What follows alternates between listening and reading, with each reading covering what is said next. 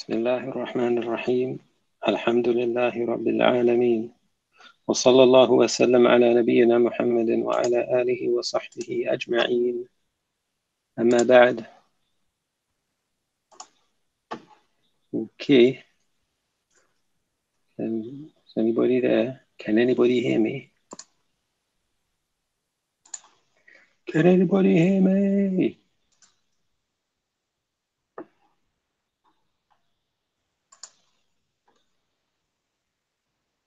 Let's see. If I go to my channel, well, there's a video playing live now. Okay.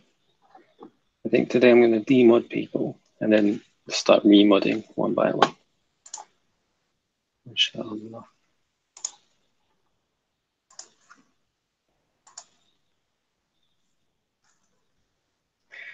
Well, what am I going to start talking about today?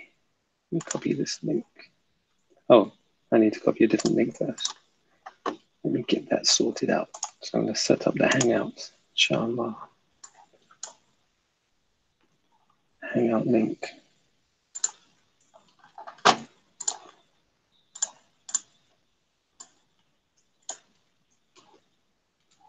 There we go. There's a Hangout link. And now I'm going to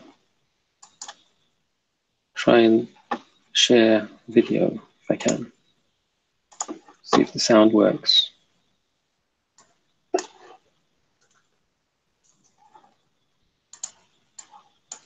There we go.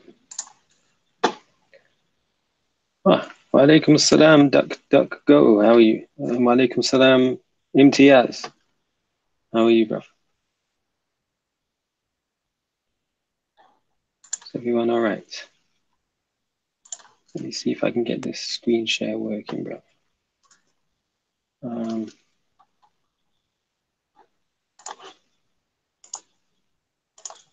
Open a new window. Type the address in. Okay, there's a video. And just try and see if I can share it in a minute, inshallah. Anyhow, in the meantime, try this link out. Tell me if this brings you to the Hangout. I'm not sure if it works. People complain about the this. They say they need a mobile link. I'm not sure if this works. But tell me if that brings you to the Hangout. Yeah, I'm good. Thanks, brother Imtiaz. Alhamdulillah.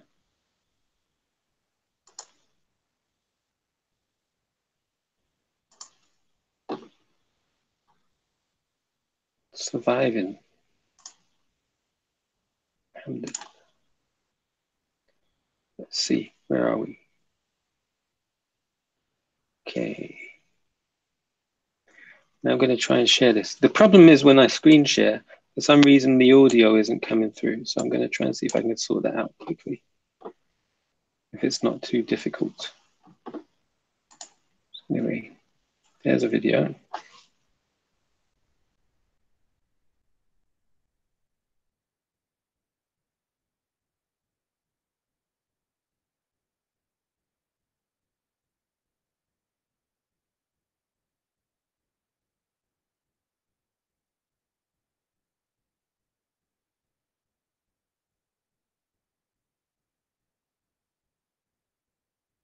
يحبه الله ويرضاه من الأعمال والأقوال الظاهرة والباطنة، كله عبادة، كله جهاد في سبيل الله. والباطنة كله عبادة، كله جهاد.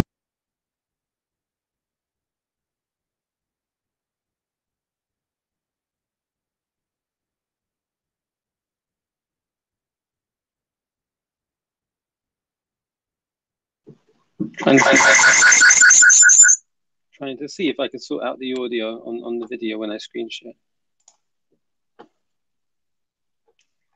How can I do that? Link don't work, brother. Oh, okay. Wa alaikum salam wa rahmatullah. Mr. Abdi, how you doing, bro? So let me try a different link then.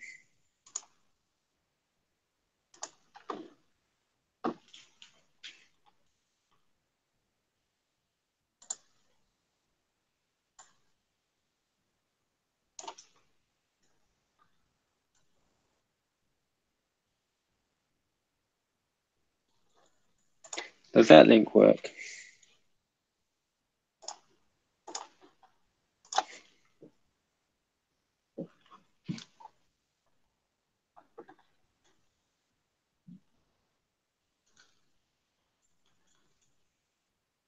And if not, then I'll try one more.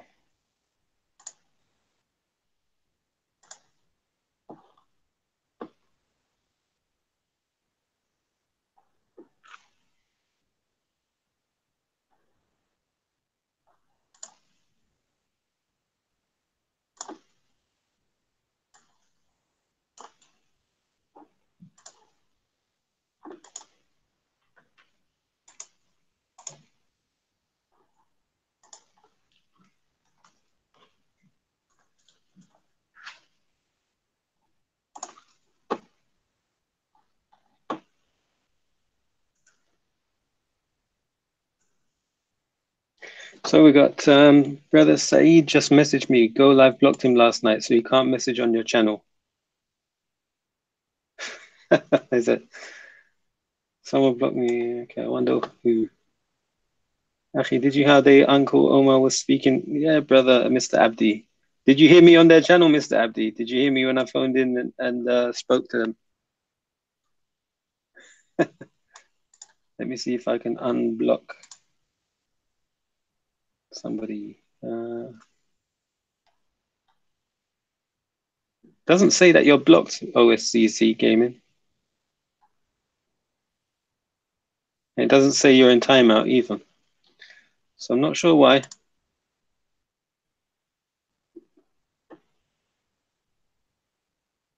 But I can see your message. When you say blocked, do you mean in the Hangout?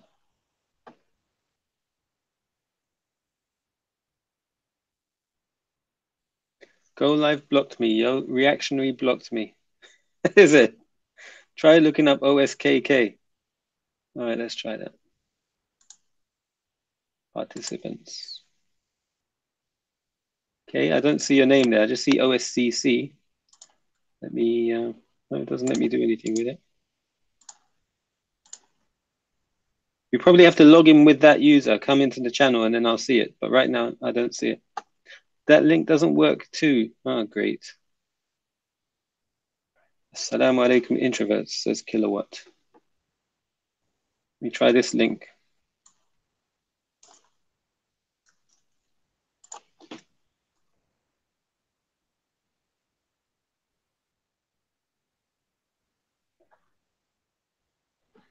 Try that one.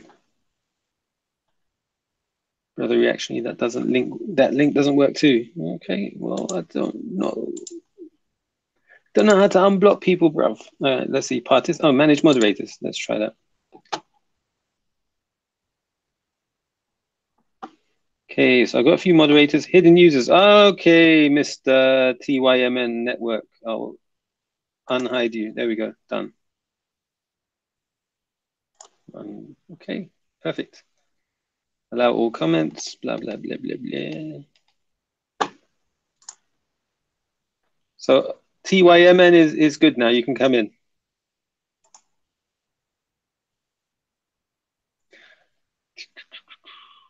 Share link with your phone. Okay. Just describe to me step by step how to do that. I'm in my phone.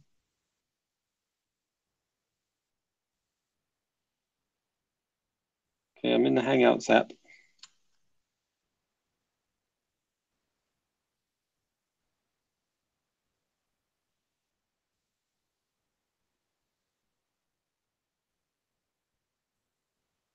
I'm in the chat.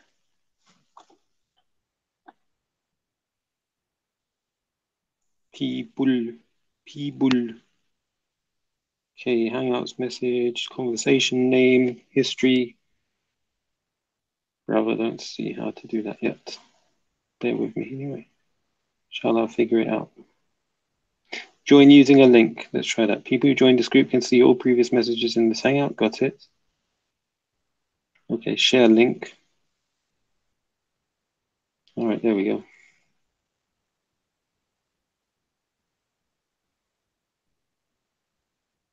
The clipboard.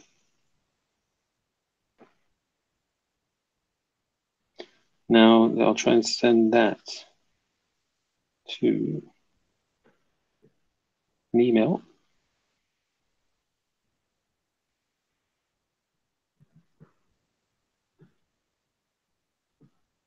Just sending it now.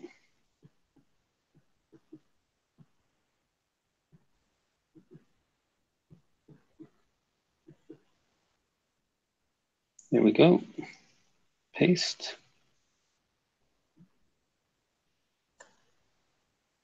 And I should be able to get it now. Bear with me a sec. Let me get this link. Inbox. There we go. Control C. Here it comes. Let's see if it works. I'm using my phone and all them links are not working. Try this one.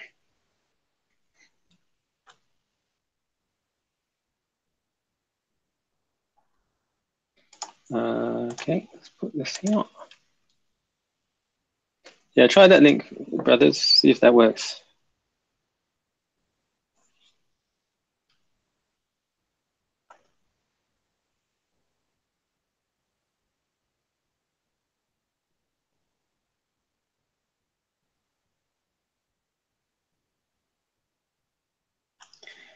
Okay. Now, how do I get back into my Hangout in my phone? Let's see. Ongoing call. Already in a call. Yo, assalamu alaikum. Alaikum salam. Saeed in the house. Yeah, I feel like getting the lashes out for you, bro. Lash you. Is it? You deserve lashing. Thanks, bro. Thanks. How the hell did you make Go Live a mod? Was he drunk or something? And then look, he blocks me. And now with the TYM account, when I comment, bro, there's nothing coming up. No, you're unblocked now. I removed. I went in to manage it, and you're untimed you're out like now. Bigards, man. Bigards does the same thing. Any fake love, and they make the mods. No, it was on purpose, bro. I wanted to catch him in the act of being my mod when his teachers do not approve of it. Oh. So they're gonna say, "How comes he's got Go Live as his mod and he's supposed to hate him?" He loves being a mod, bro. He loves being a mod. He loves it. I don't know why. He's good at it, though. He managed to get everyone out of there. He took it. Look how personally he took it. With me. Yeah, man. How you doing, bro? Is your dad all right? How's his health? No, alhamdulillah, it's getting better. I went to the hospital today and came back home. But still not well, like, still weak and stuff. Yeah. Inshallah, getting better. Inshallah. I'm actually feeling really tired and sleepy myself. Is it? Yeah, I was gonna go live today, but I don't know. Keep on planning and then look at this show I was gonna do about spying. Oh yeah. You know what I mean? We're waiting for that. That's turning into that's slowly turning into the Ali Dawah marriage documentary. I know, man.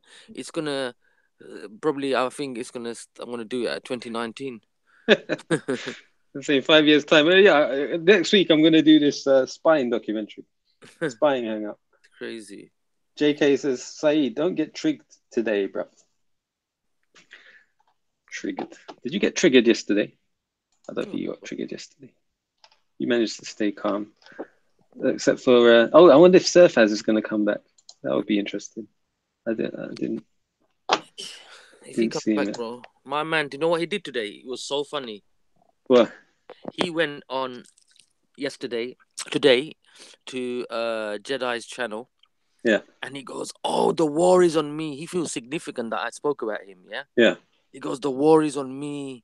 And yo, Jedi, look, these lot attacking me, doing this, doing that, and all that sort of thing, yeah?" Yeah. And then they clocked him. They clocked Jedi and all the others. They clocked him, Beefy and all them others. Yeah, they said, "Listen, man, who are you? You trying to bring your beef here and trying to call us brothers and and this and that." They called him they called him rejects and like embarrassed him, and then he's quietly slipped off the panel. Oh He dear. was so sad, bro. He was basically, he tried to rile them up. He tried to charge them up, yeah, and try to bring them into it, and they clocked it. They said, "Why are you trying to do that?" And they said, "You stutter a lot, and you don't trust you. You're a snake, and this and that." So it I was saw embarrassing, bro. I logged into the channel for a moment. I saw him talking about I think they were the video you tried to share with me yesterday, and I That's didn't the show one, it. yeah. That was what they were going to go and show, but They kind of played then it I a logged bit, off. yeah. Mm. And what was it? Yeah, man. If you just watch it, Assalamualaikum. it was embarrassing. Walaikum salam. Who's that? Oh, Identify Assalamualaikum. yourself. Assalamualaikum. You can't be Assalamualaikum, everyone in named. the live What is chat. your aqidah? Ask Uncle him, Nibru. Orma. He'll tell you what happened today on the Red Pill Listen. Trill with Safraz. Yeah, bro. He look. We gave him an opportunity last night, didn't we? We said, look, come on and whatever, yeah. Yeah. And he went on there with an agenda. It's been going on last few days, and he's trying to big himself up. He's like, I got the panel together to expose this brother, and they go, look, hang on a minute. Why are you stuttering? Yeah, why do you stutter? I don't trust you. Why are you stuttering? It's like, oh, brothers, you don't understand. It's not why I've come here. And they're like, look, And he we never can come. answer a straight answer, bro. That's Yeah, another it thing he goes, look, does. They we're clocked it. talking because we're talking about our black problems, okay? And every day you come on here, brother. He goes, what do you know about our black problems? He goes, oh, I don't pretend to know about your problems, brothers, and this and that. He goes, look, you got a problem with your brothers, go take it there. Why are you bringing it on our panel? Oh, brothers, you don't understand. He's racist, and I just want to expose. He goes, well, go tell him. Why are you telling us? Well, he got shamed up because, yeah, I've got the proof now. I've got the recording. I'm going to bring it to them. So, Safaz, if See, I you're told you he listening, recorded me. I told you, bro. See yeah, Is how it? snake he is? if you're listening, we're here. So, Reactionary will moderate if you want to talk like a man. Yeah, we're here. And stop acting like little. Stop acting like a little girl. Or we want dates. You want to take us on a date or something? Forget the dates. Yeah. And just Everyone who's a moderator, I had to remove everything. I had to reset everything. So bear with me, John inshallah. Said, which I'll add you all games back. do you play? Games? Sorry, Oh, I play Call of Duty, bro. Shoot 'em up games. Kilowatt, Black Ops 4 and all that. Bad Company or Battlefield or whatever it's called. Yeah, Battlefield as well. I got that. Hmm. I haven't tried the new one yet because I'm still on the still playing Black Ops. So yeah. What, the Play a same few old one, games. the same Black Ops that's been around for years? I play what do you call it, man? On my iPhone, it's a very good game now. It's like a Black Ops. It's called Guns of Boom. Guns of Boom. Boom. It is wicked. You know Mm. what you should do, reactionary? You should go to Red Pill Trill channel, Mm. and why don't you just screen share? Does your sound work now? On my video, no, I didn't. I was going to try it out now, but it didn't seem to work. So Okay, I was gonna say, why don't you go on Red Pill Trill channel and check that video out? It is gold, comedy gold. yeah, I would, but the sound is just not working yet. Yeah. What you mean? Them going? So they went in on Surfaz then in the end. Yeah, bro, they just clocked him out because they're thinking if this snake guy can do that, to his own type of people, he can do it to us. Who are we? Yeah. You won't Yeah. think twice to throw us under the bus. We you know what I mean? We're not the same race. We're not the same religion. So he'll throw us under the bus, and it's just his snaky behavior, man. They just clocked it, and they just told it basically because, like one or two people who come on Hangouts, yeah, and Mm. they hog the mic, and they kind of go on and ramble, and they just don't have anything interesting to say, yeah, Yeah. and don't just get to the point. They just drag it out and just keep on repeating and stuttering and this and that. He's one of Yeah. them ones, and they just got fed up of it basically, and Yeah. start calling them reject. Are you the I rejects? Is think that why you're here? Isa, Isa with the mask. I think he said it best. He goes, look, he's one of these guys, yeah, that stutters a lot. And you ask him a question, he goes, I asked him a question. The first time he said no. He goes, it got to the sixth time, he eventually admitted and said yes. He goes, that's him, So he'll say no, no, no, no, no, no, no. And in the end, he'll say yes. Is a Hold on a divot. sec. Hold on a sec. Academic screeching. What did Abu Talha say? You know, I got I visited Go Live's channel today, and Uncle Omar was on there. And then after I left, Abu Talha phoned in and was explaining to them why I'm a kafir. And apparently it's because academic screeching is a mod on my channel. that makes me a kafir. Subhanallah. You know, these lot don't scare, man. They don't fear Allah because quickly to make takfir on people. And what did Allah say, man? It goes up in the heavens and comes back down. And if it's not deserved, it comes to you. Subhanallah, man. They just got some major guts, man. No, I'm going to drop out and going to jump back in a second with another device. Yeah. Okay, no problem. Yo, who else is coming in the chat? There's a link right here. It works, finally, because Saeed showed me how to do it. So, Nibru, what's happening, bro? I'm all right, bro. I got the... you know what happened here this morning, yeah? Yeah. I didn't get any sleep, did I? I got like 5 minutes sleep. Or, yeah, yeah. 5 minutes. And so I got ready and everything, and I left at 6 o'clock. And I get to work at 6:30, yeah. And the place is quiet. I'm like, what's going on here, man?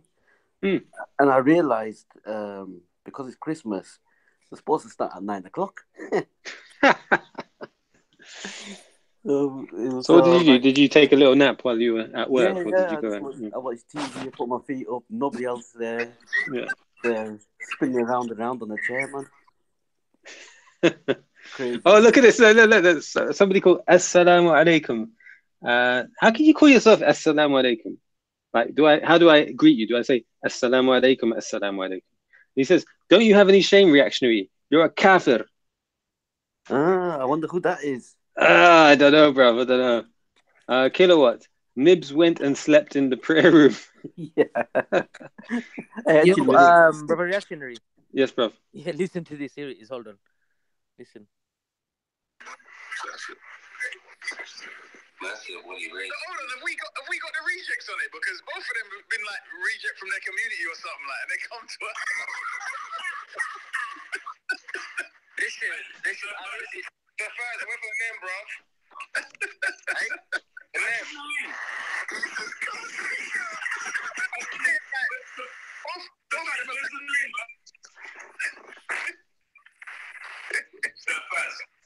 Hey, bro, sorry, go on. Where's the name, bro? You've not typed it in yet. Oh, my name? Look, see what I mean? They're asking him. Yeah, he was saying, "Oh, I know who makes these videos and all that." Yeah, and he's trying to hint it out. It's me. And he was meant to drop the name long time ago. Yeah. Then he goes, "What? My name?" And the Jihad's getting pissed off. He goes, "What's wrong with this guy, man? Do you get it? He says he knows it, then he's going to drop the name." And it was Shia Isa, the one that was not unwelcoming to him. Not talking, bro. He called him out. He called him out, bro. Yeah, all of them. The only one that was sticking up for him was that Shahid. You know, yeah, because he's like similar. One sec. Assalamu alaikum has just said to me, if you see me one day, you will get a slap, inshallah. That's Go Live. That is Go Live. No, it's not. It's one Moroccan or some North African guy from his channel. Is it? Yeah. Oh, one of his fans. Probably a Berber. Okay. No insults to any Berbers out there. One of his cheerleaders. Assalamu alaikum. You know, just dream about it. One day you'll be able to slap me, inshallah. By the way, will it be a gentle slap or will it be something that's going to be painful? What type of slap is it? Homo. Bro, you're getting excited about this slap, you know. You don't know, bro. Look into it. Or do you mean like a high five type of slap? Academic Speeches says, yeah, unfortunately, the jihadi mans have Go Live on a tight leash these days. Yeah, it's sad, bro.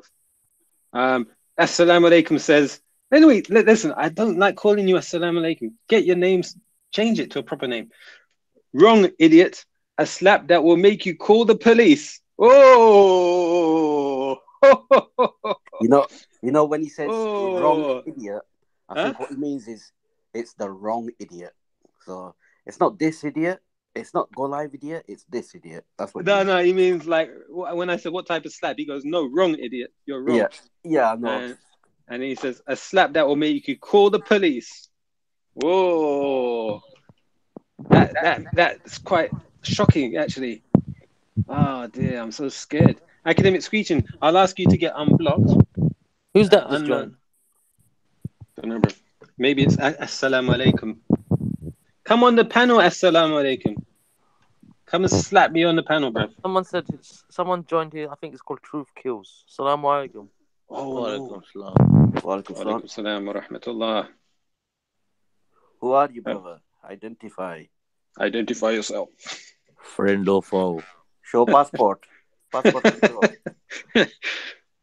Reactionary. They have been cursing your mother, father, son, daughter, all sorts of curses. Yeah, I know. And you know what I said to them? I said, wa alaikum. I said, and the same to you. That's all I had to say. How dare you? Assalamu alaikum, you should have heard it. It was mad.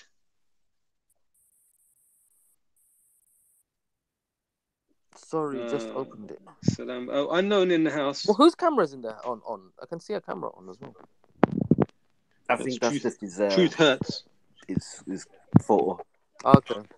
That's just a picture. Where are you from, Akhi? Truth Kills. Oh. England. Oh, okay. Look, wait a second. Listen to the man. Assalamu alaikum. He says, but anyway, come back to Islam or just burn in hell, insha'Allah. Oh dear. Astaghfirullah. It's got a name like Assalamu alaikum and it's coming out with such nonsense. Salam Omar. Assalamu alaikum, brother.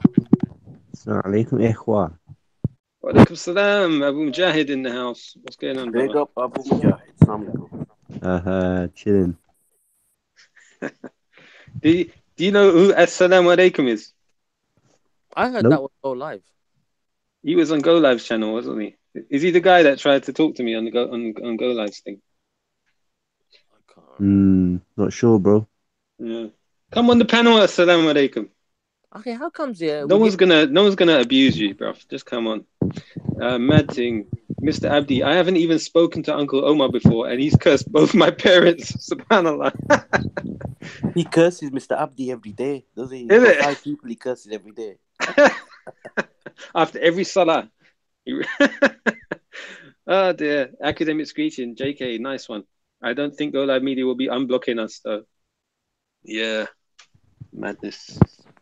He was going in on your sheikh as well, Mr. Saeed. Yeah? Who? The Jordanian sheikh. I don't know his name. Sheikh Mohammed. Sheikh Mohammed. Yeah, he was going in on him. He doesn't like him. He says, he wears sunglasses. Apparently sunglasses is haram or something. That's what I mean, man. These guys, man, they're full of hate, man. A lot of hate, boy. Assalamu alaikum says, nah, I want to talk to you in real life, not worth on the internet. Okay, bro. Look, I shared the link. You're welcome to come on, honestly. You can insult me all you want. I want to hear your opinion. I don't get one thing, yeah. Some people, start hating on others, for their opinions. And say, for example, if I'm a Liverpool fan, why would you want to hate me and attack me and kill me and attack me, fight me and curse my mum and wish bad for me? I don't get that. If one has a different opinion to you, I just don't really get that bit, man. Why do you have to be the exact same way you like? Whatever you like, I should like. Whatever you do, I should do. It should be the same. If Allah made us one race, not different races and tribes. Someone take a screenshot. Assalamu alaikum is a mod on my panel. Quick. I did. All right. I'll send it to Go Live. Right, expose you for being a double agent, bro. But he's going to block everyone now. Go on, Assalamu alaikum, block everyone, quick. Teach him reactionary lesson. Block everyone now. Assalamu alaikum. That's what Go Live did last night. Assalamu alaikum. You didn't learn from last night, man. Uncle Omar said, may Allah destroy reactionary, inshallah. You know what gets me, is all the Islamophobes out there, all the Islam haters, Go on, Assalamu alaikum, block everyone, quick. Teach him a reactionary lesson. All the people that hate Islam, and they spread their time and the efforts on us, Muslims, on cursing us, and they don't say anything to them. No, that's true. They just want to attack fellow Muslims. I don't understand that. Has Uncle Omar ever talked about Israel? No, that's where he gets paid, man. He's not going to write Not down sure. I haven't heard references. him. Even He's Abu talked- Talha. That's He's strange. talked about pimps though. The son of a pimp. The Beebull. The Beebull. I've got go live screenshots from yesterday, says Kilowatts. Mr. Abdi, why do you even entertain my man? Says it's Ahmed. It's Ahmed in the house. Have you got who blocked me? Yeah. Saeed, did you come in with your new channel yet? Which one? No, did you log in with your other channel? Oh, hold on, let me just try now. Okay. Imtiaz says it's done. What's done, Imtiaz? I think Imtiaz has done another house visit. No way. It's Yeah. done. Okay, I said salam. Can you see it? Hold on. Not yet. Assalamu alaikum says, it's Ahmed. Have some shame, inshallah. I saw your manners when it came to Suleiman. And then we have Mr. Abdi says, it's Ahmed. Akhi, I don't entertain him, but every few days a brother tells me he's cursed my parents again. Assalamu alaikum. Honestly, how can you stand up for a man who's got such a filthy mouth? Honest, don't you understand about Islamic manners? You're backing a man. Look, you don't even know me, right? Have you ever spoken to me before online? Can you see my comment? And then you're taking Omar's side. Get yourself straight, bro. Get balanced. Learn about fairness in Islam. Hey? Blind follow. Yeah, we can see it, Said. Blind follow. Someone he doesn't even know. Working. Some old Egyptian guy that's miserable. Does Suleiman got a filthy mouth? No, your uncle Umar has got a filthy mouth, bro. And he claims that he's fought jihad in Afghanistan. Yeah. Back in he the claims. days. Claims he was in the Air Force in Egypt. Air Force. Man. 1 minute, and then he claims he was a fighter pilot. Yeah, the guy made a paper airplane and now he's a pilot. I think he spent an hour or so on the topic. Says academic screeching. Uncle Omar, yeah. Fair enough.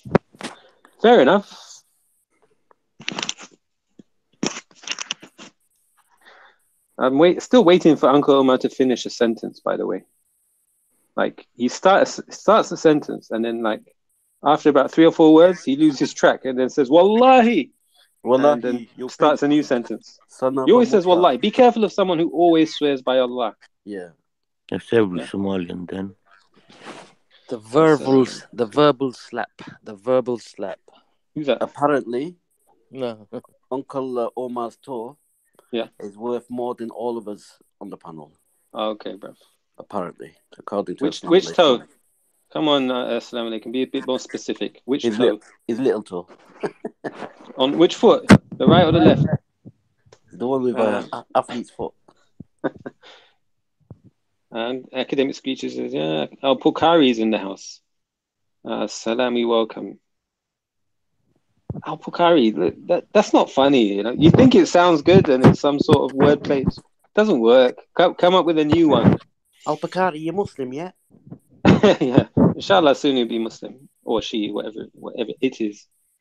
JK, Sekul down Abu Mujahid. Mr. Abdi says, very sus. Blah, blah, blah, blah, blah. Okay. Academic Speeches says, I must say, I honestly feel it's suspect that you was on the panel with Omar cursing reactionary and you didn't say a word. Yeah, Abu Mujahid. That's some suspect thing going on there, bruv. Explain yourself. No, I'm joking. Go on, bruv. What were you saying? Who's that on the panel? That's me, man. You just asked Abu me Mujahid. Our viewers are asking you to explain yourself. Yeah, man. So, you see me, I don't have alliances on YouTube. And I feel one mistake that a lot of people are making, is they're making people part of the sect based upon which panel and hangout they join on YouTube. Yeah. Okay. And I feel as if that's a big mistake, man, because really our alliances are with our community and our masajid and the people we are like communicating with in real life, as opposed to just Any being on bro, a hang up. You know what I mean? Like, because I, 100, I 100. I go all over the place, man, and I don't want people to think that because I'm on a certain hang up, yeah, that I'm aligned there. However, when a Muslim sees evil, yeah, they should say something. But I just feel as if the way you came in reactionary, yeah, like I have to say, it was I don't know. I can't really back the way you came in, to be honest, either. You Is know? it? Yeah, bro. How, Like how you, did I come in? What did I do? mate. Sorry, yeah. So you rolled in the thing, and I don't know, man. I just had and I just felt as if you antagonized the whole situation, man. Because you know how them guys are with you. So why add fuel to the fire? Like you came in and you just asked for it, basically. But I do understand that they go over the top with you and they call you things they shouldn't. So I suppose it's eye for an eye. But the way you came in was literally like you were kind of asking for the response that you got. Bro, what happened was that I wasn't planning to come in, right? I got a notification that his channel's gone live. I came on a bit later on his to view what's going on, and I heard the man talking about me again, saying this reactionary brother. He was talking about me and my mum or whatever he was trying to say. So I just thought, okay, let me at least come in and ask him why. So I dialed in, and what did I say? I said, "Assalamu alaikum." That's all I said. And then I said, "Ya Umar," like to address him. And then he just started the swearing at me, bruv. He didn't stop. He didn't stop, But you non-stop. guys, And then his friends started going in on me as well. They don't but know see, me. They never spoken to me. Why are they going the in on me thing like is, that? yeah, like I was so close to jumping in and like trying to calm the situation down, yeah. But MashaAllah, that's you, very good of you. Yeah, but you, alhamdulillah. no, hang on. But you guys It's good to were, be close to doing that. Yeah, go on. yeah. Shots fired. Do you know what it is? Yeah, Do you know what stopped me? Yeah, yeah. is that you guys were insulting each other's moms. Did I Like, insult his mum? yeah, What did I say to him? you said la'natullah alayhi ummuk or something like that. No, no, no, no, no. He said I that to have. me. All I said to him is wa alaikum. Okay, so and to you, so you That's all I responded said. with that. I said wa alaikum. And I said nafs shaybik, the same thing to you. That's all.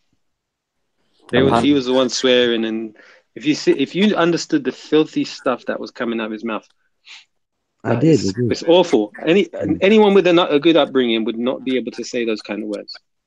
I agree. I just agree. 1 second, yeah. I just want to address this JK, yeah. Hmm. He says Go Live is sincere. He himself never talks about people's family. Are you mad, JK? Did we not establish this yesterday? Where he curses people's parents, people's dead parents, where he says that he's going to drag them out of the grave and do sexual things to people's parents, where Sorry, he bro. says that he's going to pee on the grave. And Listen to this. Listen to this. According to Screeching, um, may Allah burn his bottom so it is red like a monkey. That was what Uncle Omar said to Reactionary. yeah, he's got this sexual fetish about baboons. Yeah, subhanallah. SubhanAllah. Yeah, bro. Sorry, I didn't mean to interrupt you. There you go. I sent you a screenshot that you wanted. You said you wanted to take for the assalamu alaikum guy that you made him a mod. Oh So yeah, nice one, bro. Thanks. And he ran away now as well. Assalamu alaikum. He's left. Abu Abdullah Al Britanni, did you read what he said to Imtiaz? We haven't read what he said, bro, but we explained yesterday. His parents are both passed away. Is it? He talked Yeah, about his parents.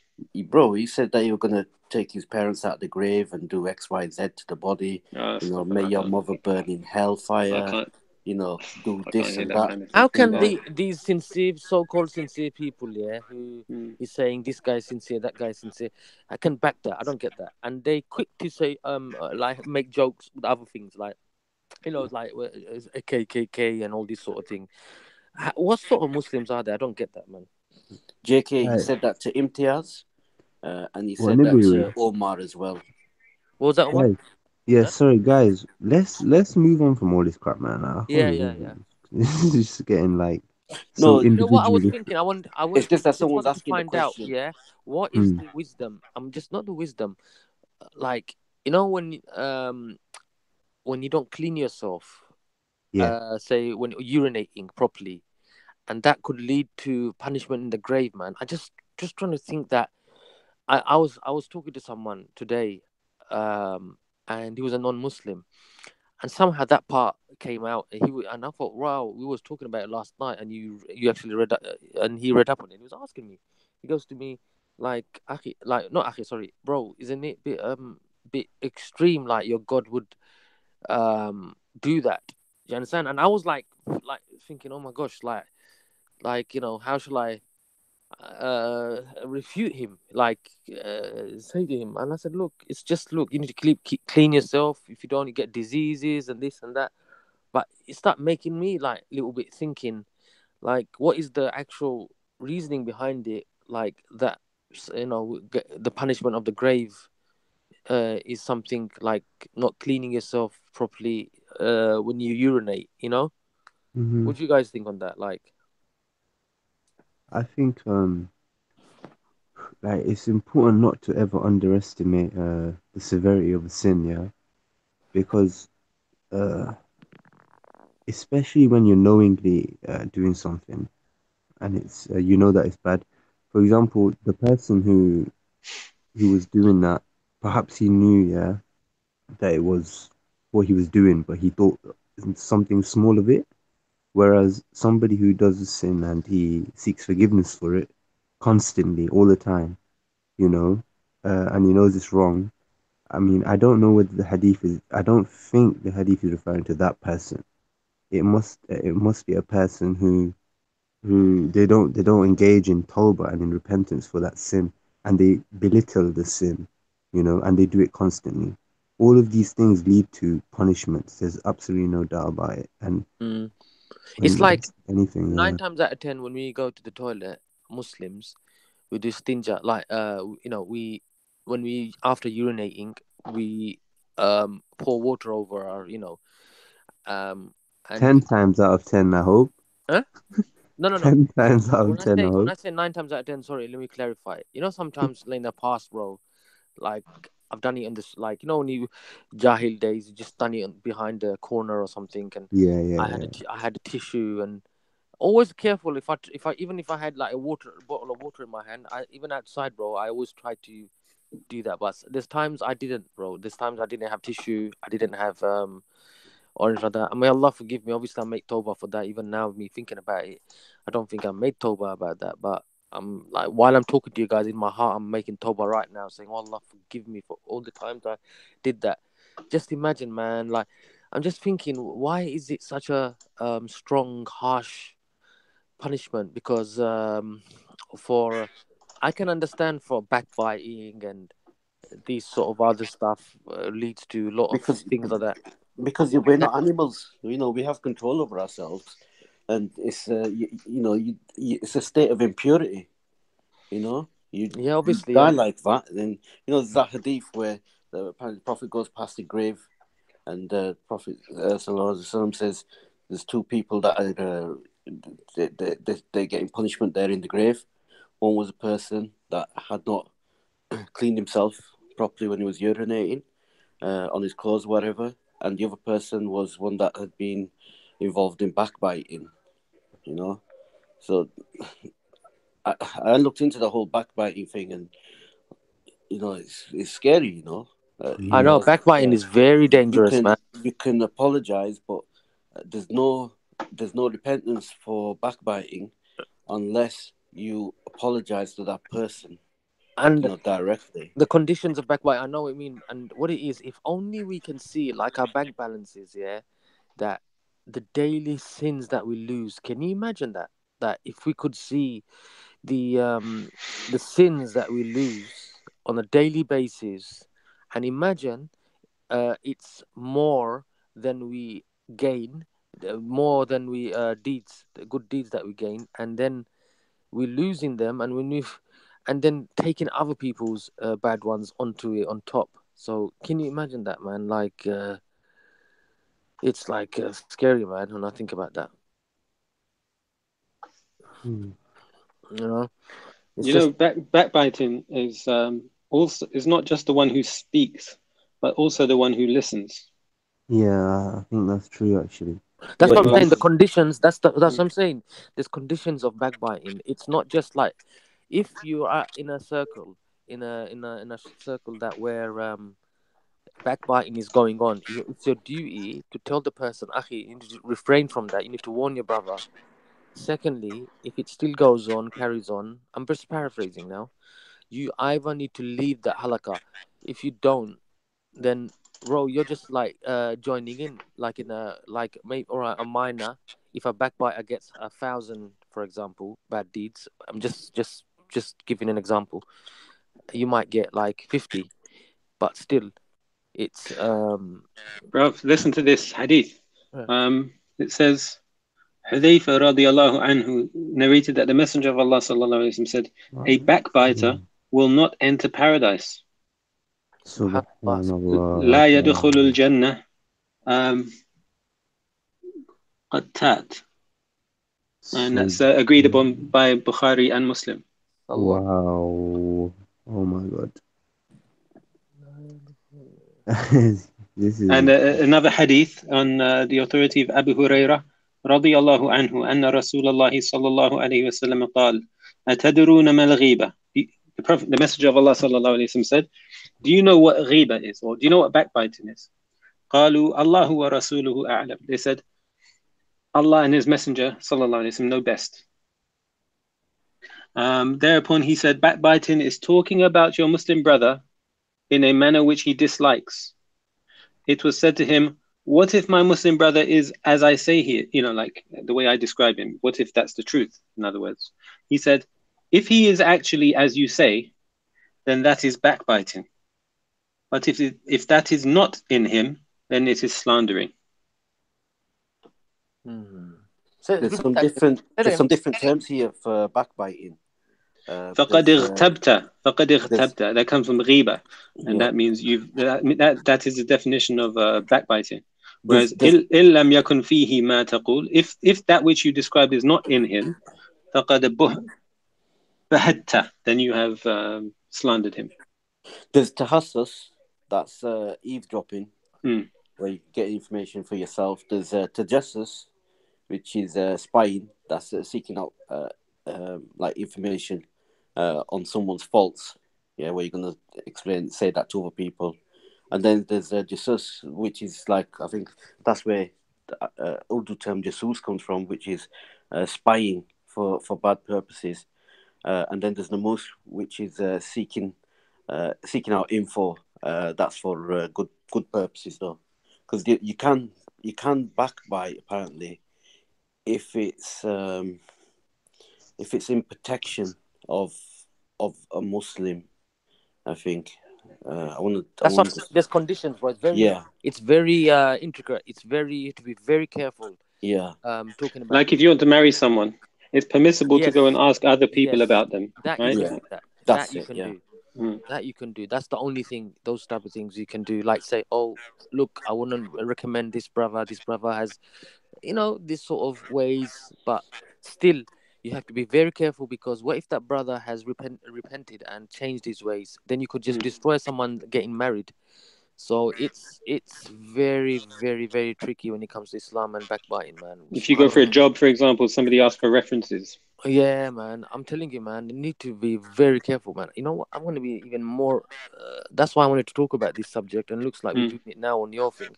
Yeah, On my one, yeah, obviously it'll get a bit more traction, bit more. So we'll carry on properly again, inshallah. Say in the yeah, next man. tomorrow or something, we'll do it. Mm. Uh, There was also another narration. I don't remember where it is, but the Messenger of Allah sallallahu alaihi wasallam and his companions were walking on the road, and they passed by a dead carcass, mhm. and one of the companions had backbited another person, so who wasn't there, and the Messenger of Allah sallallahu alaihi wasallam called him and told him to eat from that dead carcass. Yeah, subhanallah. Backbiting as well. It's not just done by your mouth. You know, it could be done by your eyes, your hands, movements. True. So, like if you're, you see someone limping, and you like copy that, you take the mick out and copy that limp. That's classed as backbiting. That's mocking. Well. Yeah. It's all linked, like spying, backbiting, mocking. This type of thing is all linked. It's all like it comes from the same pot. Say, for example, You know, we look at adultery as a bad thing as well, which obviously is a very bad thing. Yeah. But apparently, backbiting is worse, as a worse sin than adultery. Do you know that? Are you guys checking the comments? I just saw Sears there. Sears asking, is academic screeching a Muslim? No, Sears, actually, he's not. He's an atheist. Everyone thinks that you have to be a Muslim to be a mod. Come on, No. Because he uses Islamic phrases like there's another brother. I don't even. Big up, Sia. Assalamu alaikum. How you doing, sister? Go on, bruv. Sorry, what did you say? No, there's another guy. He made me think for about a year and a half, 2 years that he's Muslim. Is it? And the moment I found out that he's not, and I told him not to do that, that's not right. And then he kept on doing it. And then I unmodded him. And then my man started slandering me and starting rubbish, man. So sad, man, that this person was like, before I unmodded him, my man was saying, of course I don't think you're a racist, this, that, the other. The moment I unmodded him, oh, he's a racist and this and that. That's how these insincere these people are. That's how their insincerity is on a something conditional. Reactionary. How it is, Can I just address something, please? Yeah, academics. Yeah, academics. You just said that part of your problem with me, your issue, is that I'm associated with fake Sarah Garvey, the one that's releasing personal information. I'm not associated with him. It's just that he comes on Saeed's channel. He's been respectful to me, so obviously I'm going to be respectful back to him. When it comes to him posting information, addresses, we've always, when I've been on there, when Imtiaz has been on there, we've always deleted it. And we've always 100% agree with that. Can I say something as well? Just one second. Yeah. And I've always said, don't put any personal information on there. And when I've said that, he said, my bad, I'm sorry, and he'll take it off. Now, apart from that, he's an individual. He's not related to me, or he's not controlled by me, or whatever. I'm free from that person. He's respectful to me. I'll be respectful to him. Have you met any of them? Respectful to you now. Have you ever met them? Who? Have you ever met any of these online people? No, man. I don't even know who they are. So how can you be part of something and someone's working for you without even meeting someone? This is just lame, man. Yeah, he says you are associated with the fake Stephen Sarah Garvey account. Bro, anyone, for example, your troll, someone that you call a troll, not necessarily I call them a troll. Okay? Your troll could be someone that online respects me and I respect him back. So it doesn't mean you don't decide who is a troll and who is not. I decide who are my trolls. You decide who are your trolls. Okay? Yeah. All right. So let's all read what the reactionaries. Yeah. Do you want to read that? That's it. I want to read that as well. Well, read that out, brother. Reactionary. Yeah. So this was recommended by Mr. Abdi. He says search for what Imam al-Nawawi wrote about what type of backbiting is permissible. So Bismillah ar-Rahman ar-Rahim, Alhamdulillah, wa salatu wa salam ala Rasulillah, amma ba'd. So know that although backbiting is forbidden, it comes permissible under certain circumstances when done for a beneficial reason. That which makes it allowable is a valid and legitimate goal, which cannot be achieved except by doing it. These goals can be broken down into 6 categories. 1. Oppression. It is permissible for the one who is oppressed to complain about his situation to the ruler or the judge or anyone else who holds authority or has the ability to grant him justice against his oppressor. He should say, such and such person wronged me, and he did such and such a thing to me, and he coerced me in this manner. I guess in the workplace, you would complain to your boss if somebody is doing wrong to you, right? Or you would complain. Yeah, anyway. Number 2, seeking assistance in changing an evil and returning a sinner back to what is correct. One should say to the individual whom he expects has the ability to put an end to the evil, that such and such person did this, so prevent him. or something to that effect. His objective should be to look for a way to ultimately put an end to the evil. If he does not intend this as his goal, then it is forbidden for him to mention it. 3. Seeking a fatwa, religious ruling. One should do this by saying to the mufti or the scholar capable of issuing a fatwa, my father or my brother or such and such person wronged me in this way. Does he have the right to do so? How shall I go about putting an end to it and obtain my right while repelling oppression from myself, and so on? Likewise, one may say, my wife did such and such to me, or my husband did such and such a thing, and so on. This is permissible due to the necessity for it. However, to be more cautious, it is better for one to say, what do you say about a man who has done such and such a thing? Or concerning a husband, or concerning a wife who did such and such. You get that, everyone, so far? Yeah. Okay. By doing this, the goal is achieved without having to resort to specifying anyone. However, specifying an individual by name is permissible in this circumstance based on the hadith of Hind, radiallahu anha, which we shall mention later by the will of Allah, in which she told Allah's Messenger, sallallahu alayhi wa sallam, indeed Abu Sufyan, okay. Number 4, warning and advising the Muslims against evil. There are several perspectives to this, of which one is declaring someone unreliable in the field of narrating hadith and giving testimony. This is permissible to do. According to... Sorry, Bruvs, can you go on mute, please, for a sec? Abu Mujahid, your mic's a bit noisy. All right. So where were we? This is permissible to do according to the ijma'. Rather, it becomes obligatory due to the need for it. Another case is when an individual decides to enter into a relationship with another person, either through marriage, business, the consignment of property, the consigning of something to him, or any other of the daily affairs. It is obligatory on you to mention to that individual what you know about the person he wants to get involved with the intention of advising him. If your objective can be achieved by simply saying, it's not good for you to engage with him in business transactions, or in a relationship through marriage, or by saying, you should not do this, or anything similar to that, then adding more to this, such as by mentioning his bad characteristics, is not permissible. And if the objective cannot be achieved, except by specifically explaining that person's condition to him, then you may mention that to him in detail. Another case is when you see someone buying a product from an individual who is known for stealing or fornicating or drinking or other than these. It's then upon you to inform the buyer of this, on the count that he is not knowledgeable of it already. And this case is not specified to this example, sorry, is not specified, okay, it's not specific to this example only. Actually, it's not restricted to this example only. Rather, it also applies to when you have knowledge that the commodity that is being traded is defective. It is then obligatory upon you to clarify this matter to the buyer if he is not aware of it already. Another case is when you see a student going to an innovator or a deviant, seeking to attain knowledge from him, and you fear that it may affect the student. In that situation, you must advise him about the state of the innovator, on the condition that your intention only be for the sake of advising. And this is something in which regard many people fall into error. But perhaps the person speaking may do this advising because he is jealous of the person he is warning against.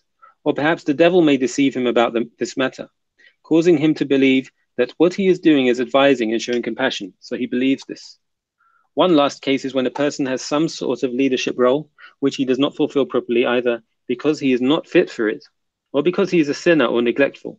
So in this case, one must mention this to those who have general leadership over this person, so that he can be removed and someone fit can be put in charge.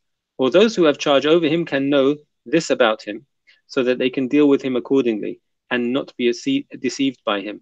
And so that they can make right the affairs to encourage him to be upright or to replace him.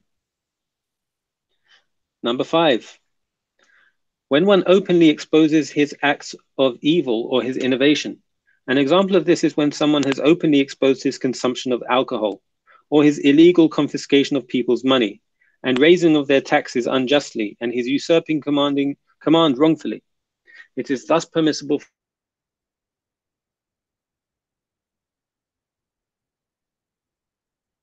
Your sound is gone, bro.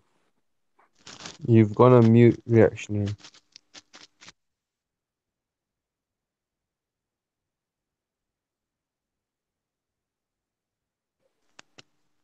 Shall I carry on reading?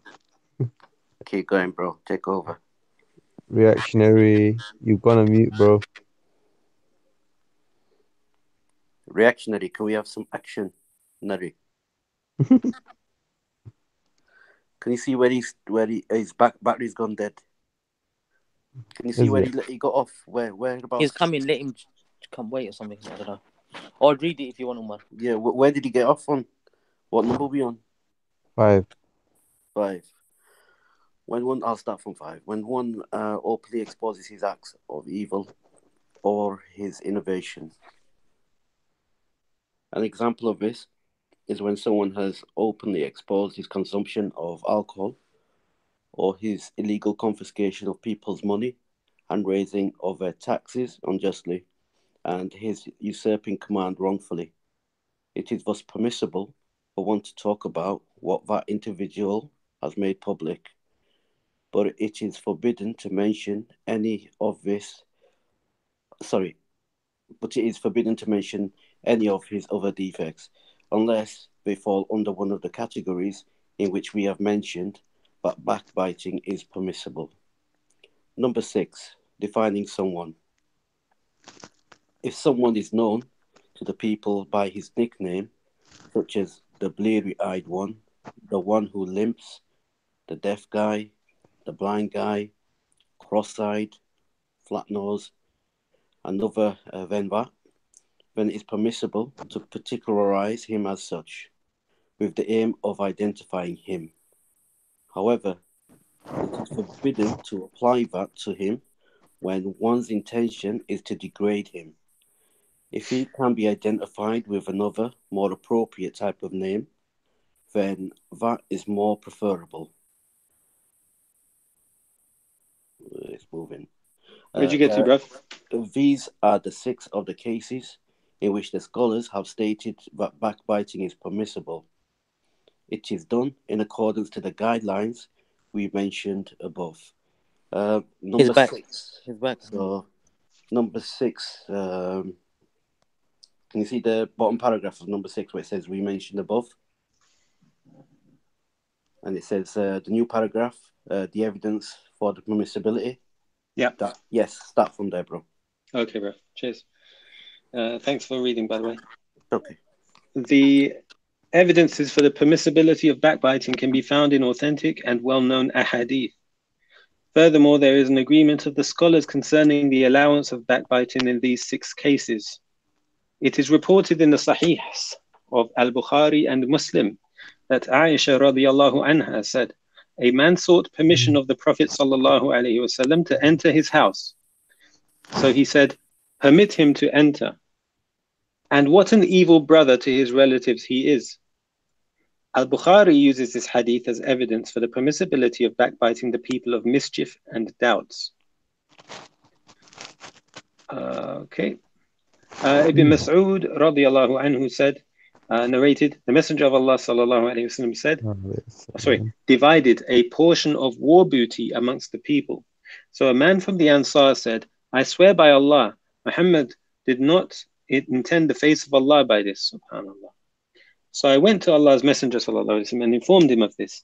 His face was changed, meaning he became mad or angry, and said, may Allah have mercy on Musa.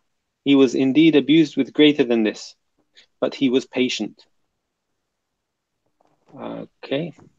That's kufr though, right? What that man said. Yeah, of course. Yeah, where is this hadith anyway? So 27. Oh yeah, but an act of disbelief doesn't necessarily Sahih. Okay. So yeah, somebody urinated in the mosque, didn't they, at the time of the Prophet sallallahu alaihi wasallam?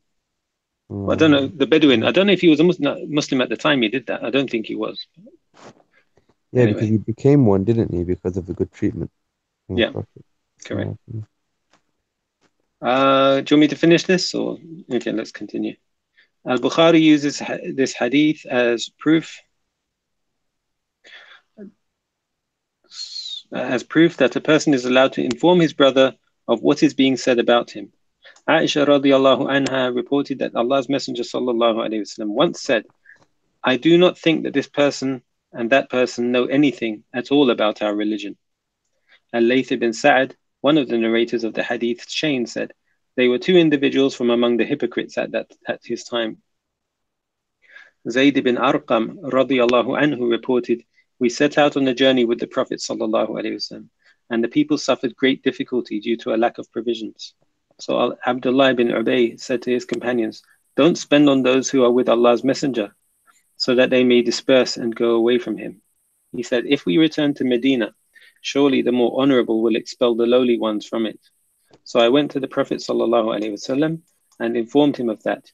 He sent for Abdullah ibn Ubay and asked him, but Abdullah ibn Ubay swore that he did not say so. So the people said, 'Zayd told a lie to Allah's Messenger sallallahu alaihi wasallam, and what they said distressed me very much. Later, Allah revealed the confirmation of my statement in His saying, when the hypocrites come to you.' Also, there is a hadith of Hind radiallahu anha, the wife of Abu Sufyan. Yeah, we read about that earlier. Okay, that's fine. So what were the ones that I missed? There was, I think we got to about the leaders. Oh, the people of innovation and defining someone. Did you read the one about defining someone? Yeah. Yeah. Okay. I found that interesting, defining someone. So, like if someone's called flat nose or, Rat boy. cross-eyed. Yeah. No, because it specifically said if it's a degrading thing, you can't use it. Yeah. Ah, okay. So no rat boy, please. No way. No you rat can't. boy. Okay. No. Especially if the person's known to like hate Not be that. happy with it. Exactly. Like it goes without saying, doesn't it? Okay. Can I ask something?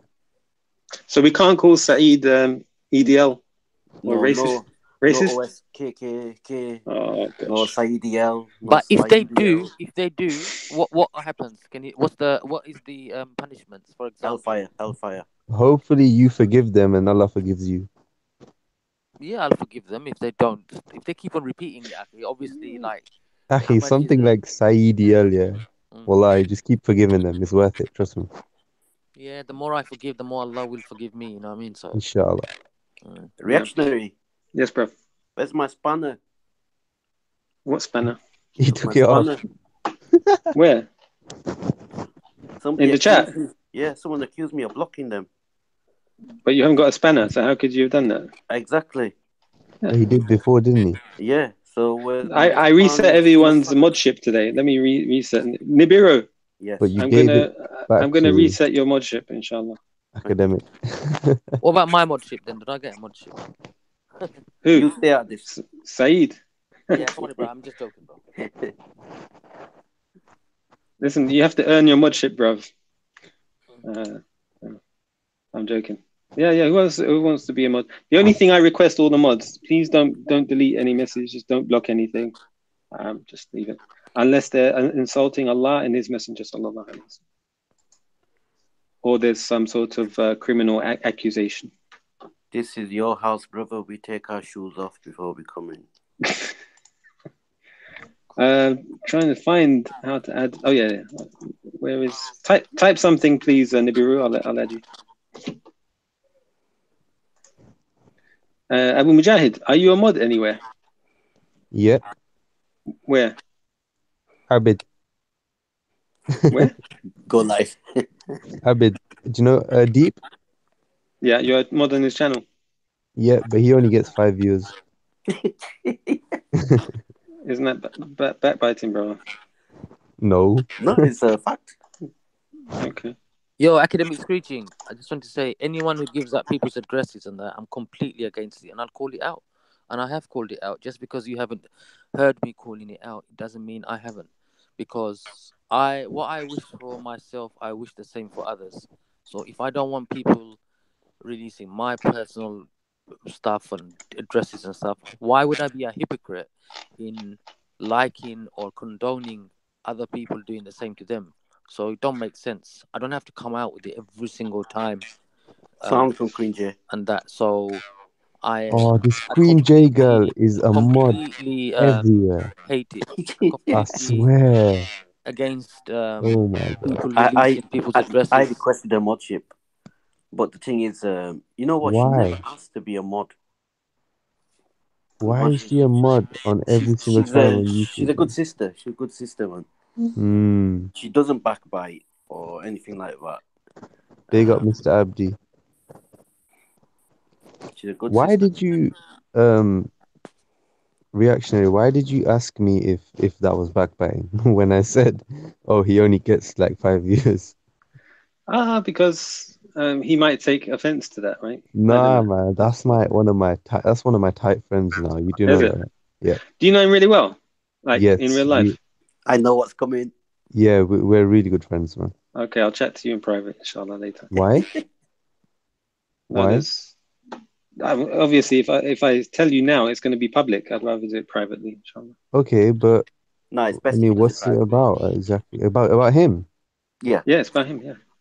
Okay, it's not anything serious, is it? No, it's for his own. It's for his welfare, bro. It's not. Yeah. That's all. Okay, fair enough. Just Yeah, why not? You can tell me because he does listen to me with a lot of things, so Inshallah, you're the right man then. maybe. So everyone's modded except for OSCC Gaming Channel Saeed. Sorry, bro. Get your other channel in here, and I'll mod that one, Saeed. Money is poor, knowledge is rich. Yo.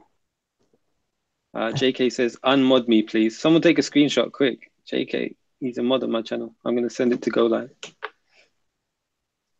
Academic screeching, Saeed. Okay, fair enough.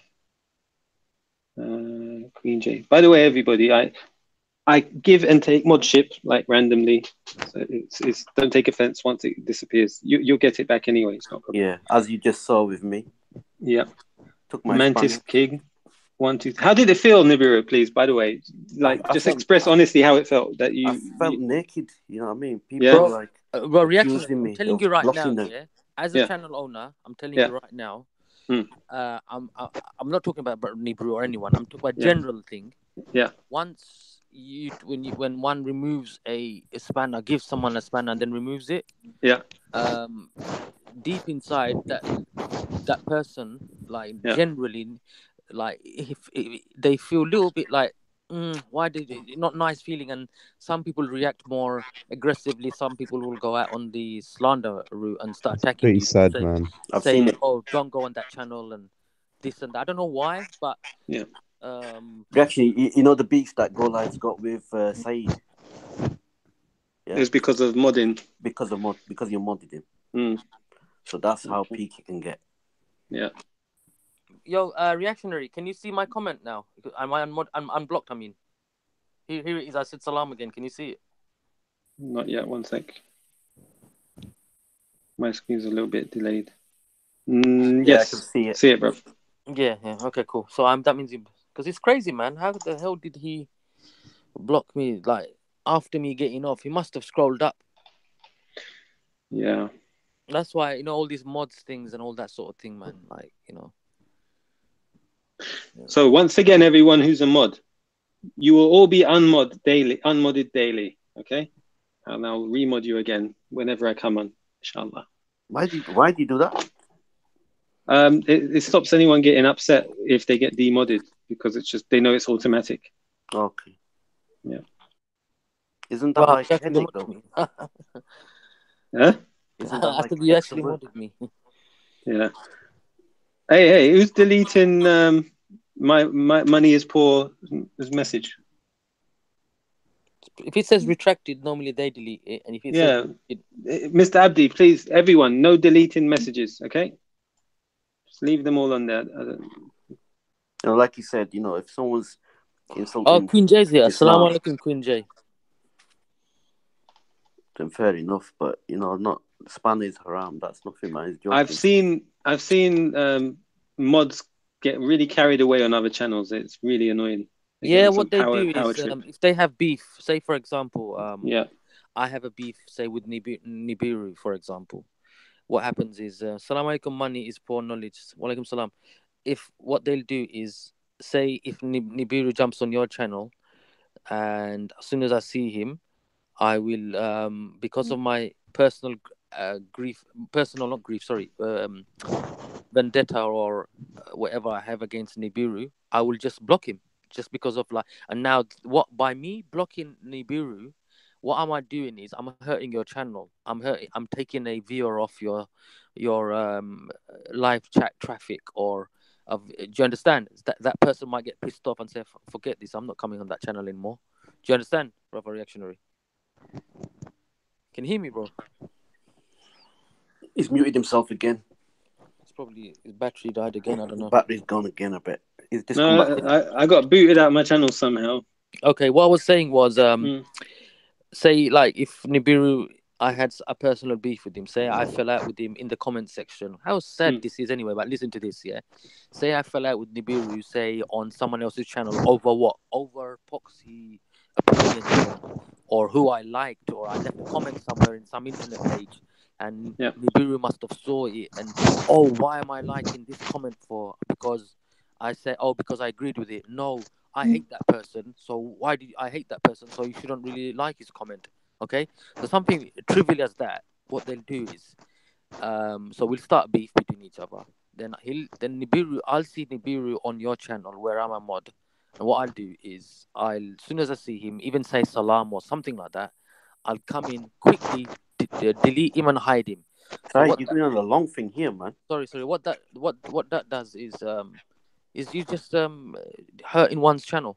That's what it is. Exactly. Yeah. Abu Mujahid. Yes, my brother. Can I ask you a question? Mm-hmm. It's a question from chat as well. Okay. Queen J saying, why did you have a problem with her being a mod? Kilo what? Just out of interest. Okay, bro, you get it. Bro, 1 second, man. A problem, bro? I wouldn't say I have a problem, bro. Yeah. I think maybe what she's getting at, is the I think I saw her in Raspek's channel once. Yeah. I think she's a moderator there as well, yeah. Yeah. And then I think I saw her say something which I found a bit odd. Like, so I asked her out. I sort of brought her up on it, and then I just left. I don't know. I can't remember. But no, bro, I don't have a problem. For anyone else, everyone's responsible for themselves. But she's a good sister, man. She's a trustworthy sister. That's cool, man. I think that's why a lot of people just make her mod. She doesn't go crazy with a modship. She's very pious, very quiet, very timid. Pious. Yeah, she's not. I've never heard her, effing and jeffing or swearing. Pious means taqwa, bro. That's a bit wrong word. You know what I mean. I know what you're trying to say, though. Yeah, no, she's pious. No. Yeah. I'm not saying she's not, man. Just saying when it comes to someone's Yeah, you shouldn't really praise people like that. She's a good sister. What I'm saying. I'll say definitely. I'll back that. She's a good sister, as far as what's apparent. I just unmodded Mr. Abdi. He says, "I feel violated. Not gonna lie. I know it's awful, isn't it? Don't worry. I'll add you back soon, inshallah." It's weird, that psychology. It's just a small thing. See what I mean? Message deleted by Kilowatt. Kilowatt. Come on, fellas, just take it easy. Oh my gosh, Come on, man. Kilowatt. He's making him understand how it feels. Can I just say, wait, she says that I was laughing because she don't wear hijab and you called her pious, so I found that funny. I don't think that's fair to say that I was laughing at that. Because, to be honest, I didn't even notice your picture. I mean, the last time in Raspek's channel, I'm sure you didn't have a picture up, to be honest. She had a cat. I think she had a cat, so, no need to be paranoid. Honestly, if you... I don't want to start. It's not like that, bro. That's cool, man. It's cool, bro. I ain't got a problem. Please, anyway, I asked everyone not to delete anything. Bro, about the Reba thing, yeah. I wanted. Can you? Let's go to the Reba that. What considers the Reba? Can you find anything on that? Like, you know, like spying, listening in, tricking someone, Spying, yeah. and entrapment in Islam, entrapping another Muslim brother or a sister, and then what you do is go to take it to a non-Muslim, and where they're like they're against Islam or any sort of sly people like that, and taking information and then giving it onto them. So Sorry, no, one sec. yeah, Kilowatt says, because I took his mod ship, right? Because he timed out Mr. Abdi. And then he says, keep your mod ship, bruv. It hurts. It's You're gonna painful. make some enemies now. Unknown. Listen, why is everyone hiding Raj? I want to see what he's got to say. Don't Raj delete. is he's a complete troll, okay, man. why would you have someone who mocks our Allah in I a spy know. way? Come Like on. Zakum is mocking Allah. He Bruv, mocks bruv. Allah's I understand that. I hellfire. understand Why that. is Let's this be patient. Al-Khori guy I haven't mud? spoken to him yet. Okay. Bro, Are he's you not gonna serious? respect you. He's not gonna. He calls us all groomers. Look. He calls Pakistanis groomers. That's disrespectful. Ah, dear, bro. It is disrespectful, though, isn't it? Come on, man. Of course, yeah. Look, he came on the channel. If he hasn't been disrespectful, then let's just. I'm talking about past behavior, bro. That But we Yeah, know that's fine. yesterday. With me, he hasn't done that yet. He did Also, on the previous is when I was it on the just previous a- channel. I was on is another it- channel. Look, what I want to encourage on my channel is an open forum. I don't care people's beliefs and backgrounds and stuff like that. If they insult Allah and His Messenger, that's not acceptable on my Look at channel. that. Definitely. Look at Right? that. Money's poor, knowledge is rich. Pakis are groomers. That money reported. That's repeating Raj's comments. Not. That's not their comment. Okay. So why is he writing that? Reaction. Yes, bro. Do you not think Al-Khori is going a bit far though? Like to be mudding that guy. Bruv, don't overreact about mod ship. It's Listen, bro, just I get nonsense. it. I Yeah? get Just it. It doesn't mean anything. I get it, yeah. But yeah. it Look, all it right. just shows Let's put it from this way. you If that we you all rate the ban person. all the Islamophobes, right, where are they gonna go? But I'm just saying, it They're going to go shows, to the into the Islamophobia echo chamber and hate Muslims more. bro. Yeah, Just but hear me At out, least let's yeah. expose them cannot to these control. hadith, the beauty of Islam. You know, But Bro, bro, can you Okay. just hear me present it out? to them in a nice way. Okay, hit brother Omar out. Then I'll say something. Yeah, just hear me out, bro. Like, Yeah, okay, bro. look, Yeah. I get it. This mod thing, it doesn't mean nothing. It does not prestige. However, if you mod somebody, it shows that you rate the person. Do you understand? That you're happy with them. are you That's all. willing to provide a platform to That's not somebody what it to means, give bro. that hate? Bro, how does it not mean that? Of course it doesn't. Bro, Fair you're enough, hosting a man. You're platform. trusting them to, moderate your chat, but whatever. I'll give you an example. Look at Academic Screeching. He's a mod on my channel, right? Dude, Can you whatever, give me an example man. of what he's done? In fact, yesterday he was giving good advice. Yeah, he was all right. That first day we had the argument, and then after that he's been all right. To be honest with me, so I'll take that. But somebody like Raj, okay, where he's just gonna come on and he's gonna fire shots. He's not gonna respect your thing. Do you really think that you should? Like you say, give hadiths and that. There are some people whose hearts are hardened, and all they do is they get the hadiths from us and the Islam from us, and they use it against us in arguments. Those people. But they can't though. You They can't can't help. though. No, Well, but look, let him come on. Let him say his thing, and it's exposed for the world to see that this is his behavior. But we know his behavior, bro. He's been doing it for the last year. Yeah. Why do we need it constant? The same thing again and Oh again. dear. I don't get that. Baki, can you go to the backbiting bit? Where The spying, you mean? the spying and on that. Let's see what he says about the spying on a Muslim. Yeah. And aiding the.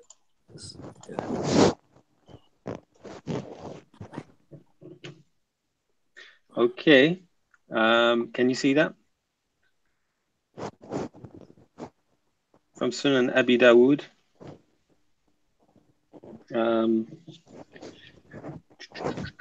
The Prophet ﷺ sent Busaysa as a spy to see what the caravan of Abu Sufyan was doing. Bukhari, fighting for the cause of Allah.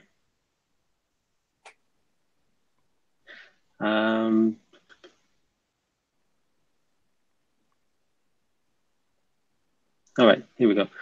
Do not be inquisitive about one another or spy on one another. Do you see that one? Hello? Yeah, I can hear it, bro. Go on. Yeah, okay. So Abu Hurairah radiallahu anhu reported the Messenger of Allah sallallahu alaihi wasallam saying, avoid suspicion, for suspicion is the most lying form of talk. Do not be inquisitive about one another or spy on one another. Let's see what the word is in Arabic for suspicion. إياكم والظن فإن الظن أكذب الحديث ولا تحسسوا. What ولا your full screen? تحسسوا. Hang on. Reaction. Just look at his free speech. Who? Raj Raj, Speaker's what? Corner. All right, let me see what he said. Raj Speaker's Corner. Can I do? It's gone. So I can't even see what he had to say. So it's there. You can Abu read it. Mujahid deleted it. You can read it. Why would I not delete it, reactionary? I didn't read it. Okay. So It says. you don't need to read It says. Bro, what's wrong with this guy? Hang on. I wanted to see what he had to Hang on. say. Yeah, Bro, I'll you tell don't you want to what it says. see it. Okay, No, listen to no. Nibiru. Listen to It Nibiru. says, "Can I do triple X dawa, funny faces, dick pic, Taweed, and others are doing great mum and daughter orgy conversations. Ha ha ha ha ha ha ha." Bro, is Okay. that what we're really having on here, man? He's written it. Okay, and So you're acceptable with that? we can challenge him. There's nothing to All challenge. right. Thank you, bro. Thanks. Thank you, Nibiru. What is there to challenge about that? I don't understand. Why do you All right, challenge he's written something that's all right. Obviously, slanderous and a lie. Okay. So the simple answer is, if your claims are substantiated, why haven't you gone to the police? Dude, honestly, man. Is that all he's got to say on it? All right, you've deleted it. Big deal. I would have probably deleted it anyway. But what I would have done first is I would have read it. I would have addressed it to him, and then I would have said, since the option for you for a criminal act like Okay, that well, is to he's go done to it the police, again. and then I would delete it. He's done it again. So If it's what do you call it? The same message he's doing and he's spamming, then yeah, we can time him out. You time him out, or just get rid of him. Get rid of him. Like, anyway, if he wants to type that, man, I'm going to be off anyway. So. Yeah, Okay, man. now he's getting a bit carried away with it. So yeah, I'm happy to. Anyway, I'll be back, guys. Anyway, so. No problems. All right, so. Alaikum salam. Yeah, bro. Where were we? Oh, so yeah, I was just reading the hadiths about spying. There we What's go. wrong with you, JK, man? What's JK saying? You She has failed before. You can see people are very what's the word? Emotional about Raj. He really rubs people up that badly. It's not, well, you know, like he's an antagonizer, isn't he? Yeah. So yeah, not everyone's gonna be as patient as they should be, but you know, they're not to blame for getting annoyed at this flipping idiot. But look at what Uncle Omar, the abuse he threw at me. I see. Yeah. All right. And I you just kind of lost threw your it cool back at him. you? No, I didn't lose my cool with him. You kind of Never did. I've always been very calm with him. Not lost your cool, but like you used to give him the the silent treatment, but now it's like you have to respond in kind. Yeah, just reflect to him his behavior. That's all. Yeah. No, I don't have a problem with that, to be honest, but I don't know about this thing. I don't know what you're doing with this Al Bukhari guy and this Raj guy and academic. But that's you, man. Whatever. Them being a mod, does that mean I love kufr? It does look like you're condoning them personally. Man, Like, I don't know. Doesn't mean nothing like that. It's just how it looks. Okay, Council of Nice Ears is a mod on Red Pill Trill. Yep. Is he a kafir? No. He's not black. He's not part of gang, and he's Muslim. Yeah. He's Asian, right? But he's a mod on Red Pill Trill. Yeah, so it just shows that Red Pill Trail obviously takes liking to the guy. All right. Have you seen how much stick Deep gives to Respect on his channel? Yep. Hours, non-stop. He gives it. He just takes over his channel. He hijacks it. Yeah, Mhm. but he's still welcome there. He's hardly welcome there. It's just that respect doesn't He kick doesn't. people off. If they wanted to just boot him and block him, they could do so. But it is to the benefit of respect to keep him there for his viewers. Like it's more just another thing to talk about for another hour. All right, bruv. Yeah. You're all right, bro, man. I just think you're a bit lenient with certain things. Yo, Akhi, reactionary. Yes, bruv. Yeah, do me a favor. What was gonna say? Inshallah, I'm gonna carry this on my channel, innit? Tomorrow on spying and stuff. Because I've been planning this for ages. So do it then, innit? I'm feeling knackered as well, man. So we'll do it on Okay, one. bruv. Don't No worry. problem. I'm No not. problem. I'm not like what do you call it? I Okay, can well, see the Raj. emotions caused Okay, by Raj that just mocked Raj the guy. deen. No, He no, just no, no, mocked. He just wallahi, or mocked I the would have been deen. back. He just mocked the If I was religion. upset with you, that's You why I came know. back on. Abu Mujahid, leave it to me, bruv. I'm gonna demod everyone and I'm gonna handle Yeah, it. bro. Inshallah. He All just right. mocked the religion, bro. Like, I don't know what you want to do. Yes. It's up to you, Okay. man. All right, bruv. Give me a chance to read what he's got to say. Raj speakers a corner. He says, "I apologize. I am a troll, but forgive me. I will snip my lula and get 4 wives. And if Sharia is implemented, throw gays off the tallest buildings." Okay. Well, we had a learned Jew on our channel a couple of nights ago, and we asked him about the Judaic punishment for homosexuality.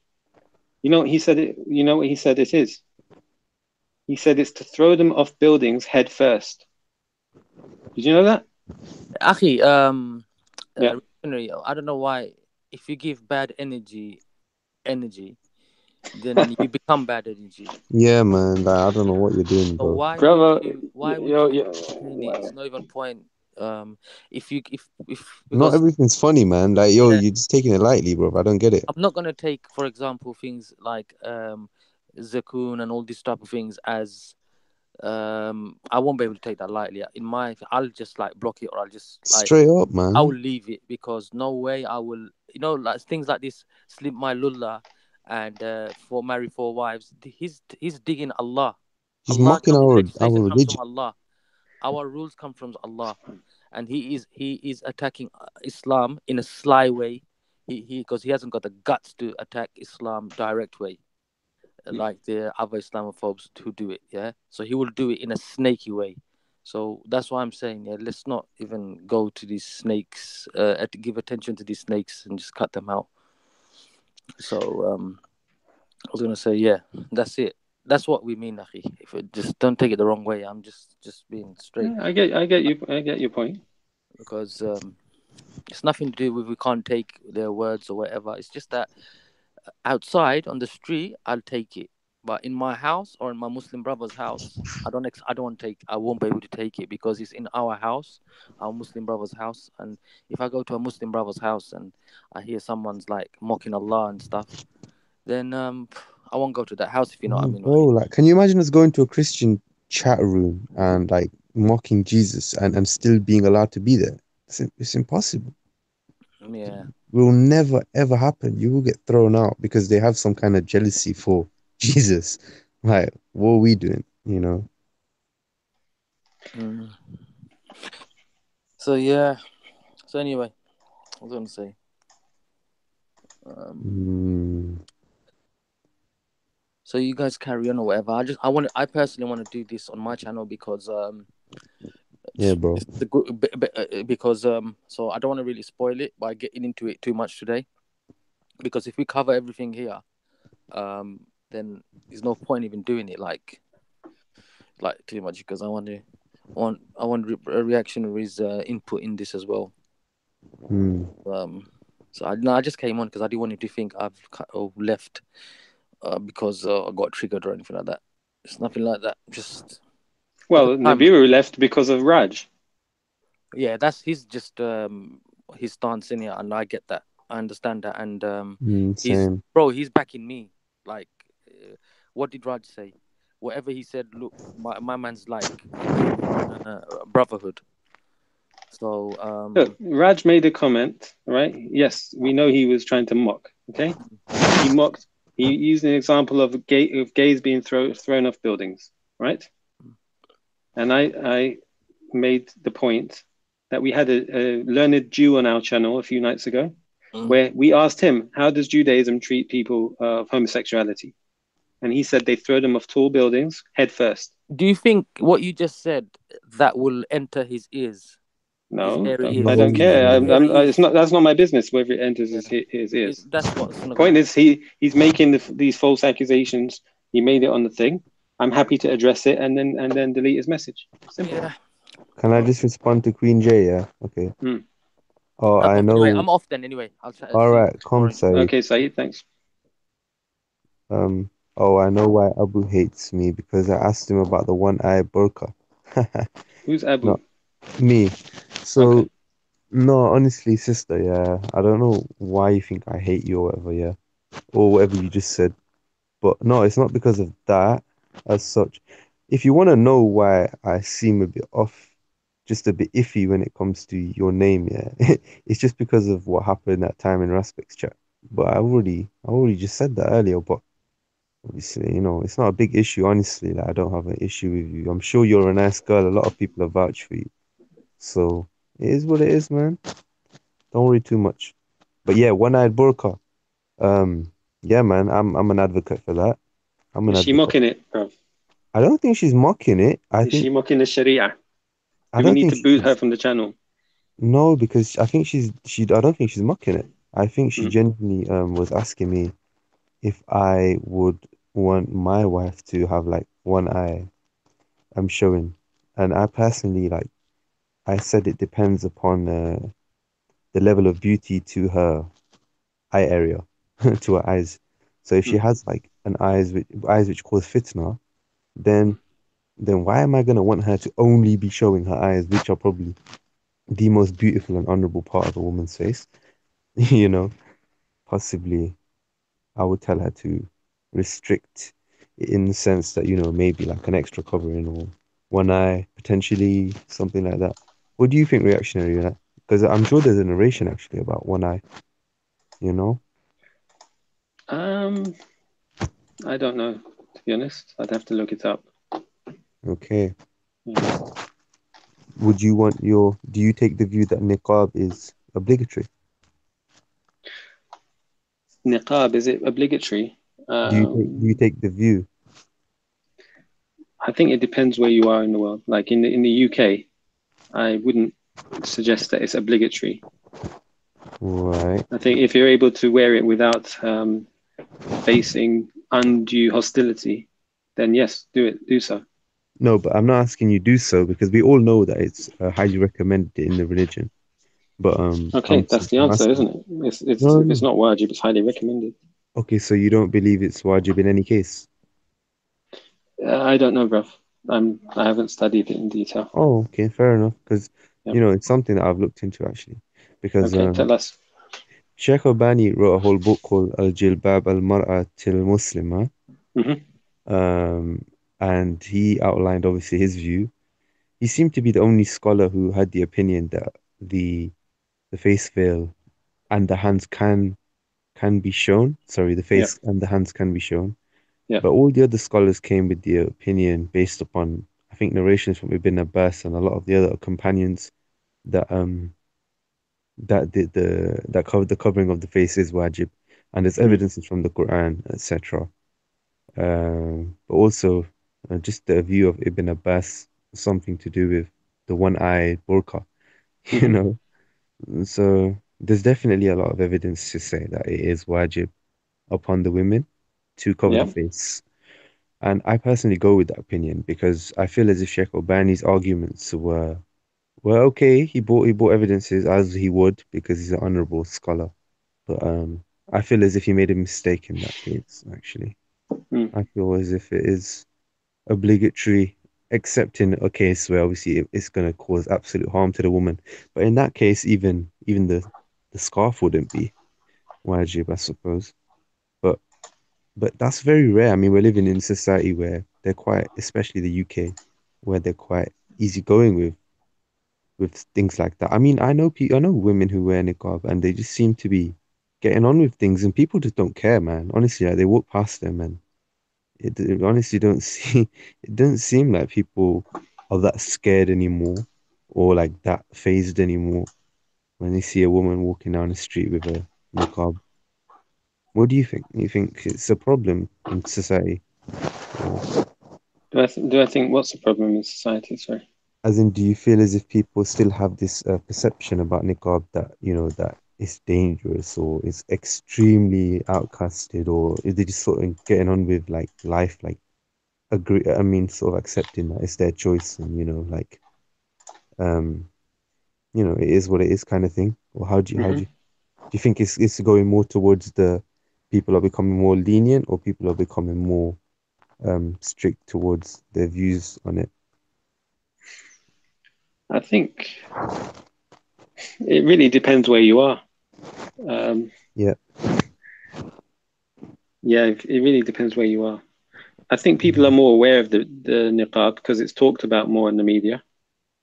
Yeah. Okay? I'm not sure. I don't think when the niqab is talked about in the media, it gets a fair representation. You don't get a good argument and counter argument. You only get one side. That's the only problem I have with it. But Okay. people are more aware of it because it's talked about more. What They about may have your more hatred as a result of that towards yeah, it. yeah. How about your wives? Would you be like, how would you be with them wearing it? Um, Would it be something you'd really require? but Or for me, if I'm married, I yeah, don't want I don't want anybody wearing a niqab or hijab or anything like that simply because I'm telling her. It should be her choice for obeying Allah.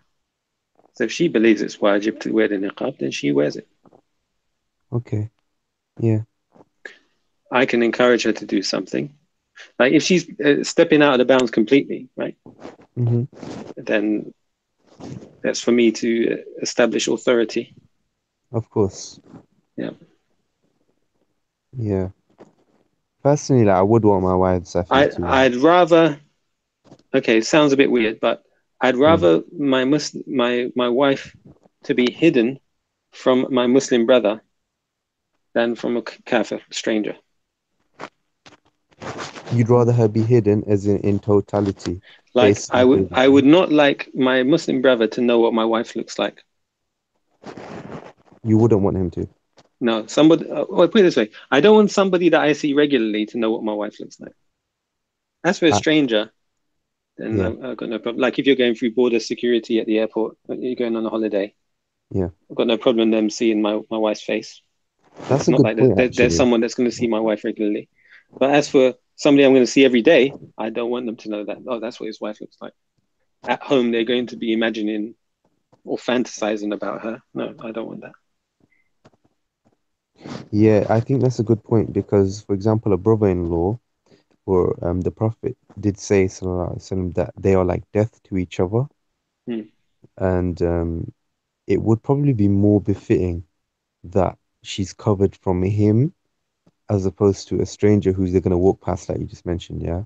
Hmm. Um, but some people would think of it as the opposite way. They'd say it like, "Oh, but that's her brother-in-law," you know. For him, it should be a bit more like less conservative kind of thing. Hmm. Uh, but yeah, I find it crazy, man. I think that it's such a dangerous area, like especially in people who are like living in close quarters. Yeah. There's a lot of women who might wear hijab, but they don't even pray salah. What, wear niqab but not pray salah? I think that's quite rare. Yeah, I don't know about that. I don't know about the niqab. I'm talking about Yeah, hijab. the headscarf. I know that Yeah. there's probably quite a lot of females who are quite slacking on their salah. Yeah, I just removed everybody's modship, right? yeah, I know. And I'm just kind of glancing over some of the comments, and I can see it's caused a lot of pain to people, some people. Yeah, I know. I don't think It's an every. interesting case study, to see the effect that social media and social networking is having on the psychology. Don't take it personally, anyone. I'll add you all back as mods. It's not a problem. It's just interesting to see and how people try to force their approach on how I should manage my channel onto me. And it's not. Yeah. It's my. I mean, if you have your own channel, you decide how it gets run. People shouldn't come on your channel and then tell you how to do things. They can recommend, they can comment. That's fine. Yeah. Can't force people to do something. No. Everyone's got their own opinion about Raj. Good, have your opinion about Raj. I never did anybody ask me what I think. Let me What deal do with it you in my think? own way. No, bruv, not going there. Mm-hmm. You didn't stand up for me on flipping Go Live's channel. I never heard you once stand up for me there. Dude, You didn't, bruv. listen, I get what you're saying, but like Thank you. but look at how you came in, man. Like I already No, explained. before that, when he was insulting me while you were there. Oh, bro, I wasn't even like I wasn't concentrating in on the chat when that was all Okay. happening, man. All right. Like I was on mute. Like I did hear something. Like perhaps I could have jumped in, but to be honest, I was actually having a private conversation in the Hangouts with him. Not private, but in the back chat with the other guys there, and he was going back and forth to me because that's the reason he didn't kick me out because I came in. He said, "You're not welcome here." And then we just started going back and forth. And he said, "You're sitting in their channels and reactionaries channels, and then you come in here." And I'm just explaining to him, Someone like, said that to you. no, go live. It was go live and me. And then, Oh, he just, me and him just kept going back and forth and that. And I kept, you know, emphasizing the point that, you know, this whole YouTube alliance thing is going too far. Like, if I'm in a certain channel at one point talking to certain people, you know, it's an individual thing. It doesn't mean I'm aligned with them. For example, if I'm in a masjid and I go to that masjid every day, then I understand.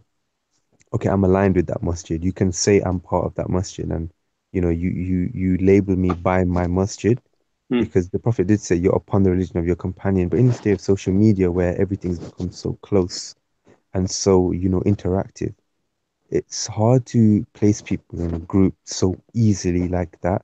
You know, it's much more complicated, which is why I don't like to place people in sets so easily these days. Even like, for example, Go Live channel. Like, I don't like to call everyone Khawarij who happens to take the view for now at this point in time that like that you know the people who don't rule by Allah's law are kafir because you know it's something that's quite appealing. It's something that's quite attractive to somebody who wants to go straight to the verse and takes it as such. And for somebody who doesn't have knowledge, yeah, that's going to be something that you might fall into. But so that's why I don't feel comfortable like just based upon like a YouTube platform, you know, becoming like sectarian in my yeah, you know what I mean? yeah, yeah. Yeah, I felt it tonight. I was really being pressured by people. I didn't like the feeling. It wasn't nice. Abu Mujahid, you failed to defend your boy reactionary, says academic screeching. Smoking versus vaping. What else? Reggaeton doesn't have to be about sex. Why the time is right for TV drama showing Brexit story.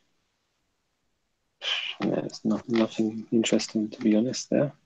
Queen J, I beg to differ because you know people I know people with more than one wife, yeah, and they are busy, happy, and they just get on with things. Yeah, like in terms of it being hard, what's hard? Like all you have to do is be on your game.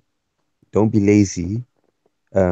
Stick to the concept of justice between them, you know, and you do things according to the sunnah, yeah, and you'll be compassionate between them.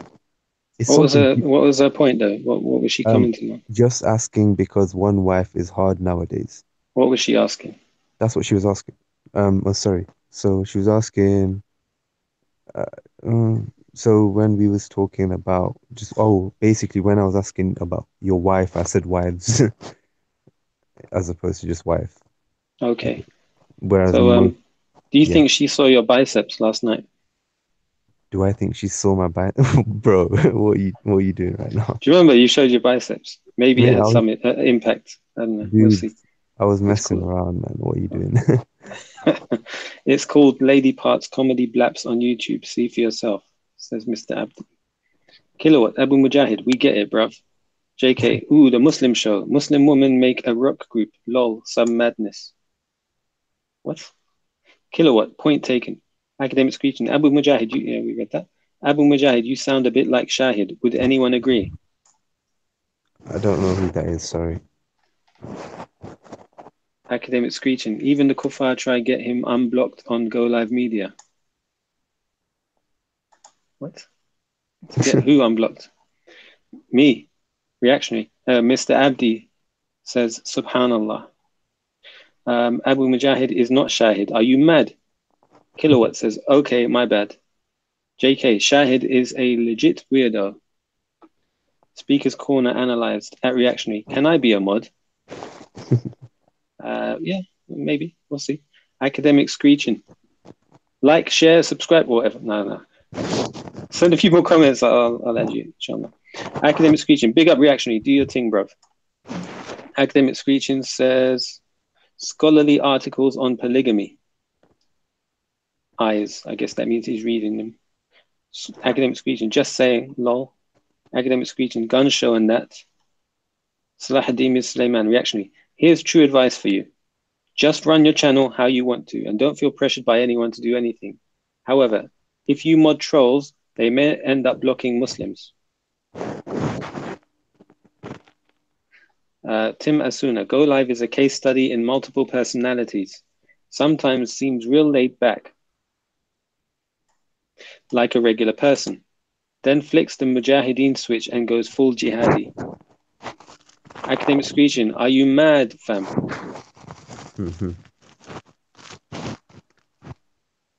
So that's all the messages read. I've got, I'm looking for something interesting on this BBC website, and there's nothing.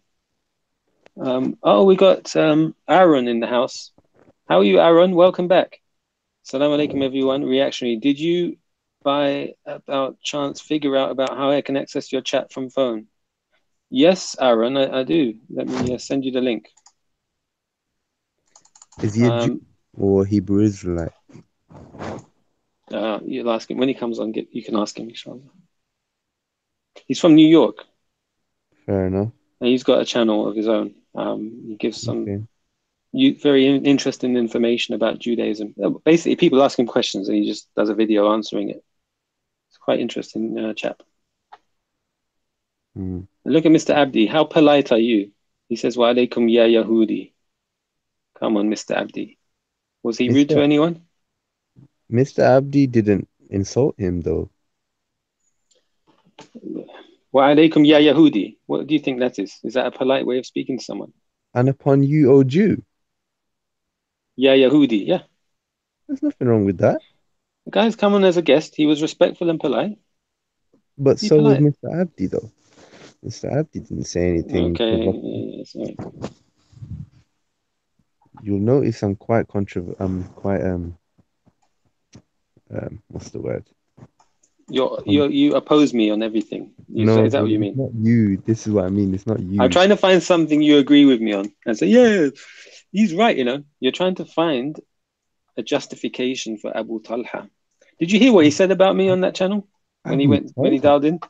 Did you hear what he said? I didn't know. Oh, okay. That figures. Do you know what it is, dude? Like, I'm sure the other day you said that yesterday, in fact, that you like Abu Talha. Yes. So, what is your point? Okay, so Aaron says, when I click on the link, I only get the YouTube channel. You're chatting on Hang. Oh, let me see if I sent you the right link. Tell him he needs to sign in to Hangouts. Anyway, unknown. Are you allowed to mix with Jews then?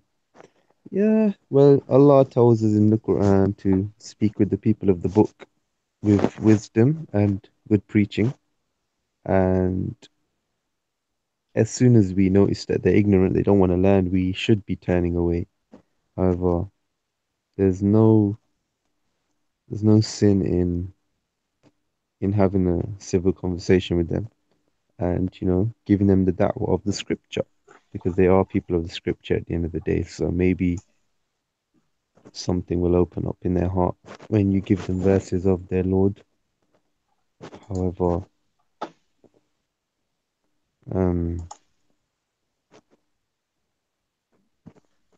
Queen J and JK are backbiting me right now. Are they saying something about you that you can't see? Is that what it has to? Is that the condition of backbiting? Or Yeah, from ghiba, to be not present. okay, fair Yeah. enough. Abu Mujahid disagrees with everyone on everything. That's his thing, says Kilowatt. Queen J, he's a tiny bit immature, says JK. JK says, you talk rubbish. I don't disagree with everyone on everything. I don't think that's accurate. No, he just disagrees with reactionary I just disagree with people on on this what they're channel. wrong on, on matters which they're incorrect on. Oh, there's Aaron. He's in the back chat. Aaron. Anyway, it does prove that I don't have any YouTube alliances, so at least I'm not one of those people who go Now, to every panel. listen, bruv. Aaron is in the back chat. How can you get into the actual hangout on the video call? You just click the ongoing call button. Okay. Do you see the ongoing call button at the top of the screen, Aaron? Let me see.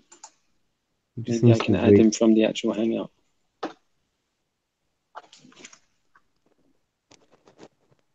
Don't know. Nobody comes on Hangouts to agree with everything. That would be boring. Yeah, it depends which channel you're talking about.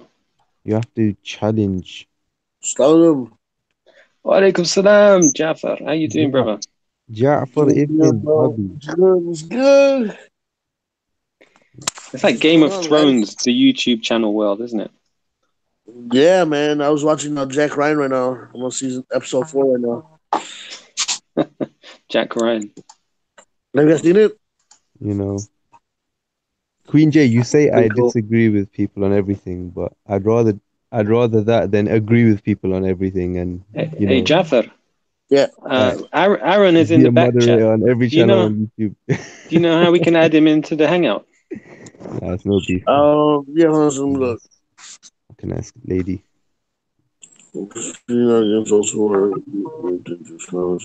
Jafar, what's good, man? Good on the. How you doing, brother? I'm alright, bro. Just getting roasted in the chat, as usual. Wow. Aaron, look on top. It should say ongoing call.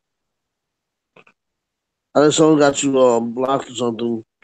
But it should say ongoing call in the top chat. Yo, what was up with that go live thing, bro? That's they were going at you like crazy. I mean, especially Uncle Omar, bro. I didn't know Uncle Omar knew all those vocabularies, bro, in English. Yeah, I know, man. That was crazy, what did you bro. think of that?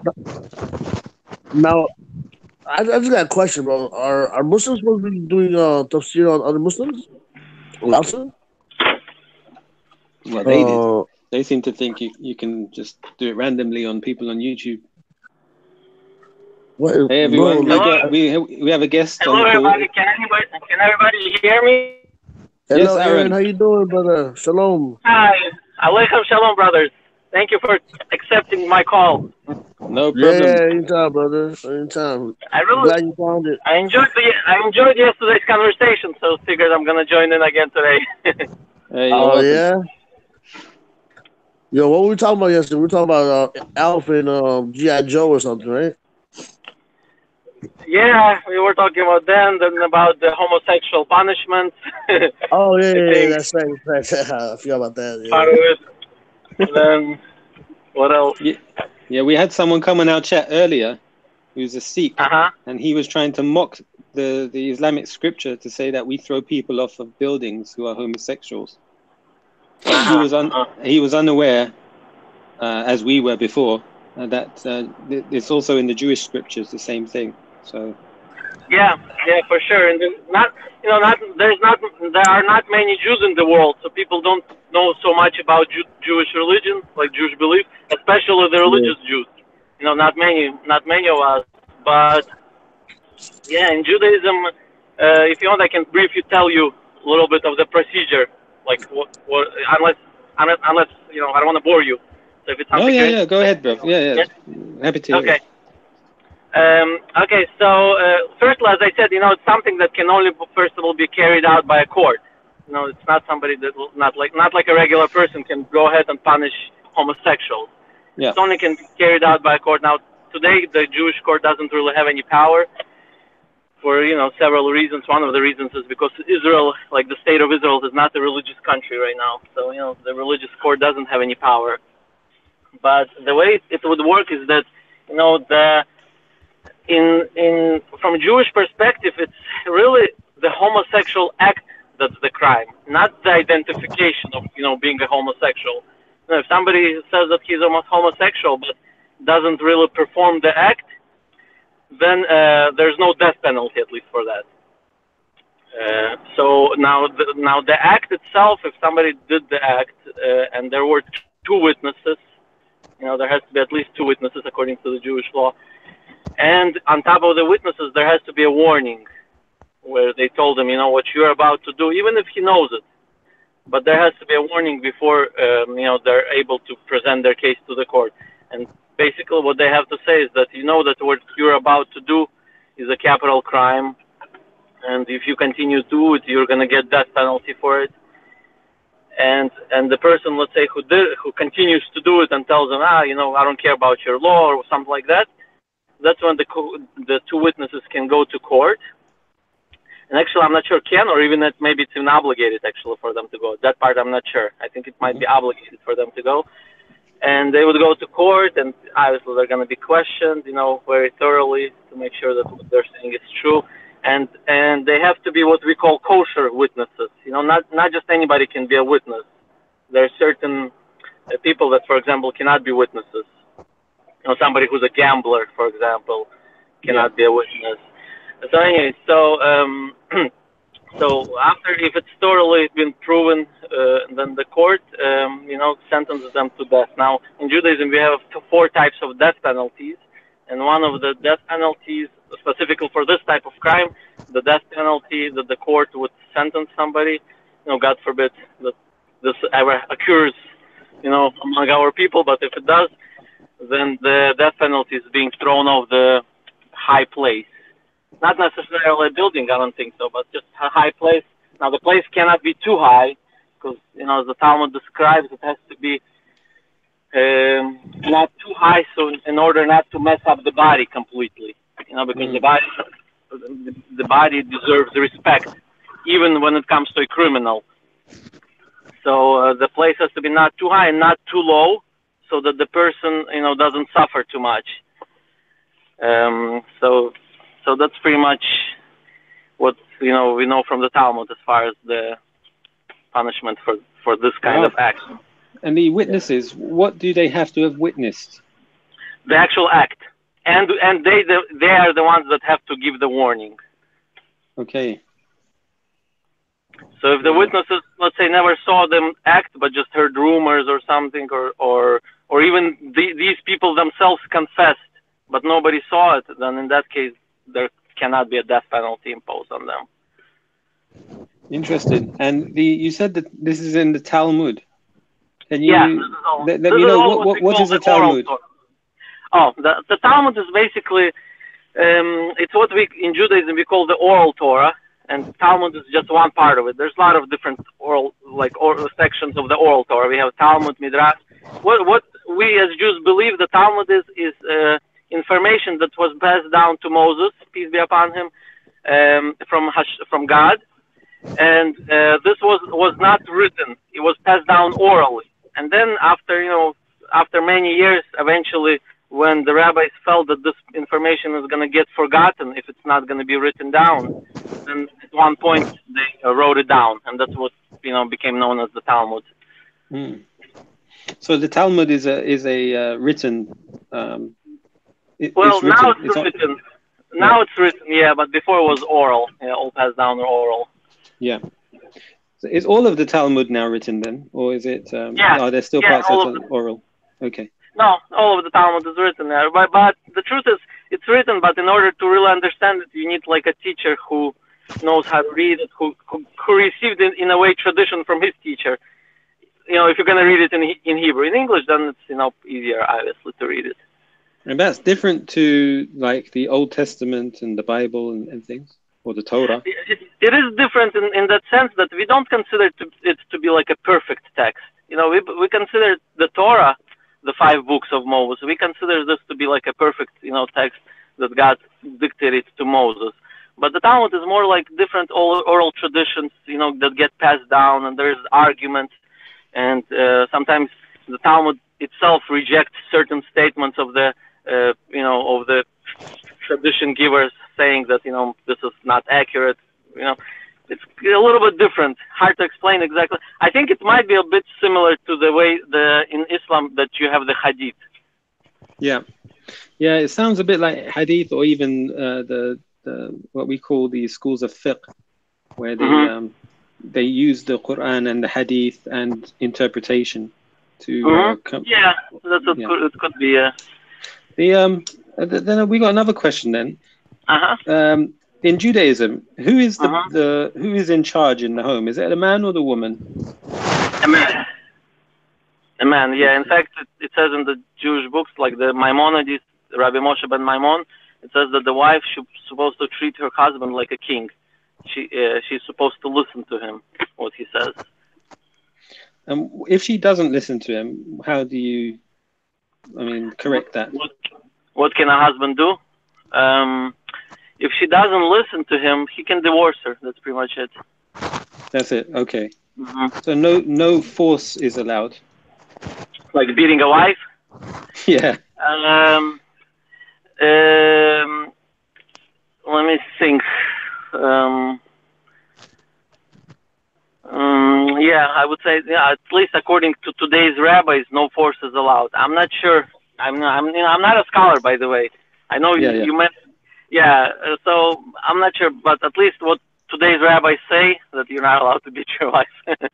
Yeah.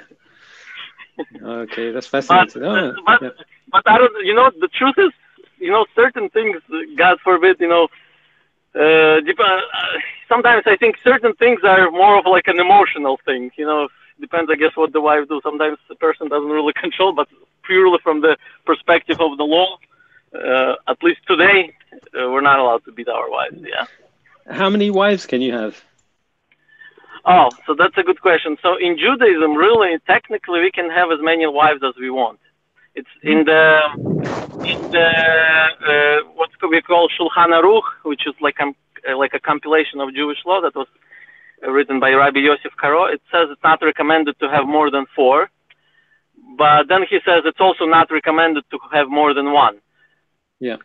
But technically, we're allowed to have as many as we can support, because from Jewish law, in order to have a wife, you must support her, the husband's obligation to support her.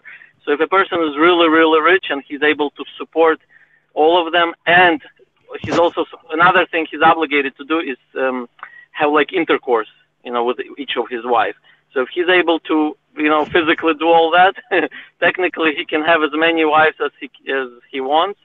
Yeah. But for a king, like a Jewish king, can have only maximum of 18 wives. 18. 18, yeah. 18. Oh. Yeah. But so a man has to please his wives. What's that? He has to please his wives. Please his wives? Did you say? Yeah.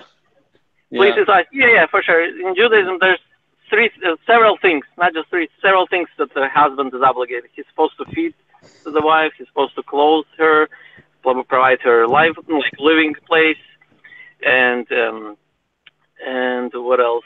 And obviously, if she's captured, he's supposed to buy her out. This is obligations. Even if he, let's say, doesn't like his wife, let's say he got married and he got bored of her, and he's like, what should I feed her? Let her do it. He's not allowed to do it.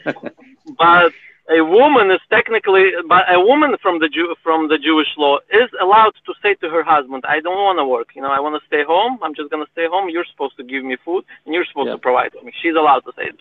but a man is not allowed to because he signs a contract. We have a contract called Kidubah in Judaism. And so in the contract he signs these things that he's gonna do for his wife before they even get married. Mm. Yeah. Aaron. It's very similar. Like the more I learn and hear about like the Islamic perspective, the more I see how it's actually very similar to Judaism. Indeed. Do the Jewish women have to wear a face veil or a head cover? Oh, good question. So according to Jewish law, a married woman has to wear a head cover, covering her hair. Non-married girls technically do not have to cover their hair, but there were customs among Jews that even non-married girls also covered their hair. You know, so but from the pure law perspective, only a married woman has to cover her hair. Now, as far as the veil, you mean like the face covering? Yeah. Is that what the veil? So as far as the veil, there's no obligation for a woman to cover, and some rabbis even do not recommend it. But there are actually Jewish women that cover their face as well. You know, some of them live in Jerusalem. There are like small communities out there. Yeah. Which actually, unfortunately, in my opinion, it's unfortunate. They're kind of getting a negative media coverage, even among the Jews. You know, that these women cover their face because what the media is trying to portray that this has never been a Jewish custom, but in reality, in the Talmud, it's interesting that there was somebody named Tamar. It mentions, it talks about in the Torah about her, and then the Talmud says that she was modest, that she had her face covered. That's what the Torah says, by the way. And the Talmud says that there are two opinions, and one opinion actually says that she had her face covered, when she was married, when she was living, with her husband, and she had her face covered all the time. So I don't think it's correct to say that this was never a Jewish custom, So even that's my opinion. I mean, I could be wrong, but that's my opinion. And men and women, are they allowed to intermingle, or are they supposed to be segregated? Are they allowed to shake hands, for example? Are they allowed to sit next to each other? No. Like religious Jewish men do not shake hands with women at all. Like at least most of the religious men. I'm not sure. Maybe there are some lenient ones. I don't know. But most of the religious men, and so like when I personally get faced with that situation, let's say I'm at a bank or somewhere, right, and some woman tries to shake my hand because she doesn't know my religion, right? She doesn't know exactly the Jewish law. So I try to politely explain that I'm sorry, according to my religion, I'm not allowed to touch women. And usually they're respectful. I never had bad experience after saying that. Usually they're really respectful. One time even one woman said to me, "Oh, I wish everybody had this religion." Sorry, can I just jump in? Because you mentioned the bank, so it just came to my head. What are the rulings on taking usury and interest in there? Interest. So according to the Torah, we are not allowed to charge interest or take interest from another Jew. From a non-Jew, we are allowed to. Right. Okay. I knew that. I just wanted to confirm. Yeah, that's what it is. Anybody got questions for Aaron? Type it in the chat. Aaron, are you driving somewhere right now? Or we're not interrupting your day. Well, I was driving, but right now I'm actually parked. Thank God, my driveway. Aaron, I'm sure you're aware of how similar the rulings are in your religion compared to ours, yeah? I mean, why would you think that is? I mean, why the similarity? Yep.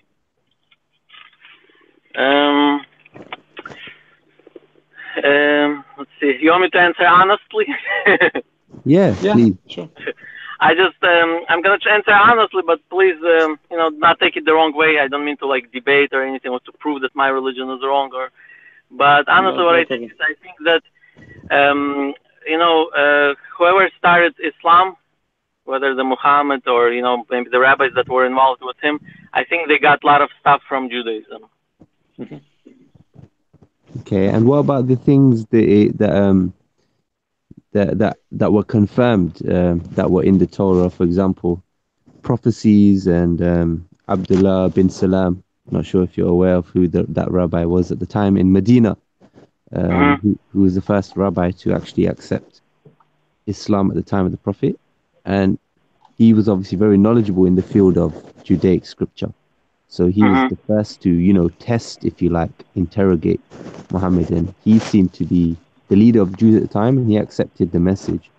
I don't know. Do you feel as if that was sort of cohesion and some kind of scandal, or or maybe it was just that he saw some truth in it? How do you see it? No, the truth is I don't know much about him. I only heard, I think, about him. I think it's the same one.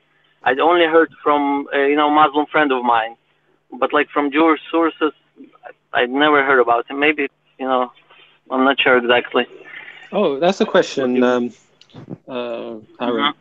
In your teachings, are you expecting another prophet? Oh, good question. So, so from the Jewish perspective, when God revealed the Torah to us, He actually said to us that there's going to be prophets. And throughout Jewish history, we had many prophets. The books that we have in the Tanakh, we have, like, for example, Isaiah, you probably heard of, right? Jeremiah, which, the Christians also accept these as prophets. These are just the major, like the most famous prophets. But from the way I understand is that Jews had thousands of different prophets throughout generations. And God predicted us in the Torah that eventually Jews will, begin to sin. That's all predicted in the book of Deuteronomy. And God said that I will hide my face from you. And the way it's interpreted, what does it mean that God will hide his face from it? It's interpreted that he will take away the prophecy from us, meaning Jews will stop having prophets. And that has happened, we believe, in about the year 500, which Malachi, Azariah, I think those were like the last generation of the prophets, about 500 years before the Common Era. And now, but after that in the Torah, it says that eventually the Jews will repent and will return to Hashem and listen to his voice. By the way, when I say Hashem, that's what we call God sometimes. Yeah.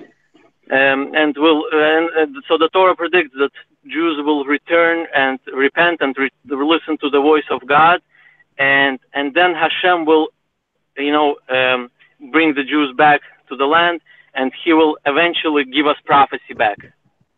So we believe there will be prophets again. Only once you've returned to the land? No, not necessarily. No. Once we repent. Our prophecy is basically like a gift from God. If we behave correctly, then he will send us prophets. If not, he will not send us prophets. That's kind of the way I understand it. Yeah.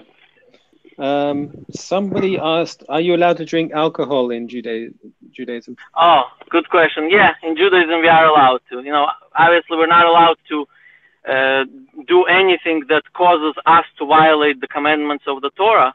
So, for example, if drinking an alcohol will cause somebody to violate the commandment, for example, he cannot pray, to that degree we're not allowed to drink. But drinking a little bit for whatever, and if it doesn't affect your behavior in a bad way, that we are allowed to, yes.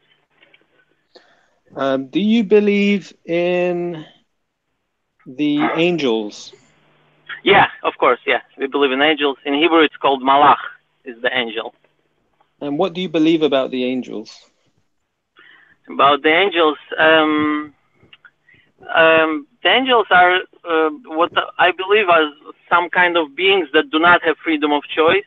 They're more like robots, basically, doing exactly what God orders them to do. But the truth is, I personally don't understand myself the concept of angels. Like, I don't really understand. Maybe you, from the Islamic perspective, can kind of enlighten me on that. Maybe you have some better information. But I don't understand exactly why God needs angels. God controls the world, and so I personally do not. Obviously, there has to be a need for angels if He created them, but I don't understand why. For me, I feel as if angels are the perfect proof for the human beings that God is not in need of us, because they worship him to the extent that he deserves to be worshipped, because they don't sin, and for example, like you mentioned, they don't have freedom of choice. Whereas human beings, we sin and we have freedom of choice. So like it's a reminder to us that, like, God doesn't need you as a human being, as an Israelite. Yeah. I see. And Oh, like, I see. So, you know, so you're saying that God created angels to show to the people that basically that God doesn't need the people because He has the angels to worship Him no, anyway, I right? don't think, I just feel as if that's one wisdom to deduce from it. However, in terms of why God created angels, that's obviously, like you said, we don't have total knowledge on the matter because God does whatever he Uh, wills. But I just feel as if angels are obviously the perfect worshippers because they worship God how he deserves to be worshipped, whereas human right, beings have a lot of flaws and we right. slip up from time to time. So it's like a proof to us. That's just one wisdom to take, I suppose. Yeah, I like that answer. do you have to know why God created angels to believe in them, or just the fact that it's No, reported? no, you don't need to know why. But I'm Okay. just kind of, it's more like curiosity, like what's the Hmm. purpose of angels? Obviously everything that God created has a purpose. So I don't really understand like what's the purpose of the angels. But what the other brother said, I'm not sure what his name is. Kind of, I think, makes sense to me. Basically, he shows us like the angels are an example to humans how one should worship God, basically, right? Yeah. Do you believe in the world of the jinn? Um, so jinn is like a demon, right? Kind of the English word of demon. Yeah. Yeah.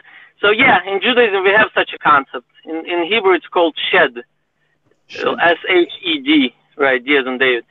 And but I don't really know much about them. I know that what I read about them, like from Jewish sources, is that they are like half spiritual, half physical, as opposed to like the angels that are completely spiritual. Yeah, got that. So you believe in the angels, you believe in the jinn. Do you believe in the last day, the day of judgment? Yeah, for sure. Yep, we have a lot of Judgment Day. And what can you tell us about Judgment Day?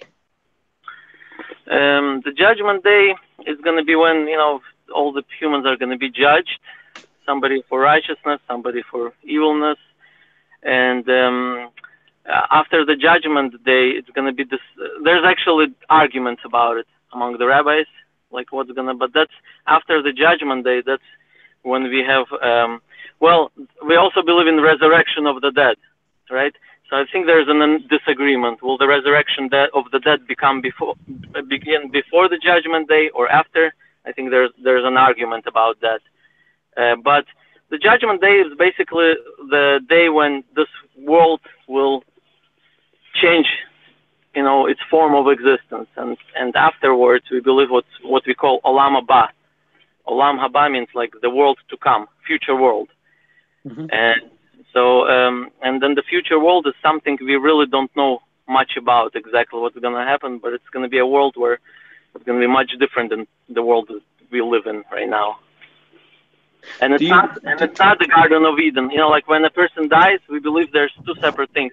When a person dies, he doesn't go to the world to come. He goes to what's called Gan Eden, which is what sometimes the secular translators like Garden of Eden, Gan Eden. But that's where the souls just wait, and they also are waiting in a wait for the future world, for the world to come. And that's only after the resurrection of the dead and the Judgment Day happens. Yeah. And then after the judgment, what will happen? So the ones that were wicked, I think, get destroyed completely. I think that's at least according to one opinion. See, the books of the Torah do not explicitly talk about this. This is more like the oral Torah we have, which I don't really know much about this specific topic, but I think what I read is that, according at least to some opinion, that the wicked ones will be completely destroyed and the righteous ones will be given like a eternal life or something like that. Can Jews go to hell? Yeah, of course. In fact, for a Jew to go, we believe that for a Jew to go to hell, it's much easier than for a non-Jew to go to hell. And I'll tell you why, from Jewish perspective. So from Jewish perspective, we believe that, that as Jews, we must observe the 613 commandments. The non-Jews, according to our belief, are supposed to observe the 7 commandments that God gave to Noah, peace be upon him. And so for a Jew if a Jew violates any of these 613 commandments, it's considered to be a sin. And therefore there is punishment for it. Now, I know that some rabbis do not like to translate the word, in Hebrew it's called Gehenom, or Gehenna sometimes, Gehenom, Gehenam.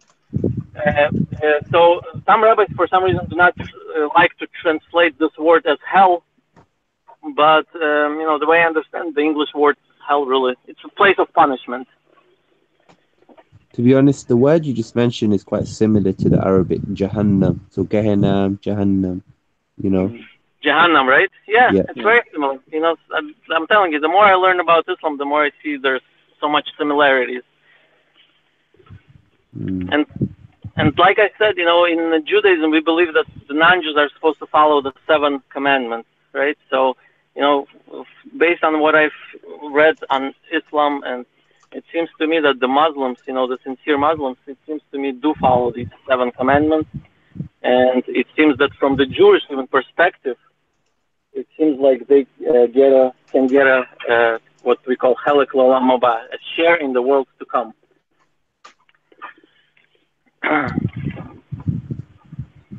Yeah, that's interesting. And okay, you believe in Hashim? Is it Hashim? How do you pronounce it? We call him Hashem. Hashem is, by the way, not a name. It's not a name of God. In Hebrew, it just literally means the name. As I mentioned, we don't like to mention his name like in vain, unless we are praying or we are in a clean place or we are reading the Torah. So that's why we, just usually in a casual conversation, we call him Hashem, the name.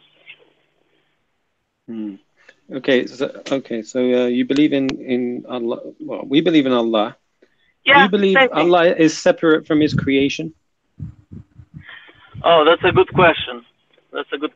So there's, one rabbi, he wrote a book called Nefesh HaChaim, where he delves into this question, whether God is separate from creation or not. And I think the way he explains it is that there are 2 perspectives. One perspective from the human perspective, and then one perspective from God's perspective. So from the human perspective, he is separate from the world. Meaning, we have physical objects here, so you cannot say that God is that physical object. Therefore, he is separate. And you cannot say, for example, God, from the human perspective, you cannot say that God is in the bathroom. Why? Because we're not. One of the proofs is that we're not allowed to pray or learn Torah in the bathroom. We are not even allowed to think about God in the bathroom. So it seems like from human perspective, God is separate from this world. But then he says, but from God's perspective, he says he's part of this world. And the way I understand it, this is already like deep subjects, but the way I understand it is that, if you take something, let's say, dirty, something like gross, right? Where as humans we say, God is not in this place because God is separate. But if you go deeper and deeper and you go to the molecular level and you go into the electrons and the protons and all the neutrons, then there's nothing gross about this object, right? All it is electrons if you go deep enough. So from God's perspective, he's part of this creation, meaning like he's inside this creation. I'm sorry, I shouldn't have phrased it. I think from God's perspective, the creation itself is inside God somehow. I don't know. But, this is way like deep matters, and I don't want to accidentally say something that could be, God forbid, like a heresy. So I really can't comment on this. Sorry, Aaron. So do Jews have a concept of a throne, the throne of God? Yeah, we do.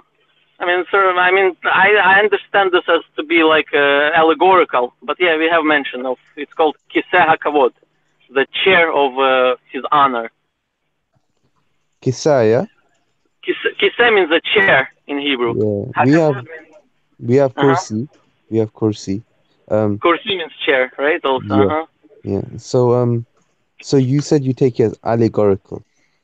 Yeah. I think so. I think it is allegorical. I don't know. What do you think? We believe as Muslims, as a majority of us, not to mention like the fringe groups, that Uh-huh. that God is literally the Most High, as in He's above His throne in His essence. You Uh-huh. know, yeah. So it's not just an example. It's that He created the seven heavens, and then He Uh-huh. established Himself above His throne, which is above the heavens and the earth. Uh-huh. Okay. Physically speaking, above the heavens, right? In its essence, yeah, but obviously because we can't imagine what God is like, we don't actually, Uh-huh. imagine him to be in a space or, Right, confine right. him to any kind of space. It's just that we know that there's the creation which is underneath, then there's the Uh-huh. throne, and then there's God which is above, and that's him, and that's just him, and there's no creation above the throne except for him Uh-huh. himself. That's You interesting. see? That's Yeah. interesting. Yeah. Is that something which like philosophically sits with you? How does that come across to your mind? Like, That he's above, his like the way I throne. understand, meaning in charge of all, not No, like necessarily above. above. Or So, for example, we have when we look up, we see the heaven, yeah? So that would be the uh-huh. first heaven. And then we have all the heavens, of course, in their size, they are huge to levels that we can't actually imagine. And then Uh-huh. that would all come under creation. That would all be creation. And then we get Uh-huh. to the seventh heaven, and then we get to the throne of God or the chair of God, yeah? And then that Uh-huh. would be the end of creation. And then above that would be God Himself, who would be above the throne. And then that's where creation would stop. It would just be God in Himself who's there. Do you understand? So that would be And when our mind would cut off. We wouldn't understand how it would work in terms of size or space, because that's God Himself who created size and space and time. So uh-huh. it's quite easy for us to grasp that. I was wondering from your philosophical perspective how that would sit with you. I think it sits. I think it sits. That basically, the outside border of the universe, and then outside of that is God. I think that sits with me. Mm-hmm. I didn't mean to start interrogating you when you came on the channel, Aaron. Apologies. No, it's my pleasure. It's really, I like to talk about religion. I love to talk, and thank you for asking questions. You're By the way, welcome to come on. how do you find living in, let's say, in the United States as a Jew? As a Jew living in the United States, well, I would say that I'm in a way thankful that we are allowed to practice our religion here. On the one hand, on the other hand, there's much danger in secularism, like the pornography and perversion, and I constantly have to remind my kids that what we're not allowed to do, because the outside world they see is different than the inside of what they see in our house. So there's kind of this little bit of conflict as far as the cultures. But on the other hand, I'm happy that we are in the United States. We are able to freely practice our religion. Nobody's trying to convert us or force us to do something that we're not allowed to do. And like I said, even me not shaking hands with women, I get no problems with that. But if I was, let's say, living in the Soviet Union during communist times, that would probably be problematic. Aaron, where do you live in the U.S.? In upstate New York. Oh, nice. I'm from Chicago originally. I Oh, you're stay in from Tampa Chicago. in the Uh-huh. wintertime. Uh-huh. We have a What is lot your of name Jewish again? Can brothers. you remind me? Yesterday I remember somebody called you by your name, but I don't remember. Or not your Jafar, name. What's your Jafar, Jahar? Uh-huh. Jafar. Yeah. Oh, Jafar. I have a lot of Jewish friends in Chicago in Skokie. You heard of Skokie? In Lincolnwood? Skokie, I might have. I'm not really good with geography. That's Skokie and Lincolnwood are like the where most of the Jewish Oh, that's where people the all live. Jewish people live. Yeah, the community. Yeah, the community. So Very nice. I meet them a lot. I ask them a lot of questions there all the time. No, it's interesting that a lot of Jews live like isolated in a way. So people Oh, really? usually, yeah, in a way, there are some Jewish communities that were born in the United States and lived, but their kids do not even speak English. Oh, wow. So I used to ask when I was younger. You guys have the billboard that says Project Exodus. Have you heard of Project Exodus? I'm sorry, what is that? What's Project Exodus? Project Exodus. Yeah. Sounds familiar, but I don't know what that is. Yeah, they used to have it a lot. It was flee to Israel. I guess I was just staying. We were fleeing to Israel or something, and there was a project that they would move people to Israel. Oh, hold on. Project is that like when they brought Ethiopian Jews or something to Israel? Is that what it is? Yeah, exactly. Oh, Yeah, exactly. Okay. But I guess I don't know how it turned out, but I still see the posters usually, like the billboards in front of the synagogues. Oh, really? So, About but it? a lot of people used to think that was more of the Jewish moving and selling into Israel before the Day of Judgment or something. No, I But don't know. I'm not sure. but some other people say it was Ethiopian, the project that you're talking about for Ethiopians. Ethiopian Jews, yeah. So Yeah, maybe. So hey, has Reactionary told you about the Jewish rabbi that we talked to a while back? Oh, I listened to it. I listened to Oh, that you show. listened to it? What did you think? I heard it. Yeah. What's that? What did you think? I think it was a good conversation, but then at the end, I didn't like the fact that you guys started yelling at him, and I think somebody even used a curse word. That part I didn't like, but I don't curse. Unfortunately, I don't curse, but I know what you're talking about. But what did you think of his the way he described his religion? So I'm not sure exactly. I would like his view. I would say it's more like I wouldn't say it's a majority view. I think it's just his personal view. As I'm talking about specifically that thing that he said that Abraham is not a prophet. I'm not sure why he said that, because the Tanakh itself says David, for example, is a prophet. And we believe Abraham. All of them were prophets. Abraham, Ishaq. So I think what he probably tried to mean, but I think he just maybe didn't express it correctly, is that Moses was the one that brought down the law. Even though Abraham was a prophet and Isaac, they didn't bring a book of so law. He was a messenger. He was a prophet as a messenger. Exactly. Right? I think that's what he probably meant. But when God speaks to somebody, that person is a prophet. Yeah, exactly. He may have been a bit nervous. I think he may have been. When I look back at it, I think he may have been a bit nervous, so he wasn't expressing himself. I don't know. I think he had a big of an ego, man. Like he knew what he was talking about, and I think his was more innovative as well. Like a little bit more of for the newer generation of Jews and stuff like that. Because remember, he even said that he his family is not Jewish, and he became Jewish. But first he said that he anointed himself as a rabbi, and then he said that someone anointed him as a rabbi, right?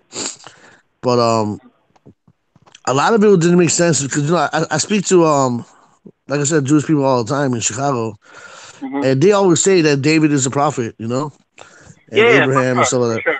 That's 100%. So that's why it didn't make sense to me. I was like, man, what is he talking about? I think because we're similar in religion. We're similar, man.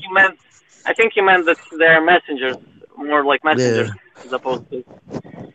Yeah, because I know our religion is similar. I don't know what you guys were talking about earlier, but kind of step away. But if you look at Judaism and Islam, most of the stuff is similar, like when it comes to the laws and stuff like that. Yeah, for sure. And also the concept of God. That's the exactly. The concept of God. In fact, we have in our book of the laws, the Maimonides, Rabbi Moshe ben Maimon, he says that if a Jew, he lived about 1,000 years ago. So he says that if a Jew doesn't have a synagogue to go to, he is allowed to go to a mosque to pray. Yeah. And the reason for that is because we worship the same God. You know what's interesting? You know what's interesting? I'll tell you something funny. You heard of like Reform Judaism, probably, right, or something like that. Right. So it's funny that as Jews, as religious Jews, we are not allowed to walk into there to pray, but we are allowed to walk to mosque to pray. Oh wow. So can people that have no parents that are Jewish or no Jewish descent become Jewish? Yeah, of course. There's a way to convert. You know, it's not easy. A person has to like learn a Yeah, that's what I lot, was thinking. It's not really easy, commit, right? but it's possible. Yeah. Oh wow, And that's the reason interesting. I didn't know that. yeah, for sure, it's possible. The reason when the person tries to, let's say a person comes to the rabbis and he says, I want to convert, right? They first kind of try to explain to him that, he doesn't need to convert. And what they mean is that in Judaism, we believe that non-Jews can also go to heaven, as I mentioned before. They can also go to Wow, I didn't know that. as long as they keep the 7 laws that God gave to Noah, peace be upon him, as long as they observe these 7 laws. And do you know what those are? Yeah, I can list it to you. Now, by the way, these 7 laws are more like 7 categories. They include like more details into them. But generally speaking, there's this worshiping one God, meaning non-physical, abstract God. Then another law is, I don't know the order, but I'll just tell you what they are. Then not to do like any sexual immorality, so like homosexual relationships, cheating, like wife cheating on the husband. As I said, husband can have more than one wife, so polygamy is allowed. The opposite is not allowed. So that's the second law. Then another one is not to steal, and like civil law is included in that, being honest in business and all that. Then another one, not to kill. Obviously, more goes into it, not to hurt people, not to, like. And then another one is not to eat like when the animal is alive, not to eat while the animal is alive, to actually kill or slaughter the animal before you partake the food. And also included into this, I think, is like torturing animals, so that's not allowed. And then another one is to set up like a court system that's going to monitor and enforce these laws.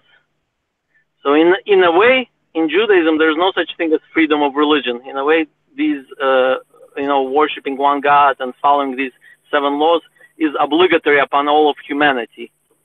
And let's see, how many did I list so far? That's 6. Oh, that's 6, right? Yeah. And another one, hold on, let me try to remember. Oh, not to blaspheme God. So not just worshiping is not, also another thing is not to blaspheme. So not to curse God, and also not to pronounce God's name in vain. That's one of the things, that in America you hear that a lot. For example, even though I'm not sure English, as I mentioned actually yesterday to you, reactionary, that English word God maybe doesn't really have holiness in it because it's just the English word, but maybe it does, because when they refer to one God, let's say somebody who does believe in one God and he uses that word to refer to him, maybe, so when a person constantly says, like when he's surprised, he says, oh my God, oh my God. So from the Jewish perspective, that could be problematic, even for the non-Jews. Why? Because that's kind of this is becoming like, oh, I'm surprised. And they're kind of just mentioning God's name like too casually. So that's one of the things. So, and as I've mentioned, like after you hear these 7 laws, to me, it seems like Muslims pretty much follow all of them. Yeah. I mean, do Muslims actually follow them? Perhaps not. Well, but I'm talking about like sincere Muslims that are right. I'm talking about sincere Muslims that are actually following the religion. It seems to me they're following all of them. I don't know. That's what it seems to me like. Yeah. What would you say is the in your faith is the ultimate sin? What is the most terrible thing a person can? Idolatry. Mm-hmm. So, in other words, to worship other than God. Exactly. Yeah, it's the same in Islam. So we believe in Allah, We believe that Allah is the creator. We single him out in his actions. So he is the only one that creates from nothing. He is the only one that gives life, gives death, provides provision, sustains us, and has power over everything. He is the only one. So we single him out with his actions alone. He's the only one that knows the unseen, the future, the past, everything, right? We also single out Allah in his names and attributes. So he is the Most High. Nobody else can have that name. He is the all-knowing. He never learns anything and he never forgets anything. His knowledge is perfect. Nobody else can claim that. We also, now when we recognize that we single him, he's the only one who created us and he's the only one who provided for us. That means he's the only one that has the right to be worshipped, no one else. So we single him out in worshipping him alone, without any partners. So those three categories of what we call the oneness of God, or singling out Allah in worshipping him. That's what we do. That's beautiful. I would 100% agree with all those statements. We also yes, remember that brother, the atheist guy that was on Muslim Matters, and then we had to kick him out. Yeah, he's in the chat. He's waiting to come on. I said after we have this chat, we'll do that.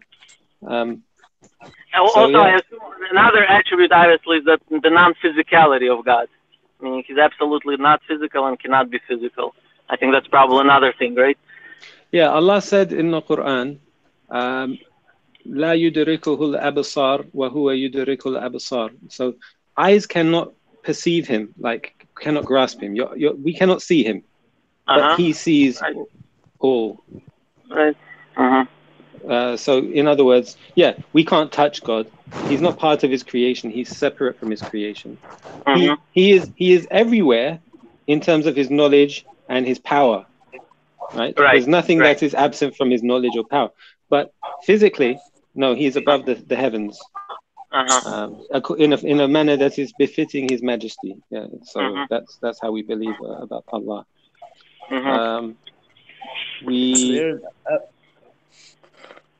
We also believe that the major sin, I mean, the one, all right, there are many sins. There's major sins, there's minor sins.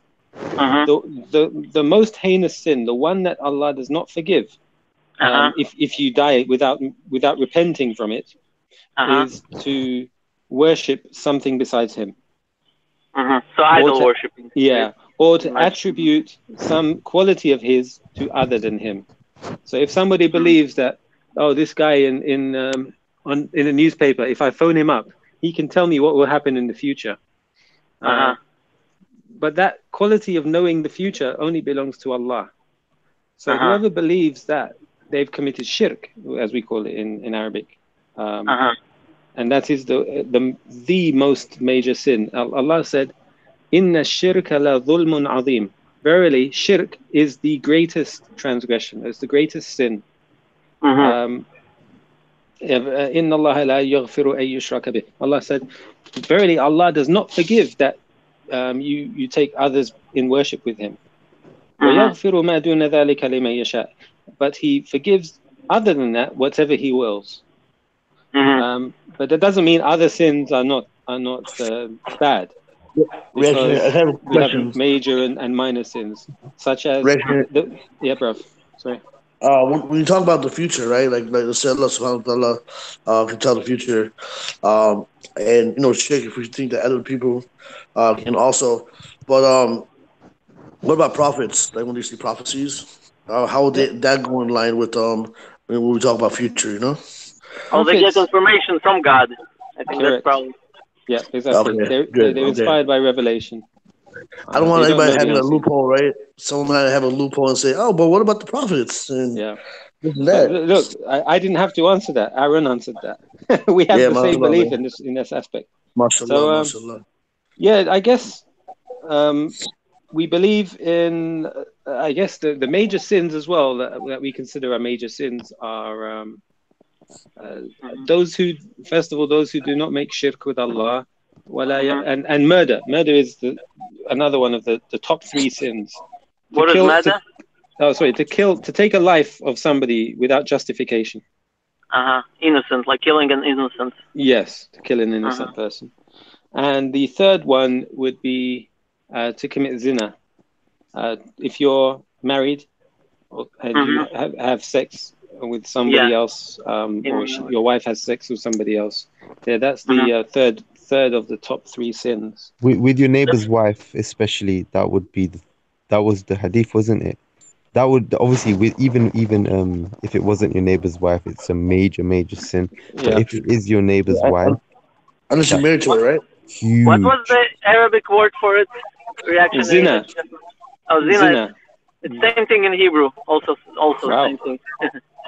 Wow, mashallah. And I think we believe in Allah. I guess the thing that is the main differing point is that we believe in all the prophets who came before. We believe in Noah. We believe in Abraham, Moses. But we also believe in Jesus, and we also believe in Muhammad sallallahu alaihi wasallam. Right. I would say that this is the only difference between probably Judaism and Islam. Yeah, we believe that Allah created jinn and mankind. You know, the shed, I think is what you call them. Allah created shed and mankind for one purpose, and that is to acknowledge, identify, and worship Allah, to live our lives according to His law. And that's our purpose. And sorry, I don't want to talk too long or bore you, but I'm just trying to sort of understand the difference. Our position on the way we understand the difference between Judaism, Christianity, and Islam is like so. Allah said in Surah Al-Fatiha that the people, we ask Allah to guide us to the straight path. Please don't be insulted by what I'm saying here. This is Islamic teaching. We ask Allah to guide us to the straight path. To guide us to the straight path, the path of those who you have favored, O Allah, not the path of those who have earned your anger, nor of those who have gone astray. So who are those who have earned Allah's anger? The people who have knowledge but didn't follow the knowledge, or they hid the knowledge. And who have gone astray? Those people who act but without knowledge. So they do lots of worship, they think they're worshiping God, but they don't have knowledge. So the first category, those who have knowledge but didn't follow it, is who we believe to be those who would call themselves Jews. And the second category, those who act but not on a religious basis or any sort of scripture, are the Christians. So that's the Islamic perspective of that. We look at it like every prophet or messenger of Allah was a human being, and every messenger was sent with miracles to their particular people to prove to them that I am a messenger of God. Follow me, okay? And so the children of Israel received a lot of Allah blessed them and favored them over the rest of mankind, and sent to them a succession of prophets and messengers. And what they should have done is recognize Jesus when he came and his miracle. But some people didn't accept his miracle, and they belittled him, as they took him below his status as a messenger and called him an illegitimate child and so on, and didn't accept his prophethood. So they didn't follow him like they should have. And so we say those are the Jews. And likewise, those who followed Jesus went to the other extreme. They took him above his status as a human being. They elevated him more than he should have been. They said it wasn't just a miracle birth. His father is God. So they've gone to the other extreme, we believe. Whereas Islam, we understand, is sort of the middle course. Yes, he was these were messengers of Allah, and we believe in them. And the last of them, who we believe comes from the descendants of Ismail, because Abraham had 2 sons, Isaac and Ismail. The descendants of Ismail had, so one of his lineage is Muhammad sallallahu alaihi wasallam. And the difference between Muhammad and the previous generations of prophets, he wasn't sent to one particular tribe. He was sent to all of the world, jinn and mankind. He's the last messenger of God until the day of judgment. So that, yeah, sorry, I didn't mean to drag on, but that's really the difference from how we understand it as Muslims between, I guess, Judaism and Christianity.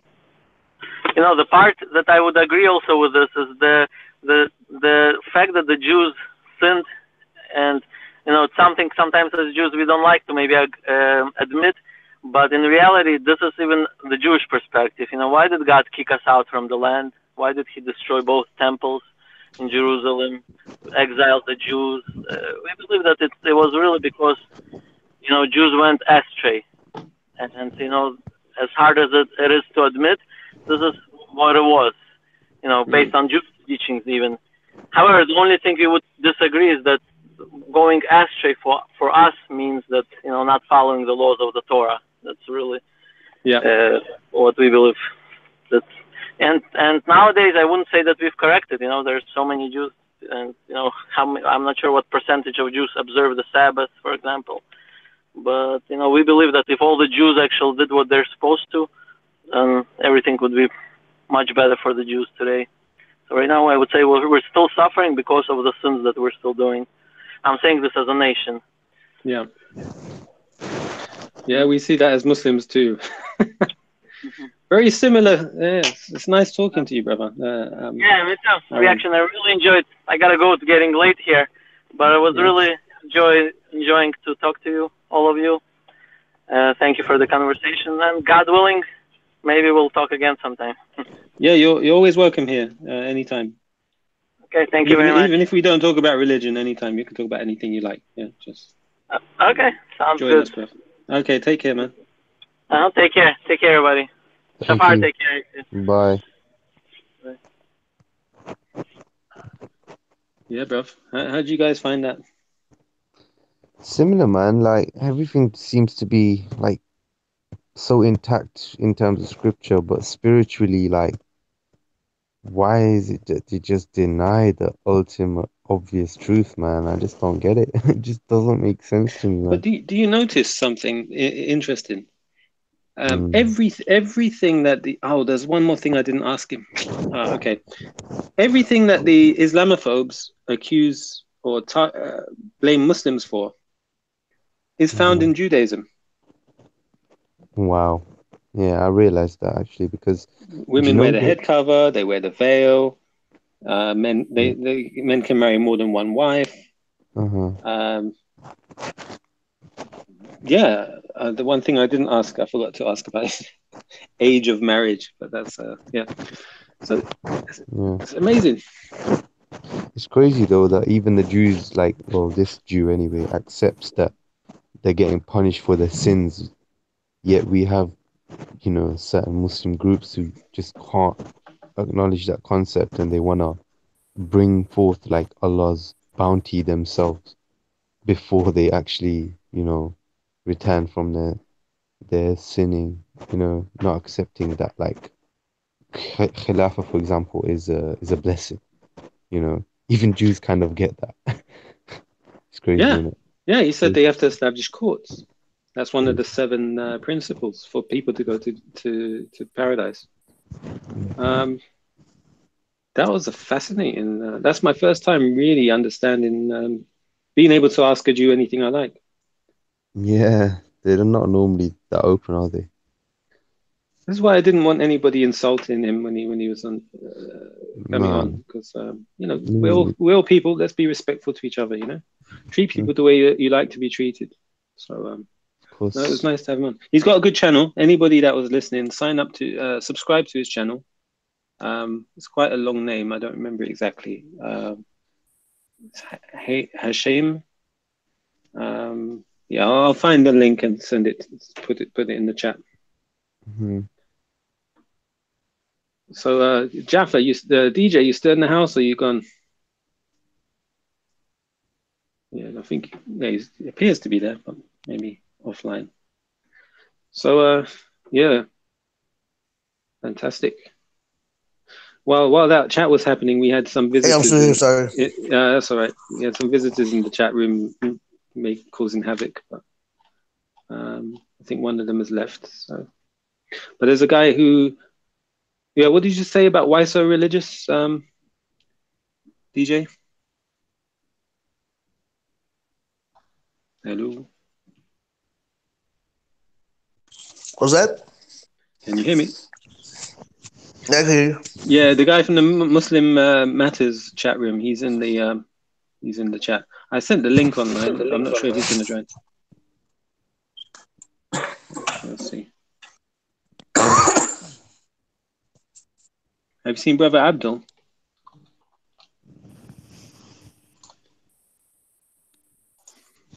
Brother Abdul's a character, man.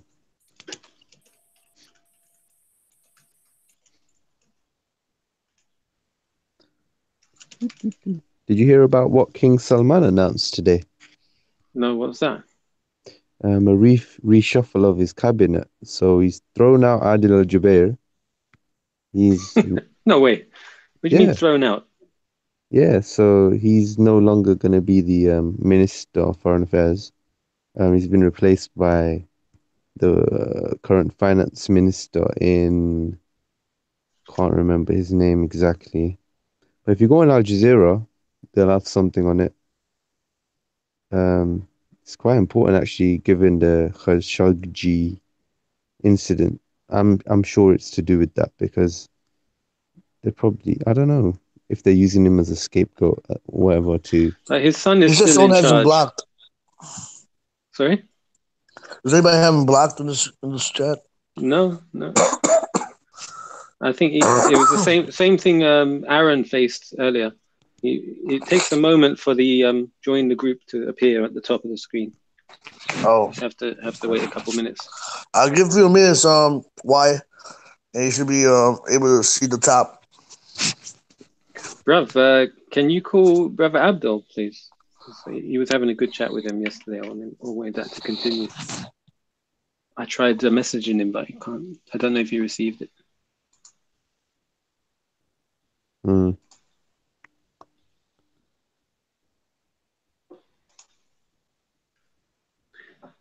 Yeah, so did he answer your questions then, Abu Mujahid? I didn't really have anything specific that I wanted to know about Judaism. I don't know already, but I suppose the concept of God, For some reason, it won't let me even share the link or anything. Who, without Brother Abdul? In this chat. That's strange. It won't let you do what? It won't let me add anybody. In the Hangout? Yeah, it won't let me add. Maybe you can try and see if it works. Yeah, I'll try it. Let's see what happens.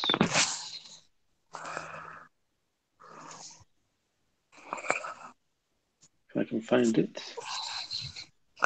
If you don't mind, Abu Mujahid, can you read the comments, please, so we don't leave anyone out? What do you want me to read? Just whatever people are typing. To be honest, say their name and just read the. Okay, I think.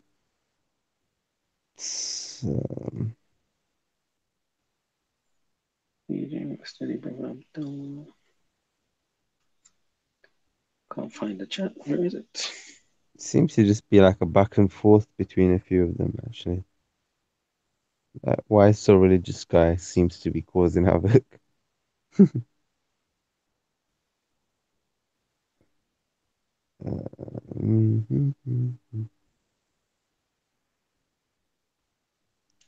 They're all addressing each other, man. I can't bother to get into their personal discussion.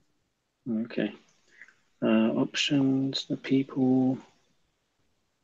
Let me see if I can share the link with Brother Abdul. Are you sure he's even about? Like, is he online at the moment? I see him online.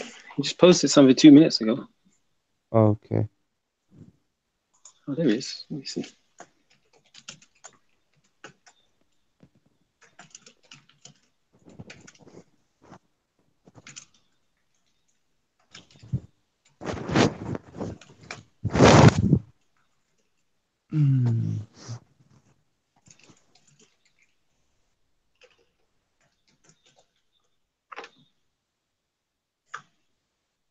One of you has me blocked. No, we don't. Nobody's blocked in the Hangout.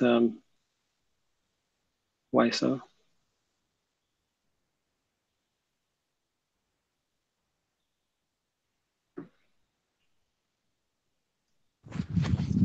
You're not gonna let on that guy, are you?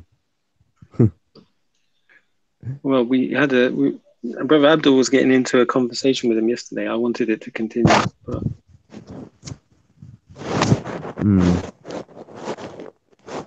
I don't know, man. The way he came in seemed a bit disingenuous to us, if you ask me. yeah, he's going to come with hateful, well, not hateful stuff, but stuff that's quite crude. Yeah, I just wanted to see what he's on. You never see Muslims, like giving so much time and energy in disproving or like, trying to antagonize people of other faiths. Why is it that this always them against us, but we don't seem to be too interested in what they have to offer? It's dawah versus anti-dawah. Truth versus falsehood, yeah? Yeah, we're trying to give dawah, aren't we? Yeah. When we give dawah, don't we try and reject kufr and taghut? Yeah, but we negate like with the intention of like trying to help somebody. These guys negate or try to negate with the intention of trying to antagonize. Like that's anti-dawah, like you just said.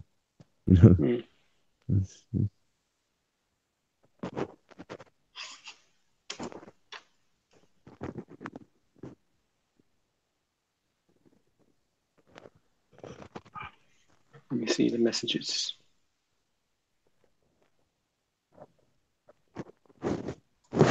Golab came in, didn't he, not long ago?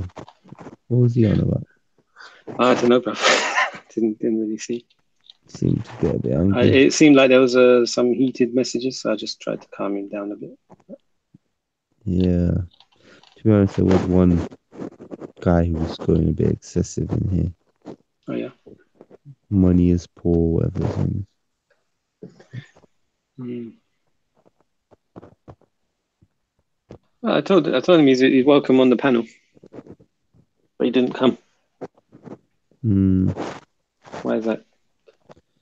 I personally think he'd rather eat dust than come on your channel. Maybe because you were there.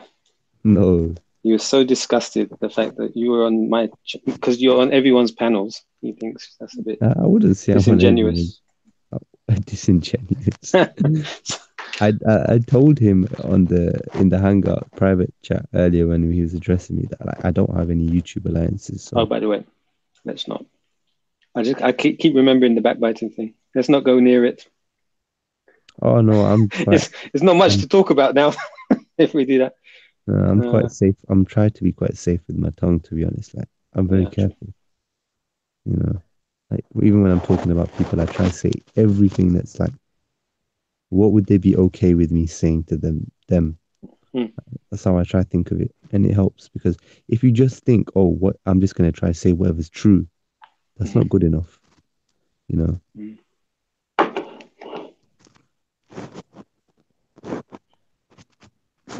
Wow, bro, did you see that shit? What? We're online, by the way, Jaffa. Oh, sorry. That's all right. Just in case. Just in case you didn't remember. Man. No, even when you try to do something good and try to get away from it, they still try to bring you back in. Bring you back in, man. I mean, this guy not so random exposure is doing the opposite of what he needs to or she needs to be doing, which is probably Jamaica, Sayda, right? But no sense of putting me in there when I'm trying to get out of it. It's ridiculous, bro. Was Brother Abdul there? Because I saw him post something, but then he disappeared. Yeah, he posted it. I didn't even see that, man. Yeah, I'm off, guys. Yeah. Yeah. Okay, Abu Mujahid. Thanks for coming on, bro. All right, where's the cat at? Where's the cat? The cat. The cat is probably outside, cold. Bro, we gotta do that. We gotta do that test, bro, before you leave. What test? Bring the cat inside and bring a Quran Sharif and a book. Let's see if it happens or not. What walks over it? You mean? Yeah.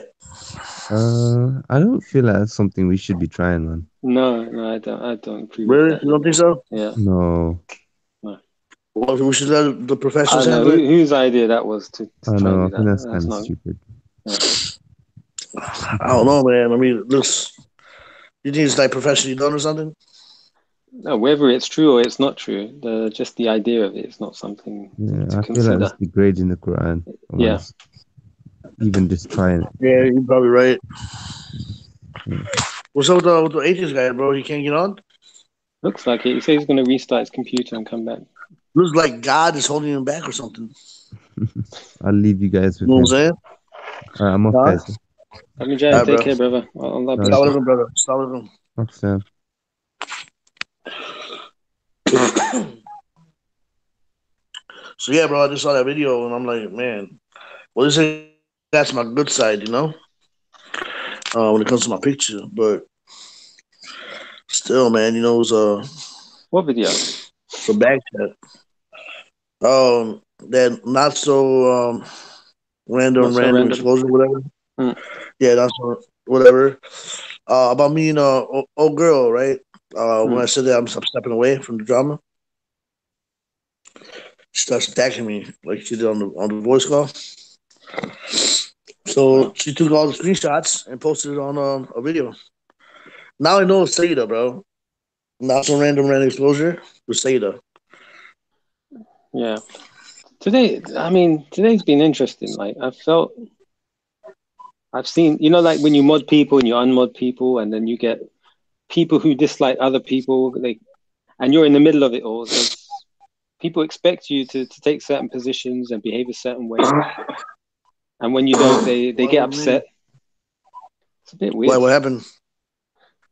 It's some experiment. This YouTube world, I tell you. It's I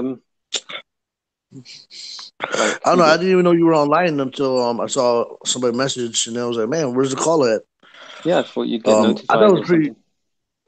Yeah, it was pretty quiet though all day. Like I got a lot of things done, and man, beautiful weather. You know, went shopping, and I was like, wow, I feel good. Like there's no nothing crazy happening today. You know, Mm-hmm. and then I saw that you were online. I was like, oh shit, I didn't know you were online. Well, It says he's not allowed to join. someone has him blocked or something. Like, who's on this call that might have him blocked? Have you checked both of your accounts to make sure or something? Or Yeah, it's not blocked on my end. let me look at mine. Sure. He's not blocked in the YouTube page. No, he's not blocked on mine either. Why don't you give him the direct link from the call on the call? Yeah, okay, I'll do that.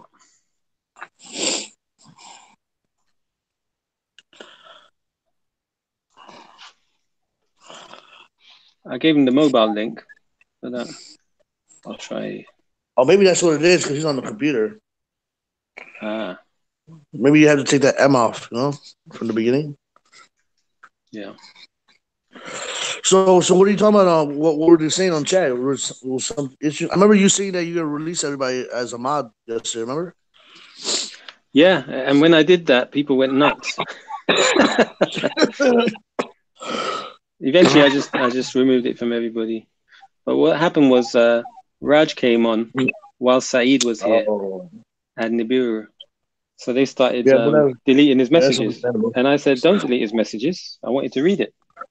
Like, for example, there was a message, what he wrote. He was trying to mock Islam by saying that we throw people off buildings, gays off buildings. Right? But the point is, as we confirmed with Aaron earlier, that's the same position of Judaism. Yeah, that's true. But so Raj, if he's gonna criticize Islam, I want to see if he's going to be fair and criticize Judaism as well. Yeah, I totally understand. But if he's blocked and his message is deleted, how am I going to do that? Yeah, you're right about that. I think because Said has history with Raj. Yeah, you could feel the emotions. It was, yeah, man. Well, the thing is that he once called him doing. He said that say he does incest or whatever and stuff like that or stuff for her. And he actually went really deep with Sayyid, and the religion, especially when Tan was out there. So there's a lot of animosity on that, but it's been going on for months now. Like or Nibiru years, didn't even hang maybe. around. He just got very upset and just left. Yeah, I mean, I can understand He lost patience. what he's thinking, but inshallah, of course, it's your channel. You get to do what you want to do. Yeah, exactly. So I'm sure he understood that. He just probably left so he doesn't say nothing stupid, or does something. Does something. Fair enough. That's true. But we can talk to him later, inshallah, tomorrow when he wakes up. I told him to go to sleep, man, because he's been waking. He's been up like for hours, man. Yeah. Brother needs to sleep. Go to sleep, Niburu. Doctor's order. Hey, how you doing, brother? Why not? What was it? Why? I appreciate having why me so? on. I What do you say? Why not? You sent the mobile link, so I just grabbed my phone and was able to join, but I'm not able to join on my computer. Okay, cool. Wow, maybe you might have like an Indian virus, man. Some Indian guy put a virus in there and shit. So you can call him up like a scamming. So when you were talking to that Jewish guy, why didn't you ask him if he believes that Ezra is the son of Allah? Because the Quran says that Jews believe that Ezra is the son of Allah. I think you're talking about Hebrew Israelites, right? No. The Quran says the Jews say that Ezra is the son of Allah. It doesn't say Hebrew Israelites. It says the Quran. The Quran says the Jews. Yeah, Uzair. Yeah, they say that Uzair ibn Allah. Yeah, and I think that's translated to Ezra. So your question is, why didn't we ask him that? Yes. I don't think I thought of it, to be honest. Well, I mean, I was in chat times, and also, if that is an important concept, if I believe Jafar is his name, he said that there's a lot of things in common about Islam and Judaism, which that's not deniable. But a huge faction would be that Allah says in the Quran that the Jews attribute somebody as a son of his. Okay. Yeah, sorry, man. I didn't read your comments. I was stepped away for a little bit. Now, did y'all mention it to the rabbi that was on the show previously? Bro, that rabbi guy was Just asking. I'm not asking. I felt like I was in the Twilight Zone, bro. I was still trying to figure out if I was like in the natural world. You know what I'm saying? So I didn't know what to ask him after he told me about what he believes. Okay. So well, I haven't watched the show, but the question and the reasoning still remains of why you wouldn't ask something that is very blatant in the Quran. I understand what you're saying. It's like if you're talking to a Christian, how about we call him back on? Let's see if he can come back on. Well, he already said that it's late and that he's tired and stuff. But I think that that's a very good point. Of y'all, you didn't want to ask him that, in my opinion. Now, of course, you can say that. Well, why would you say that? You didn't think of it, and of course, because Allah doesn't say some Jews say that Ezra is the son of Allah. He says that all Jews say it, and His word is eternal. So that would mean. Wait, are you saying that? That would mean that Jews right now still say the same thing, yet we don't know of the populace of Jews who claim that. Yeah. Well, Mr. Wyatt, are you saying that we purposely do not ask him that question? I mean, I'm just saying that's what it feels like to me. Really? How'd you get that from? I mean, y'all are in the chat constantly, and then you even mentioned that I'm in the chat allegedly stirring up trouble, and yet what I'm doing is asking essentially the same question over and over. Well, like that day, in Mr. Matters, we had a totally different subject. ask this guy, right? Why do you think we asked you, to politely leave, but you want to leave? Today you were invited over by Brother React for a reason, because we have an open topic, so you can discuss what you want to discuss. So you have to understand and respect that as well. When you I'm sorry, I come had in a the phone channel. call and I couldn't. My phone switched over. I couldn't hear the What I beginning. was saying was that when you arrived at Muslim Matters, we already had a subject, right? It was an Islamic subject, and I'm I not don't think talking you had. about tonight. You're talking about tonight, okay? I think Brother React was just trying to get to know Brother Aaron a little bit more better before adding you in.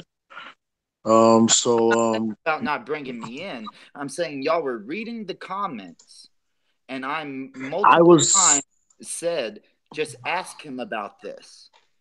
no, I was away. I'm not sure if you saw that. I was kind of mute throughout the whole conversation. And that's fine. If Yeah, I was y'all away. say if y'all really weren't looking over my question, then that's fine. I understand it. And Yeah. I didn't see any of that. So it's the same thing about y'all think that last night I was deliberately trying to cause confrontation as opposed to me trying, in my opinion, bringing up something I thought was relevant to the conversation. well, So if you we're at understand. opposite ends. We're at Listen, opposite listen. ends, Look, but we if can if move it was forward. if that was the reason, right? If that was the case, I would have kicked you off before you even started talking, or not even let you join, right? I gave you the respect, and you were talking, and then Wait, I just didn't want to get cheated last night. so So you gave me the respect of a guy saying that my wife was leaving me and cheating on me, and not telling where did you him. read that? Where did you read that? That was Nibiru. He was constantly saying that my wife was leaving me and cheating on me, On and on the chat, on the voice chat, no, or somewhere else? yes, in the conversation, Nibiru, and that's when I said Muslim matters. Are you gonna moderate? It must have No, been actually, while you were away, Jaffa. oh yeah, I went to the ER. Was that yesterday? I went to the ER. Yeah, I went to the ER Yeah. yesterday. So And I I can't was put blame, sir, because I was taking my son to the ER yesterday. So I gave somebody else control of that's the totally call. fine, and I can't put blame on you. See, because I understand that life is more important than a YouTube channel, Yeah, right? exactly, exactly. Yeah, you're right. So I'm not blaming you, and I'm not blaming anybody on the panel. And that's not what Wait I a minute. called. Did you I'm just not say life is more important than the YouTube channel? correct. No way. You should see some of the people in YouTube land. They would never accept that. I'm telling you. I concur with you on that. They like Go Live Media. That's that guy. His channel is his everything. But to me, this is more about dialogue. And openly allowing people to express themselves. And I will say thank you to Reactionary for trying to tell the guys to stop muting me while I was being asked questions and trying to give my open, honest response. But I kept getting muted and I kept getting shut down, essentially, trying to just answer questions that would be actually being directed towards me. Like you said, I believe his name is Brother Abdul. He was speaking to me directly, and all of a sudden, this Nibiru guy decides that it's his channel. Maybe he's the one that Muslim Matters decided to give the channel over to while he had to deal with personal things. But still, No, the issue was nobody. I don't think anybody had control of it once DJ left, and okay. some of us are more versed on how to use the technical tools behind the Hangout. Some of us And I don't know. respect I'm not and I very respect you versed on it. messaging me today and saying sorry, even though it wasn't you that was the person, Yeah, the it's all right. individual. But I do I was respect that, enjoying and the I chat you were appreciate having with Brother Abdul. I was hoping I could hear it continue, but for some reason I can't get through to him. it. Yeah, and I think I brother. would enjoy Let me hearing message brother that Abdul. Let me message him real conversation quick. too. Hopefully I'll he's all right. message. And I wasn't on your channel trying to plug mine. That makes no sense. A bunch of Muslims are not going to come to my channel, an atheist channel, and subscribe. If nothing else, they're going to look at a video and be like, Oh, look at this guy. Yeah, but brother Niburu, on behalf of brother Niburu, he's a really good guy. I mean, last night he was going through a lot of stuff as well. He was sleep deprived as well. You know what I'm saying? So I think he was just normally he's much more calmer than that. That's why you probably just got him on the wrong day. Well, that Why happens. so? Was Sorry. that? Well, I was thinking, why don't we just find out a little something about why so the viewers are. That's what I wanted to do to learn some more about him. Good idea, brother. Why so? Whereabouts are you from? Are you in the United States? If so, whereabouts are you? Correct, sir. Your accent is from where, for example? I was born in what's called the Bible Belt, right? So, I grew up being Christian, and at 15, I decided to, read the whole Bible thoroughly. So I read it all the way through, and then I spent a month praying every night because I had prayed every night, and then I had prayed every night, essentially, for God to, if it was real, to prove itself to me through my heart. I was trying to humble myself, right? I was saying, God, I've always believed in you, but right now I've read your whole story as far as Christianity, and I need some guidance. So after that, I decided that I didn't believe anymore. After that, when I was about 18, I bought a Quran, and actually my Quran was stolen from me from my work. And then I put the Quran away and started reading the Nag Hammadi library, reading Gnostic scriptures such as the Dead Sea Scrolls and such. And about 6 years ago, I picked up the Quran, Sahih International, read it, and I've read the Quran 4 times now. And I've just studied religions in general because I feel like you can understand a lot more about people if you know about their ideology and their theology. When you say the Bible Belt, what area is that? What is that? What's contained in the Bible Belt is essentially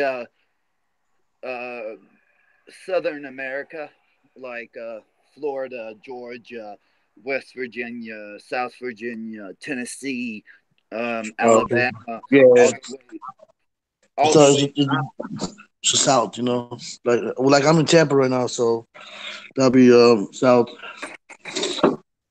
Yeah, so you're definitely in the Bible Belt. Yeah. North Carolina, is that part of it?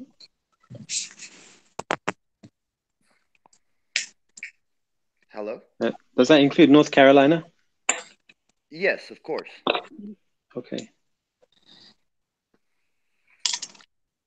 But so I mean, I can definitely understand that the Quran, something in the Quran, because it's a very demanding book, I disagree. I think that it's really easy and simple to understand. Yeah, and I mean, I think that's how it should be, right? The religion should be simple to practice and understand, right? If that's true, then why do you need 5,000 hadiths that are sahih? Hadiths are if we have read hadiths are the tradition and what we follow by what Rasulullah. No, but you're not answering my question, sir. You just admitted that Allah, in I think 145 or 143. I'm sorry, I'm not on my computer, so I don't have all my notes on me.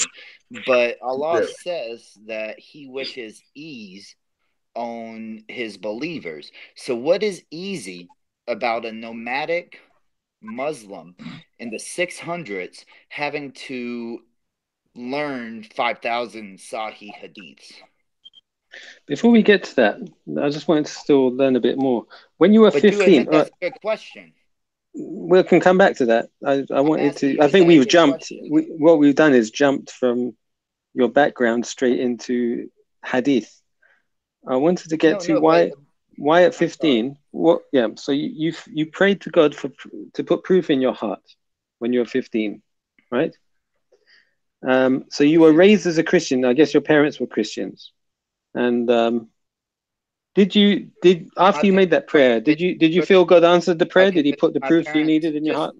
Let's say this right here. My parents weren't conventional Christians in the sense that they told me I can learn more about Christianity from staying at home, reading the Bible, as opposed to going to church on Sundays.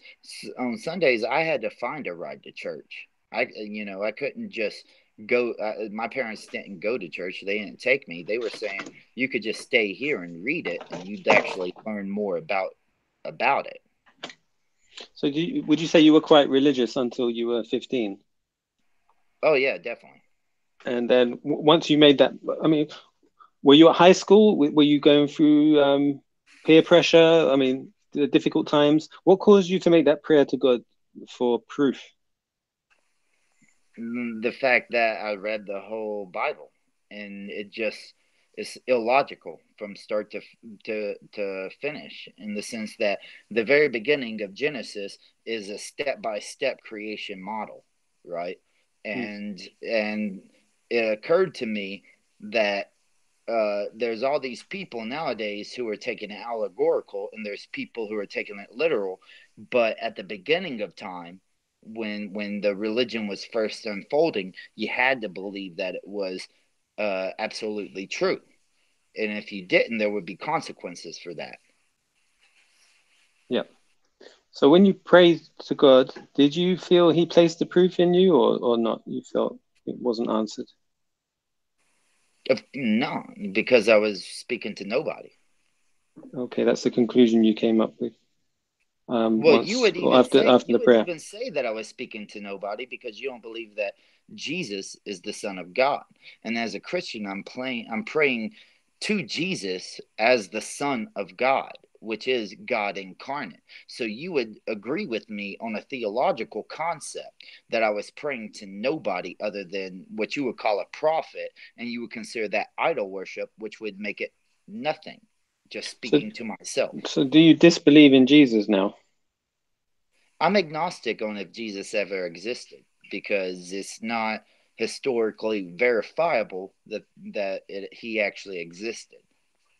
And how about God? Do you disbelieve in God? I don't believe that there is a God. No. Okay.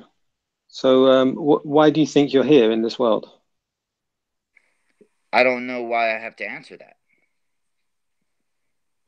Like, if you're searching for an answer of why you're on this earth, you could search in a million different ways, right? But it's only the way that you believe that's true is the correct one, allegedly. It's kind of like morality, right? In the sense that morality is different all across the world, and the person, whoever's morality it is, they have the correct morality, but everybody else has the wrong morality. What I'm trying to get at is, all right, we're all in this world, right? There was a time we weren't here. We're here now. We're here for a number of years, and our time will end. You accept that? Now, do you think it's important to come to some conclusion about why we're here? Firstly, I want to, before we move on to your next question, I want to answer the one about time will end. Our time. Our time, personal time. Yeah. Okay. Yes. Our personal time will end. Yes. Okay. So we're here for a few years. Why does there have to be a reason? That's the main question. Like, you're searching for a reason, right? I'm not. I'm just saying that we're here. You are the one, religion in general, not you personally, but you in the plural form in English, are saying that there has to be a reason. Now, I need for the reason to not exist, let's say. Like, if there is a reason, who am I to say that I actually have found it? Or that, and you can use this with your Islamic concept, because God, Allah says that He guides whom He chooses, and He misguides whom He chooses. So every Muslim across the world might be misguided. You don't know that, you know. So all you're doing is taking it on faith that you are guided truly. At least I'm accepting the fact that the only person that guides me is my intentions and my actions, as opposed to saying that Allah wills, a God wills my actions and my thoughts, and then maybe He's still misguiding me for His own reason. Okay. So the point I'm still trying to get at is, we're here for a short time on this planet. Now, do you have some idea about why we're here and what's going to happen next? I know why we're here, because our parents had sex and they procreated and they created us. Now, what happens next is anybody's guess, right? First of all, that's not why we're here. Sorry, let me interrupt you there. That's not why we're here. That's how we came here. No, what's the purpose for our being here? Now, here's the thing. You're separating the why from the reason. Okay. Now, I'm sorry. You're putting the why and the reason together. What I'm doing is separating the why and the reason.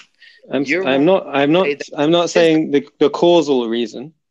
The reason for our being here. The purpose, the objective. You're saying that your religion, your belief says that the reason we are here is because Allah willed it. And Allah wants us to worship Him. Now, what I'm saying is the reason we are here is because people procreated and created new people. And throughout history, some of us have survived diseases and some of us haven't.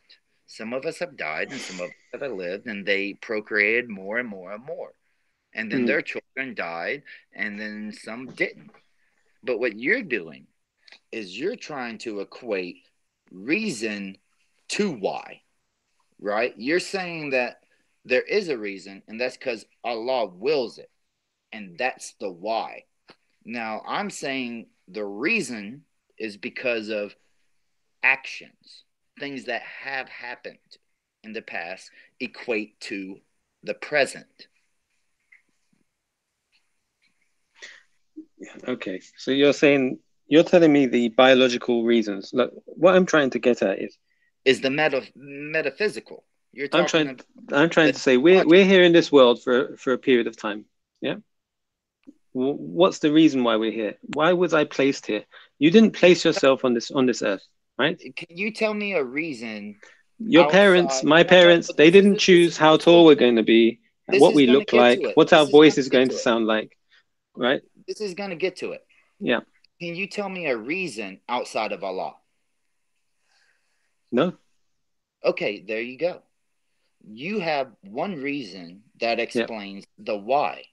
Yes. I have the reason that actually explains the why. You don't. If the whole reason Allah has created us is to either be guided or misguided, you still don't know if you're being guided or misguided, do you? You believe that you were being guided correctly, but you don't know that. You cannot say definitively that Allah is guiding you to the path of any of the 7 paradises. You just believe that you're following it that way. Yeah, I'd say ultimately. So, do you know if ultimately our faith, what we feel we know is belief. Paradises. Sorry. Do you know if you're going to one of the 7 paradises? Because the Quran says the only way to get into the guaranteed paradise and even the top paradise is dying through jihad. So do you know at this moment, if you croaked over, that you would make it into paradise on the day of resurrection. Okay, that thing about the jihad, where is that? That's in the Quran. I'm not on my computer, but that is a verse in the Quran that do not say, this is verbatim, do not say those who died in the name of Allah are dead. They are alive. That is the direct quote. Yeah, that doesn't mean there's what you just said. You just said that. Okay, so 49:15 of the Quran, which says that only those are believers that have never disbelieved and fought in the cause of Allah. So are you? So there we go. So are you a true Muslim right now? Let's get to no. Are you a true Muslim? The claim you made. 1 second. Does Allah view you as a true Muslim? Why so?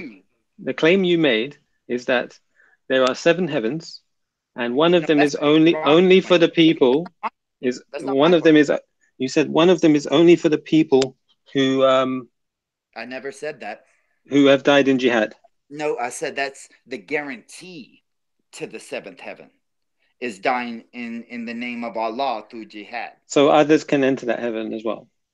Of course, because even though the Quran, even though the Quran says that Muhammad says, I don't know what will happen with me on the day of judgment. Allah still gives Muhammad preference over the river, the tree inside of the top heaven.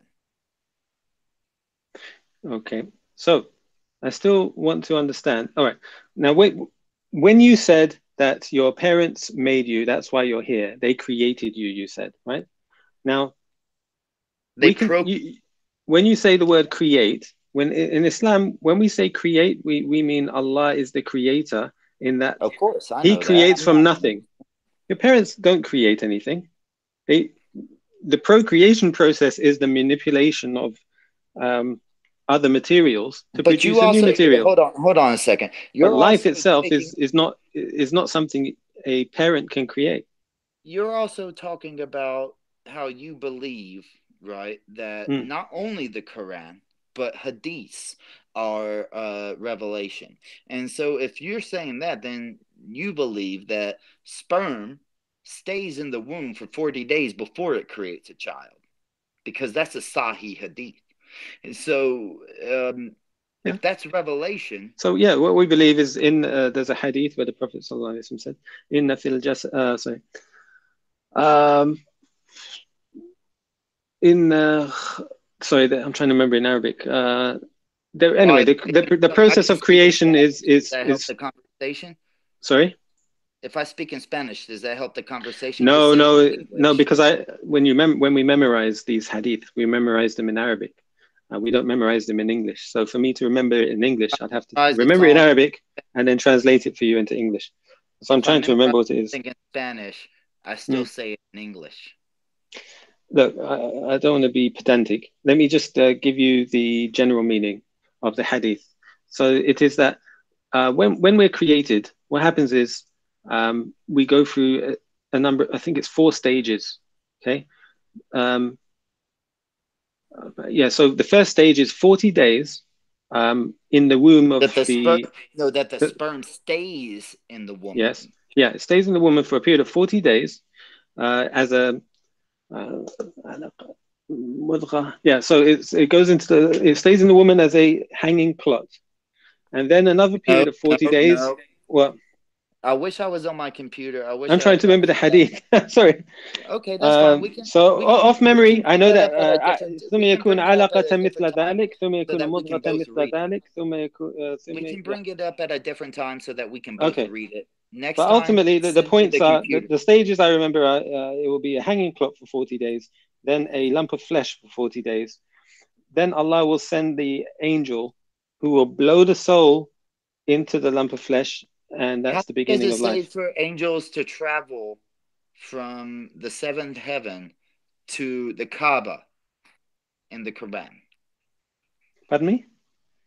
In the Quran, how long does it say that the angels have to travel when they visit the Kaaba? The 70,000 angels, right? That visit the Kaaba every day. What's that got to do with what we're talking about? Because if the angel is traveling down to blow in the breath of Allah for creation, he has to travel how many years before the creation of the child before he makes it down there to do it? Okay, what's your point?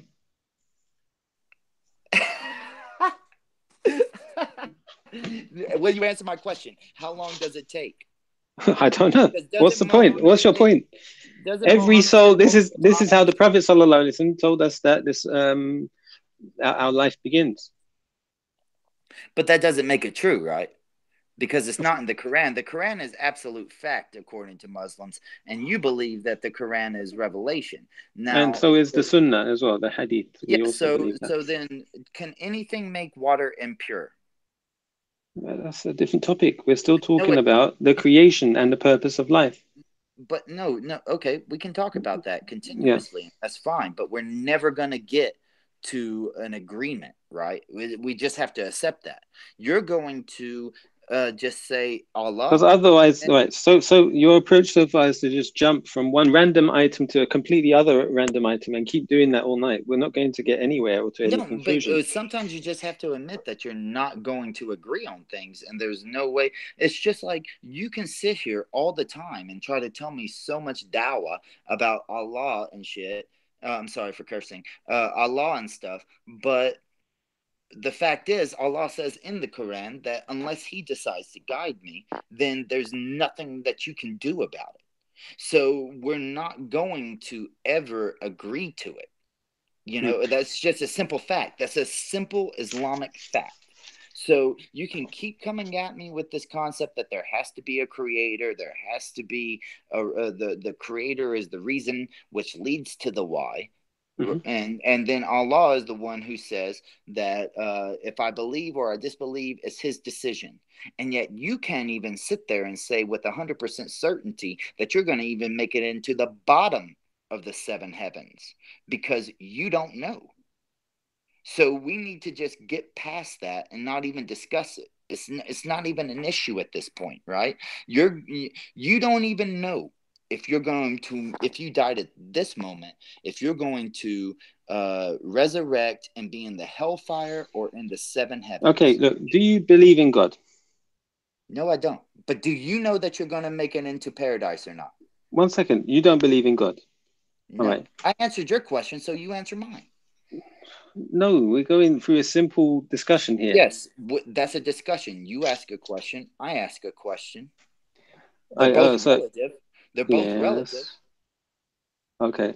I'm trying to get to a. Do you know if Allah to follow a point of discussion here? It's a little bit. Do you know if awkward. Allah is guiding you on the right path or not? Yes, I believe so.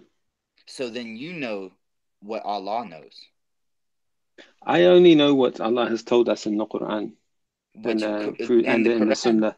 Yeah. And in the Quran, it says that only Allah knows what's in your heart, and only Allah knows who's going to make it into the heavens. Yes. So when you just said that you're going to, what does that mean? Does that mean that you know what Allah knows? Allah said, تبارك الذي بيده الملك وهو على كل شيء قدير. Blessed be He in whose hand is the dominion, the kingdom. الذي خلق الموت. He who created death and life, to see which of you does his deeds in the most perfect manner. Right, so Allah created death. But you don't know if you're doing them in the perfect manner, do you? Well, we do. Even if you follow hadith, because you don't know. You don't know. Yeah. That's the reason some Muslims pray with their hands over their chest and some pray with them out. And that's because of hadith, right? Which one is the right one? Yeah, the reason we're trying to what do you call it? Which one's the right one? The meaning of the meaning of right one? Which one does Allah approve of? I'm explaining to you the purpose why when you ask me what's the meaning of the best manner, the most perfect manner? Well, it's whoever does it with 2 conditions. It should be done sincerely for worshipping Allah alone, not to please anyone else. And number 2, it should be done according to the Prophet Muhammad sallallahu alaihi wasallam sunnah. Right? So those are the 2 conditions. Whoever does their actions meeting those 2 conditions, that's the criteria. That's our purpose. One of those conditions without following the other. Pardon me? Can you follow one of those conditions without following the other? Can you follow those conditions without following one of them without the other? No, you need both. So then that's shirk, because you're equating Muhammad's life to Allah's conditions, right? No, it's different. One is the why you're doing something, and the other is the how you're doing the something. Okay. So why you do it should be only to please Allah, and how you do it should be the way the Prophet ﷺ did it. Okay. It's prohibited to worship Allah by inventing our own way of worshiping Him.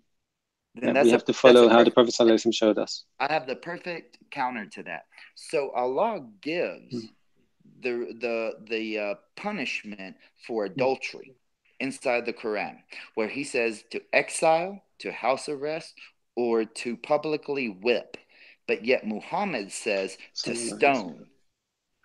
So which is it? Because the Quran says to follow what Allah says, and Allah gives the perfect punishment, but Muhammad says that you stone the person. So if you follow what Muhammad said, you're actually going above what Allah said. Well, no, anything the Prophet ﷺ said is revelation, because so Allah said in the Quran, right? Allah said, hold on. So in the Quran, Allah said, obey Allah and obey the messenger. He also said, whatever the messenger gives you, take it, and whatever he forbids you from, abstain from it. But you're not answering my question. So following the messenger is following Allah. But you're supposed to follow Allah first, right? You follow by following the messenger of Allah. You're following Allah. So it's not like equal. First or second. Allah and messenger are equal. Allah's messenger spoke revelation, so it's from Allah. It's the same. Equal? Yes, they're both. Yeah. So then that's shirk, because you're saying that they are equal. And no, it's not shirk. No, it's not shirk. My whole point stands on this. Allah gave in definitive revelation of the Quran that do you understand why it's not shirk? If somebody commits adultery, there are 3 ways to punish them: exile, house arrest, or public whipping. Now, people came up to Muhammad and asked him, what should we do with these adulterers? And instead of reciting the Quran, Muhammad gave his own opinion about stoning. Yeah. So the point. No opinion. The Prophet ﷺ didn't speak from his own desires. It was but revelation revealed unto him. Why didn't he recite the Quran? Allah had already recited the Quran, saying to exile, right? Or to house arrest, or to whip. Why didn't Muhammad recite the Quran? Okay, which are you talking about? A hadith here? Yes. Which hadith are you talking about? I'm not on my computer because I have the hadiths numbered, all pictured, where I could put them on the screen and stuff. But you sent me the mobile, so next time we'll do it through a computer. But inshallah. So are you doubting that there is a Sahih hadith, and that's the reason why Muslims say stone adulterers? No, I'm not doubting anything. What I'm trying to get at is you're trying to distinguish. This question: why did not Muhammad recite the Quran? Yeah. When they asked him what to do with an adulterer, why didn't he recite the Quran? Okay, let me make a point to you. Islamically, it's not just what the Prophet ﷺ says that's considered revelation, but his actions, also his silent approvals, right? These are all forms of revelation. Why didn't Muhammad recite the Quran? When they asked him what to do about an adulterer, why didn't he recite the Quran? Why didn't he? First of all, if the hadith you're talking about is sahih, which is, okay, then what's your point? I still don't get it. Stone people in multiple countries, and stoning is allowed in 13 countries that are Islamic. All Islamic. Okay. And So the question is, why didn't he recite the Quran? If he's not above Allah or equal to Allah, he should be reciting the Quran when people ask him questions. No, we're talking about two different things. I told you already, why so? That revelation, obeying the Messenger of Allah Sallallahu Alaihi Wasallam, is obeying Allah. So He didn't speak from his own desires. When Allah gives in the Quran 3 punishments for something, but Muhammad says something different, that's revelation that's not in the Quran. And people follow Muhammad's revelation, according to you, in the Hadith, more than they follow what's in the Quran. The point I'm trying to make to you is that even you might find a hadith, following the hadith has the same requirement on a Muslim than it does in following the Quran. They're both revelation. True. That's impossible, because if countries allow stoning where the Quran doesn't mention stoning, but Muhammad said to stone a person when Allah gives 3 punishments. Yeah, but there's many things in Islam that are in hadith that are not in the Quran, but we still follow it. Yes, because and that's my whole point. They're both equal legislation. They're both equal legislation. Yeah. You're not answering my question. Why did Muhammad say stone them instead of what Allah says in today's Quran? I told you, the Prophet ﷺ didn't speak from his own desires. It's revelation. From what age? From his messengership, from his prophethood. So from 40 years old. Yeah. So the Prophet ﷺ, Allah said, وَمَا يَنْطِقُ عَنِ الْهَوَىٰ إِنْ هُوَ إِلَّا وَحْيٌ يُوحَىٰ. What if that hadith was when he was 39, and Muslims are following that hadith when he was 39, as opposed to when Allah says these are the 3 rules? Yeah, we're not doing a what if scenario, because we could do that about every point. What we're saying is that the issue is you've raised an issue about why do we follow the Prophet Muhammad sallallahu alaihi wasallam instead of to Allah. Yeah, but that's not. And I told you, whatever the Messenger sallallahu alaihi wasallam gives us, we take it.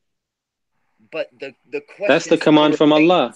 The question still remains that Allah gave 3 punishments. Okay, in the Quran, which is certifiable through Islam as the word of Allah, the word of God speaking to Muhammad. Yeah, it's like, all right, you're repeating the same point. Did you get my answer? Your answer isn't an answer, it's a deflection.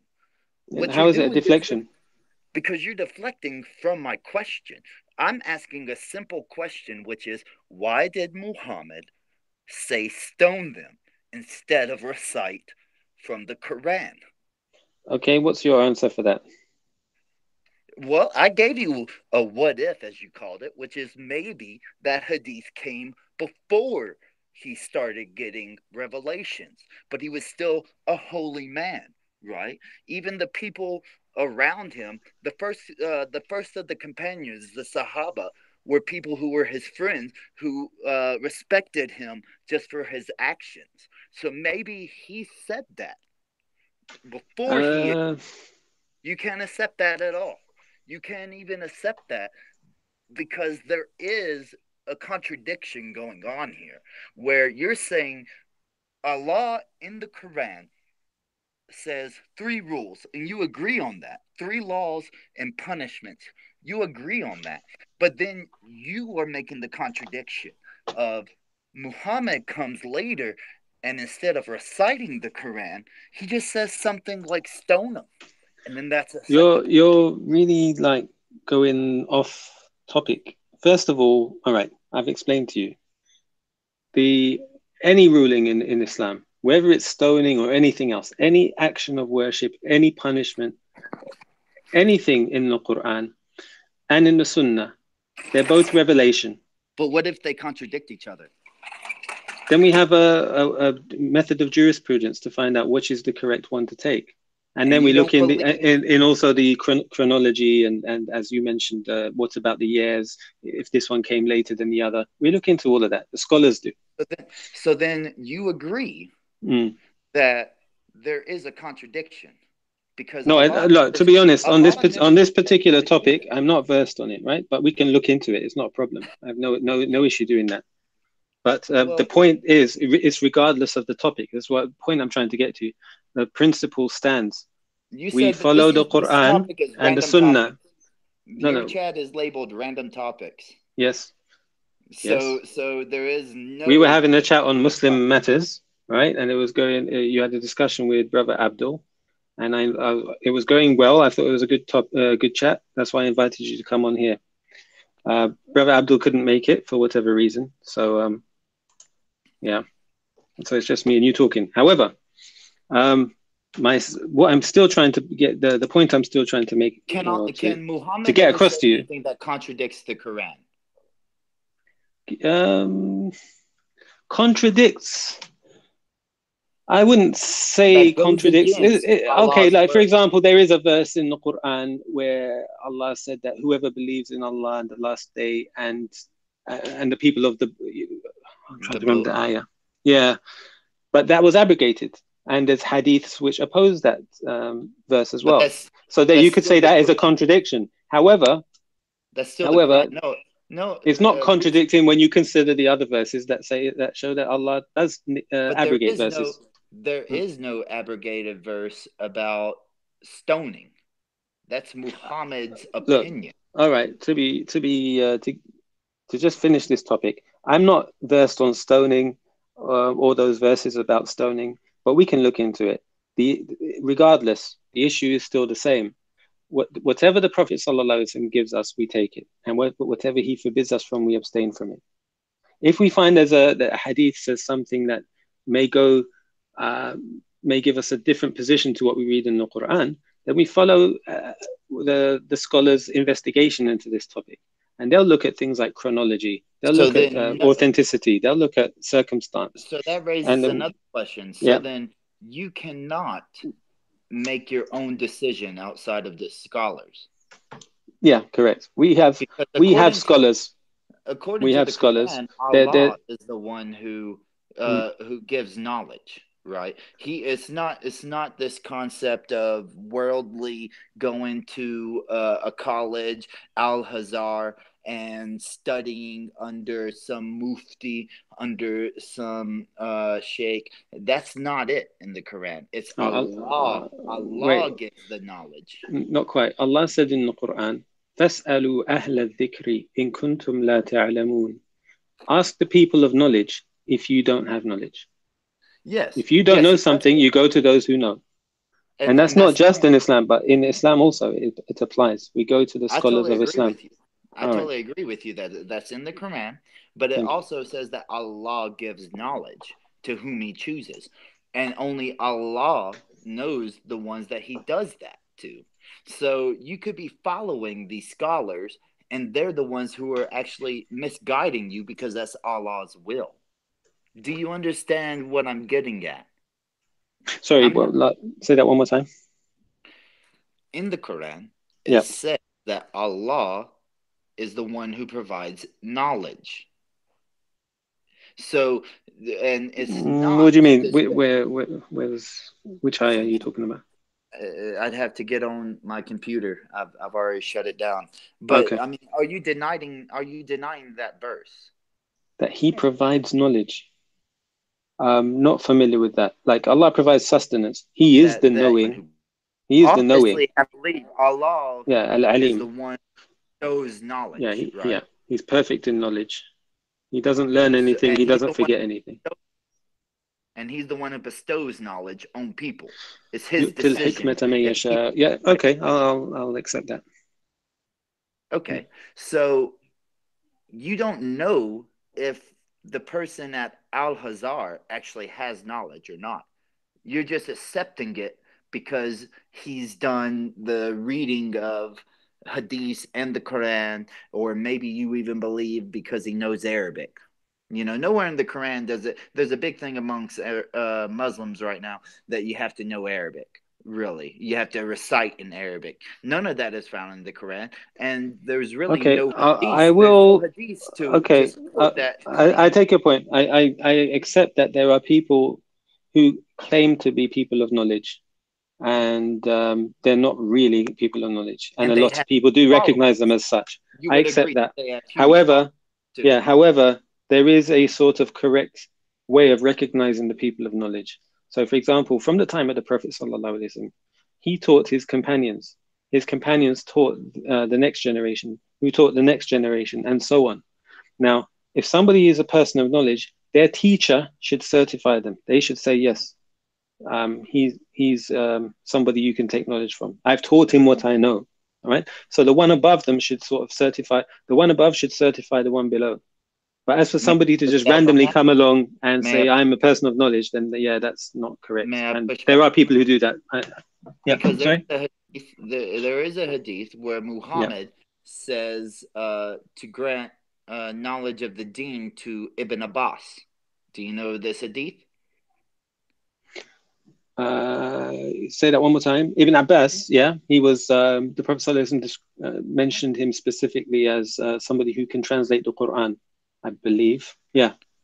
Okay, so and he was a young boy. Al-Tabari has Al-Tabari, one of the if not young man, the top Islamic exodus of Islam, has Ibn Abbas talking about how the earth is on the bull, is on the whale, and it's the whale is in the water, and the flat earth. And so the whole point that I'm getting at is you don't believe that. You don't follow that, but yet in your hadith it even says Muhammad asked Allah to grant him knowledge of the deen. Now, if Muhammad asked, there's not any time in your hadiths or the Quran where Muhammad did not ask for knowledge that Allah did not give it to him or to the person that he asked to receive it. So you don't believe that, but you're willing to disassociate yourself from on the back of the whale. And that's what I'm getting at with this concept of knowledge, where if your religion is true, you're saying that this person at Al-Hazar, who knows Arabic, who's read all of the hadiths, even the weak and the dua, the ones that are fabricated and weak, they're the top. Those are the ones. And yet Muslims can tell which ones are fake or which ones aren't. But if you look at the Sahaba, if you look at the people at the time of Muhammad, when they were following him, they give you various stories that don't equate to what we know as knowledge. Now, of course, you would say, well, Allah is the one who grants knowledge, and that's all fine. But it's the concept of even all the scholars, right, in Islam will agree that Sahih Hadith say that the sun prostrates under Allah's throne and then asks permission to rise again. How is that possible in a geospheric Earth? In a heliocentric universe, it's impossible. Now, but because they have knowledge that you believe, right? You believe that Allah has granted them knowledge through learning of hadith, through, I don't know if you believe that it's necessary to know Arabic, but there is a lot of Muslims who say you can't understand anything about Islam unless you know Arabic. So we'll go with that too, that they've spent time learning Arabic and all this. There is still huge problems with the alleged knowledge passed on by Allah. I'm not sure. Look, I didn't take in everything you said because you've been talking quite a long time. What we were just talking about, as far as I remember, was accepting the hadith, even if you feel it's slightly different to the Quran. And then we talked about the scholars and who we recognize as a scholar, and why we go to the scholars when we don't have knowledge of something. Okay, and that all reflects to the hadiths. Sorry. That all reflects to the hadiths and the Quran. This is all circular. I'm not trying to roundabout you. know what I No, mean? I don't. I look. Right. I'm just trying to have a proper conversation here. I concur. Me too. And I Okay. apologize if it seems like I'm whataboutism or roundabout you, Yeah. because that's not what I'm trying to do. You know, I'm trying to be as forthright as I can be, but I feel like one thing about Islam, and maybe you'll agree with me, or you tell me if you disagree, is that it's all circular.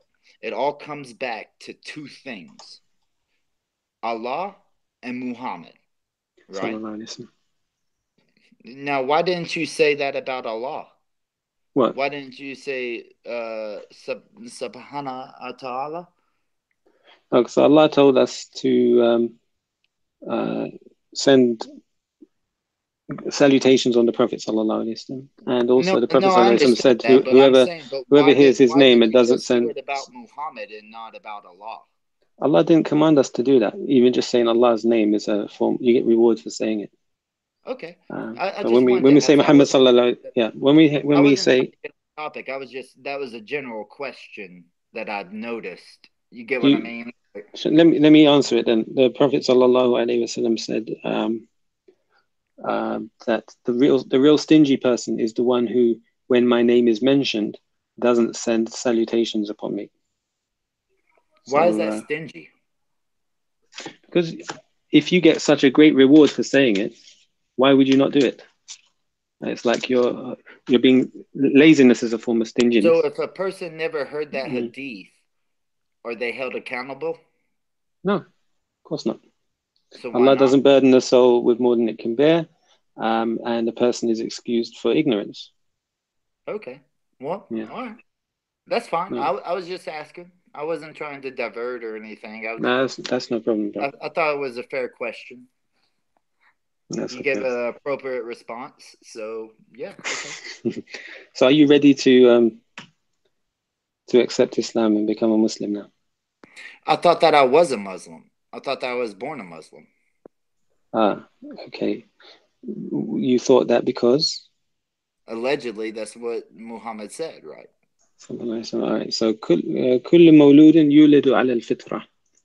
Every newborn is born upon something called the fitrah. It's the natural disposition of believing innately innately believing in God, in Allah. All right. Now that is a form of Islam. Like you will grow up submitting and surrendering, or believing in one God and not multiple gods.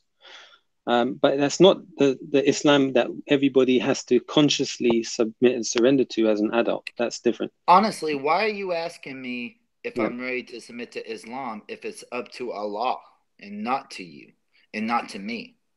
Because now you're getting into the realm of what we call qada wal qadr, which is the predestination. Okay. Yeah, but that's the point, though, right? Like, yeah.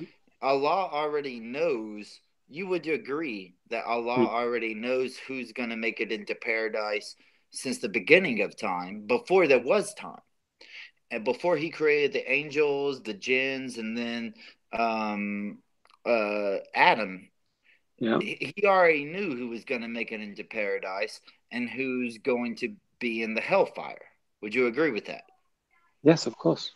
So then why are you asking me if I'm going to accept Islam?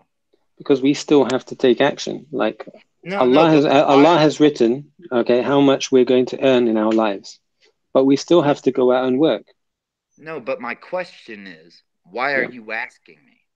Because your question, Allah has decided who is going to. Allah knows who is going to submit and surrender to Him, right, and believe in Him. By you asking me to affirm, but you still have to submit and surrender.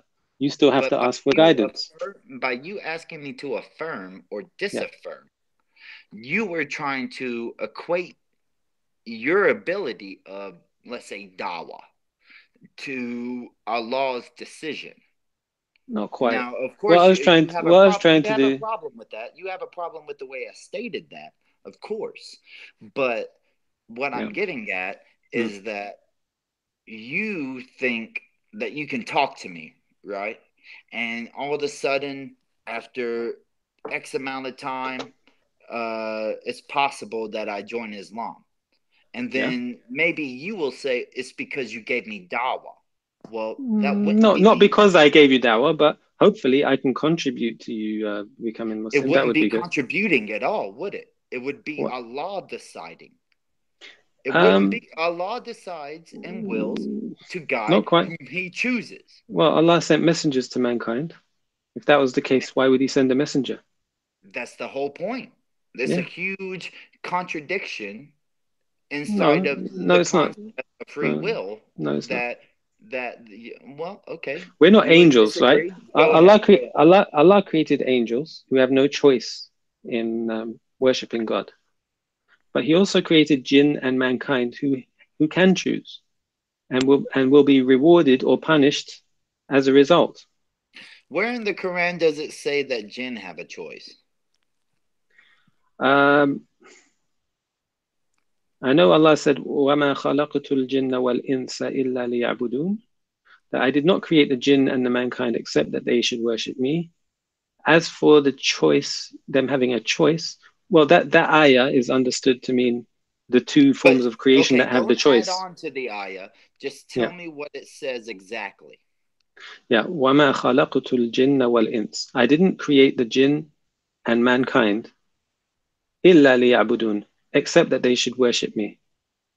All right? We know there's plenty of other creations or forms of creation which were not mentioned here, and they're the ones that have no choice. Well, Allah mentions them later in the Quran.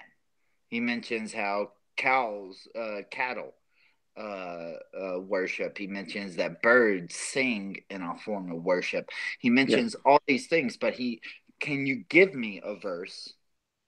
This is the verse that I know, where Allah said, وَمَا خَلَقْتُ الْجِنَّ وَالْإِنسَ. And it's just like how you asked me for verses before, and I said I'm not on my computer because I'm on my cell phone. But yeah, fair enough. So I agree. But there is also the verse where Allah said, the same standard that I asked you to hold me to, which is I imagine that you do have verses that maybe I can't recall, but it's just right now it's not applicable. Fair enough. So the point we were talking about is, all right. So I asked you, are you ready to become a Muslim, or do you feel you've got enough knowledge about Islam to accept it? Do you feel like I have enough knowledge about Islam?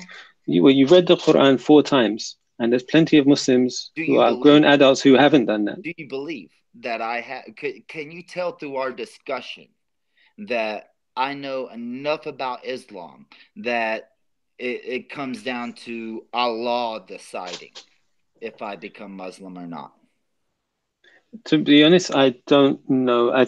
From what we're talking about so far, I think, and I may be wrong, but you seem to focus on particular verses that you can use. I don't know if you've actually read the whole Quran, but you're taking particular verses which you think can be problematic. I mean, do you Muslims. want my personal opinion about what I agree with the Quran as far as philosophically, societally? Because I do agree with taking care of orphans. I do agree with taking care of the elderly. I do believe that zakat is a form of tax that is deserving upon its society. So that's weird. It's a weird thing. Like, I would never, if you said that you've read the Quran 10 times, I wouldn't say that you haven't, because you're giving me verses off the top of your head, just like I'm giving you verses. The only difference is you're having to do it in Arabic to remind yourself in English, right? Yeah. And I don't know Arabic, so I'm having to give the English version. And then I could probably translate it to Spanish. Would that be the equivalent? No, of course it wouldn't be. No, but it's not, because the Quran is Arabic. And that's how we memorize it. Allah made it easy to memorize in Arabic, not in English. Yeah, but also Allah says He only mentions 4 times in the Quran that it's in Arabic, and he says that he made it in Arabic so that it would be easy for those people. And he also says that the only reason it's in Arabic is so that the Arabian people would not say that there wasn't a person in their tongue, a prophet that came to them in their own tongue. Yeah. So it's not like this definitive divine thing. Nowhere in the Quran does it say that Allah's Quran that is on a slate, a preserved slate, a preserved tablet, is in Arabic. It never says that. 1 second, Waiso, sorry. Welcome, Surfaz, to the chat. Alaikum, mate. How are you? Alaikum salam, brother. I'm good, thanks. How you doing? Yeah, I'm good, man. I was just, got a thing for a minute. I was listening to the thing. Okay, great. I'm not sure if your mic has a slight echo. The link, I'm sorry to cut you off, but can you the computer link? Sorry, Waiso? Can you send Sorry, the what was computer link to the chat, because my phone's about to die, and I would love to carry on this conversation in general. Yeah. No, charge it up. Don't go. Hello? Hello? Yep.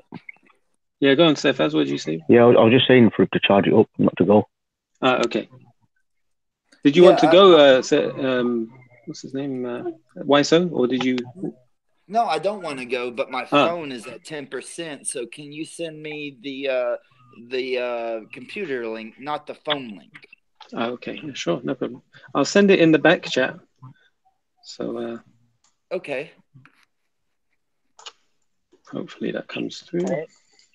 Because I'm enjoying our conversation. I hope that you feel like I'm being respectful, because I'm not trying to disrespect you while. Yeah, no, I get the impression that you probably had discussions with others at some point, and it's been quite confrontational. And I'm trying to show you that no, this is not confrontational exercise. It's just trying to have a one-to-one, a dialogue. Yeah. By the way, Surfaz, there's some funny problem with your mic. I'm not sure what it is. Yeah, man. Let me see what it is. Okay. Let me try singing it again. Yeah.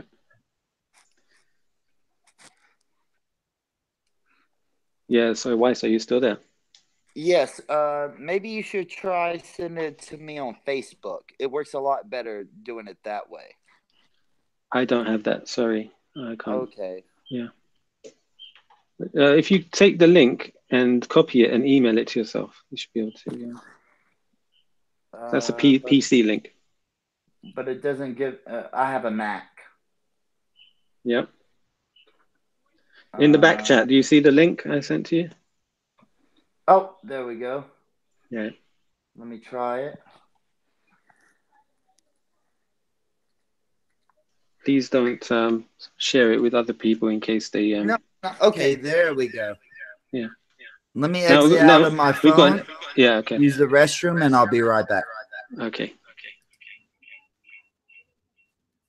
Surfaz, you there?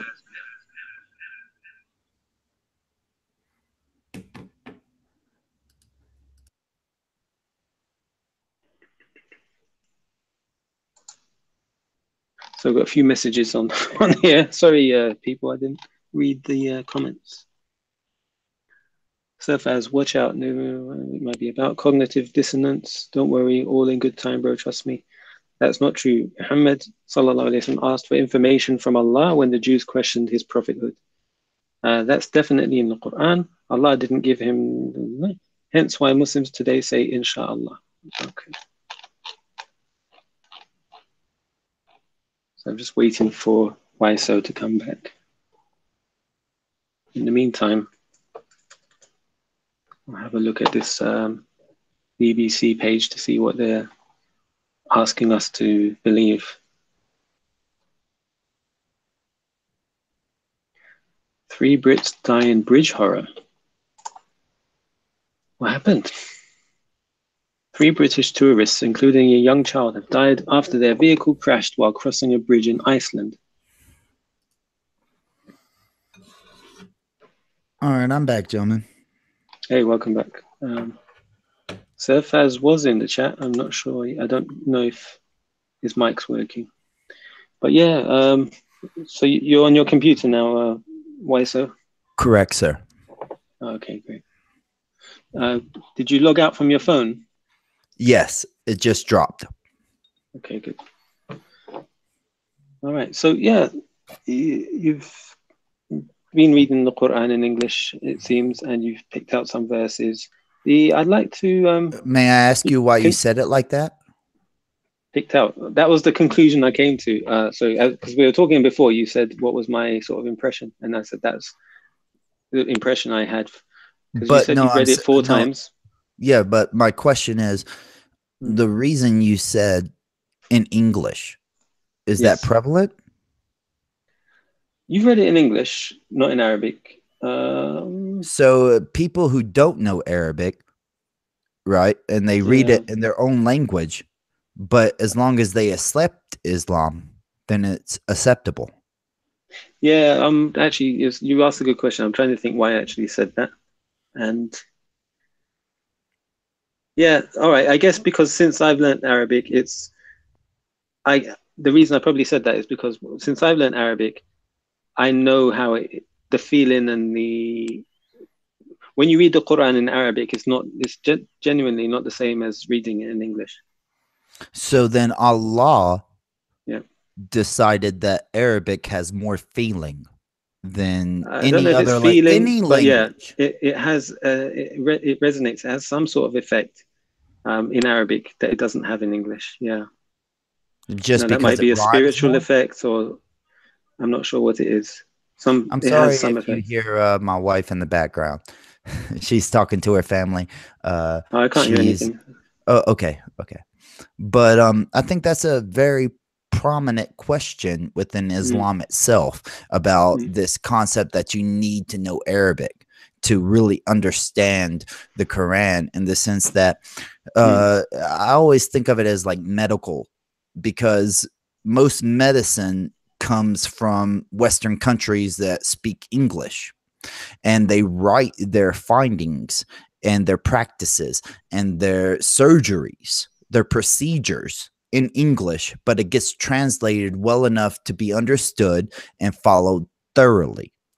And yet you have in Islam this big concept that, well, Arabic is a necessity, right? But yet that's not anywhere in the Quran, and I have not found it yet in any hadith.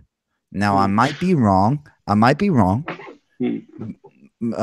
haven't read all 5,740 Sahih hadiths, but how many? It's 5,740 Sahis out of 100,000. If you believe Bukhari. So you're saying in his book alone there's 5,740? I believe that's the number. I might be off by just a small margin, just a very small, but I have it saved on my computer. I'll start looking for it, because now that I'm on my computer, I can actually go through all of my details. Yeah. Yeah, we also have a book of hadith called Sahih Muslim.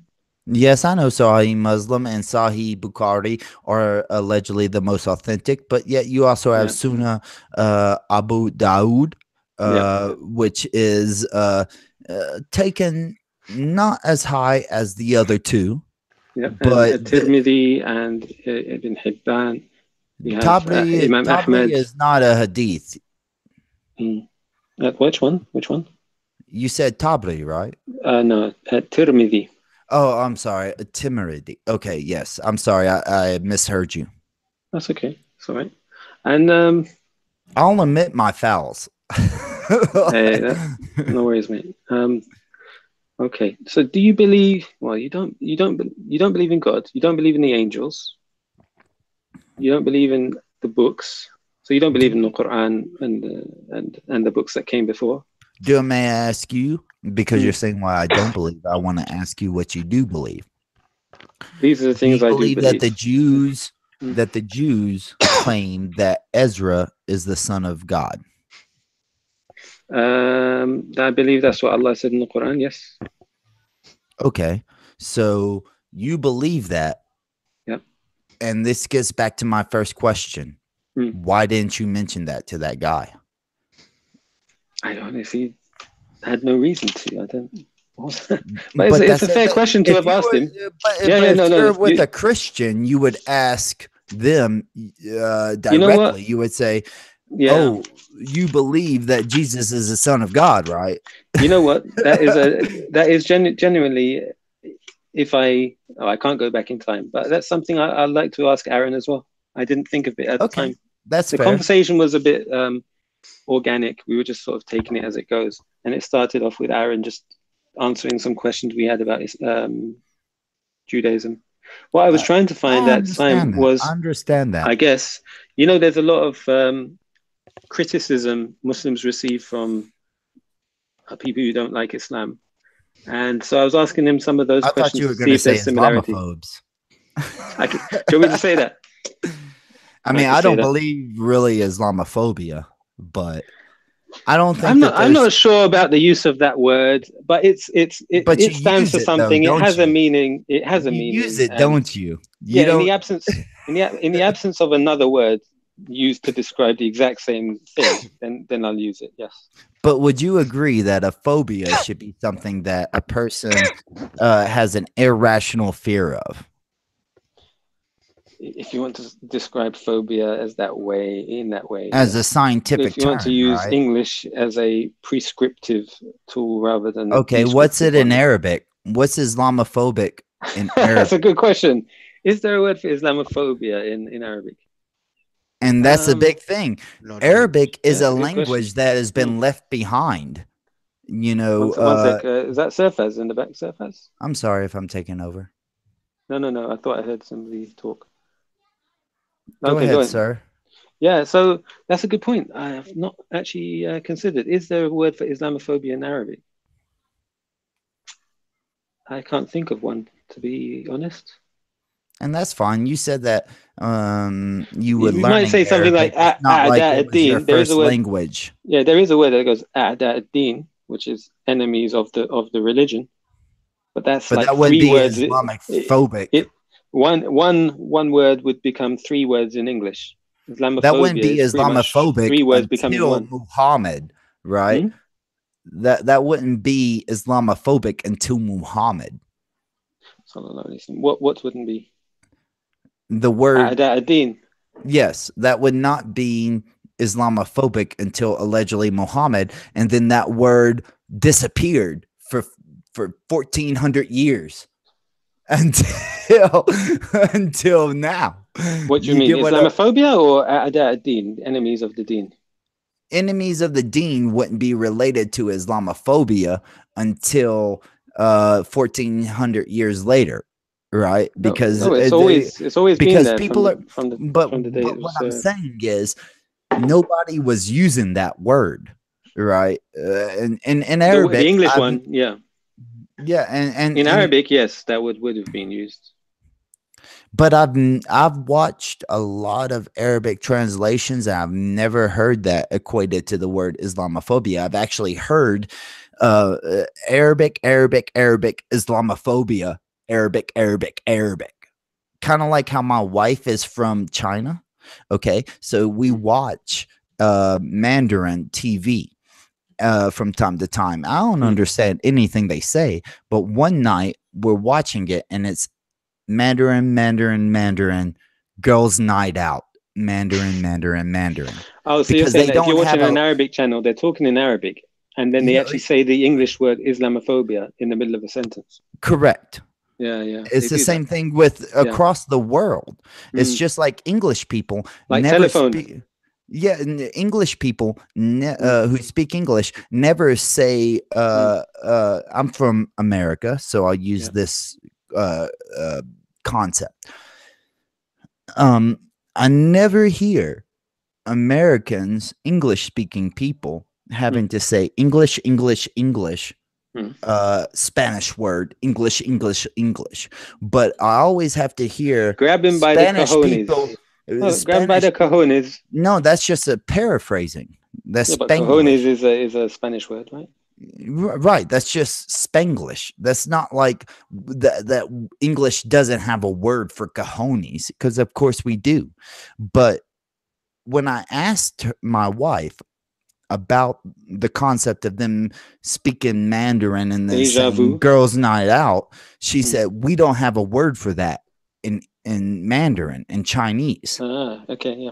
So that's the same concept that I'm bringing up with Arabic, is that Arabic has been left behind. They don't have words for English is a constantly expanding language, but there's a lot of languages, and I'm not picking on Arabic specifically, because you can look at Spanish. You don't see English people having to speak English, Spanish, English to be understood, but you do see Spanish people having to say Spanish, English, Spanish to be understood. And the same thing could be looked across the world. I know that's like off topic, but I thought that was a unique question and a unique conversation. I apologize. Have you been to China yourself? No, I refuse to go there because they don't have freedom of speech. I'm not going to any country where I can be restricted or even, constrained by just what I think, saying out loud. I refuse. And I told my wife that. And that's one thing that she didn't, it took her a while to understand about the concept of Hong Kong, where Hong Kong is not held by international restrictions of China. So if I ever do go to quote unquote China, it's going to be Hong Kong, and her family will have to come meet us because they actually have this legality, I guess you would say, international legality of allowing me to say anything I want to against the Chinese government and me not be persecuted. Yeah, I think they have famous radio DJs who are critical of government. Something that cannot be done in China, but historically Hong Kong, being a British. But the point I raised, how does that reflect with Arabic? You mean the use of the? What do you mean? In the sense that, or Arabic in general, which is, this concept that you have to. I'm not saying you adapted to it or that you follow it, but there's plenty of Muslims out there that say, oh, well, you have to know Arabic to fully understand and realize the Quran. But there's most medical advances, right, that have practices, that have diagnoses, that have surgeries, so they have procedures, come from English, or not even English, but just other languages, and they have to be translated, and they're translated to the point that it saves lives. That's an interesting point. You may be surprised, actually. A lot of medical knowledge actually comes from Islam and, let's say, the Islamic world. No, I have to push back on that. I have to push back on that, bro. What I just told you is from senior people in the medical industry in the UK. Water impure. Can anything make water impure? Yeah. It can. Yes. Yeah, because I have a Sahih Hadith right here that I'll put on screen that says that Muhammad said nothing makes water impure. So you just contradicted that concept. Oh, well, you may think I've contradicted it, but I'm sure in those books of fiqh that if you're talking about a stagnant pool of water, it's not the same as a flowing river, for example. Well, no, that's not. Stream. That's now you're talking about a pool of water. Now you're trying to separate, but Muhammad talks about nothing makes water impure. So what you're doing is you're taking the words and you're trying to manipulate them, but in fact, you agree with whatever the words Muhammad allegedly said as revelation. Why so? I'm not sure why you think that, but we have books of what we call fiqh, and they discuss the issues about water, what is pure, what is not pure. The definitions are all there, and they use the sources from the Quran and the Sunnah. Just to bring a hadith on its own and mention that, and then expect a comprehensive answer in one word, yes or no, it's not going to do that. So no, but that's a valid point. What I just brought up is a valid point. I would like to. I'm trying to give you the benefit of the doubt on that, but I can't on this point. Okay. There is like, for example, you have a pool of water. You put a dead dog in the water. You put, I don't know, oil in the water. Depending on the size of the water, it's not going to be pure anymore. Okay. Well, then that's why we're forbidden from. We're forbidden from, I believe, urinating in a stagnant pool of water. Well, here it is on the screen, right? So, Sahih grade, even Al-Albani. What's his brother's name? Al-Albani is a person that has said that there's 4 Sahih Bukhari hadiths that he finds to be fabricated. Okay. So and that actually raises the question about hadiths, but we won't get into that. Am I sharing on screen? Can y'all see? Yeah. Okay. So let me is that one sec? Surfaz, are you there? Yes. Welcome back, bro. Right here. Yeah. Water is brought to you from the well of Buddha. It is well in which dead dogs, so a well, okay, menstrual cloths and excrements are thrown. The messenger said, verily, water is pure and is not defiled by anything. Yeah. Now, I also have the Arabic over here, so, maybe there is a translation issue, but I doubt it's that huge. Okay, go on.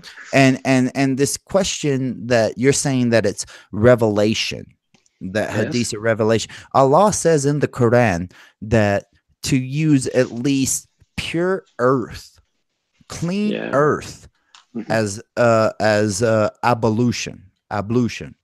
So why is Muhammad saying that nothing makes water defiled?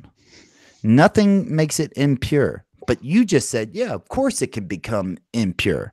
But he is saying, verily, water is pure and is not defiled by anything.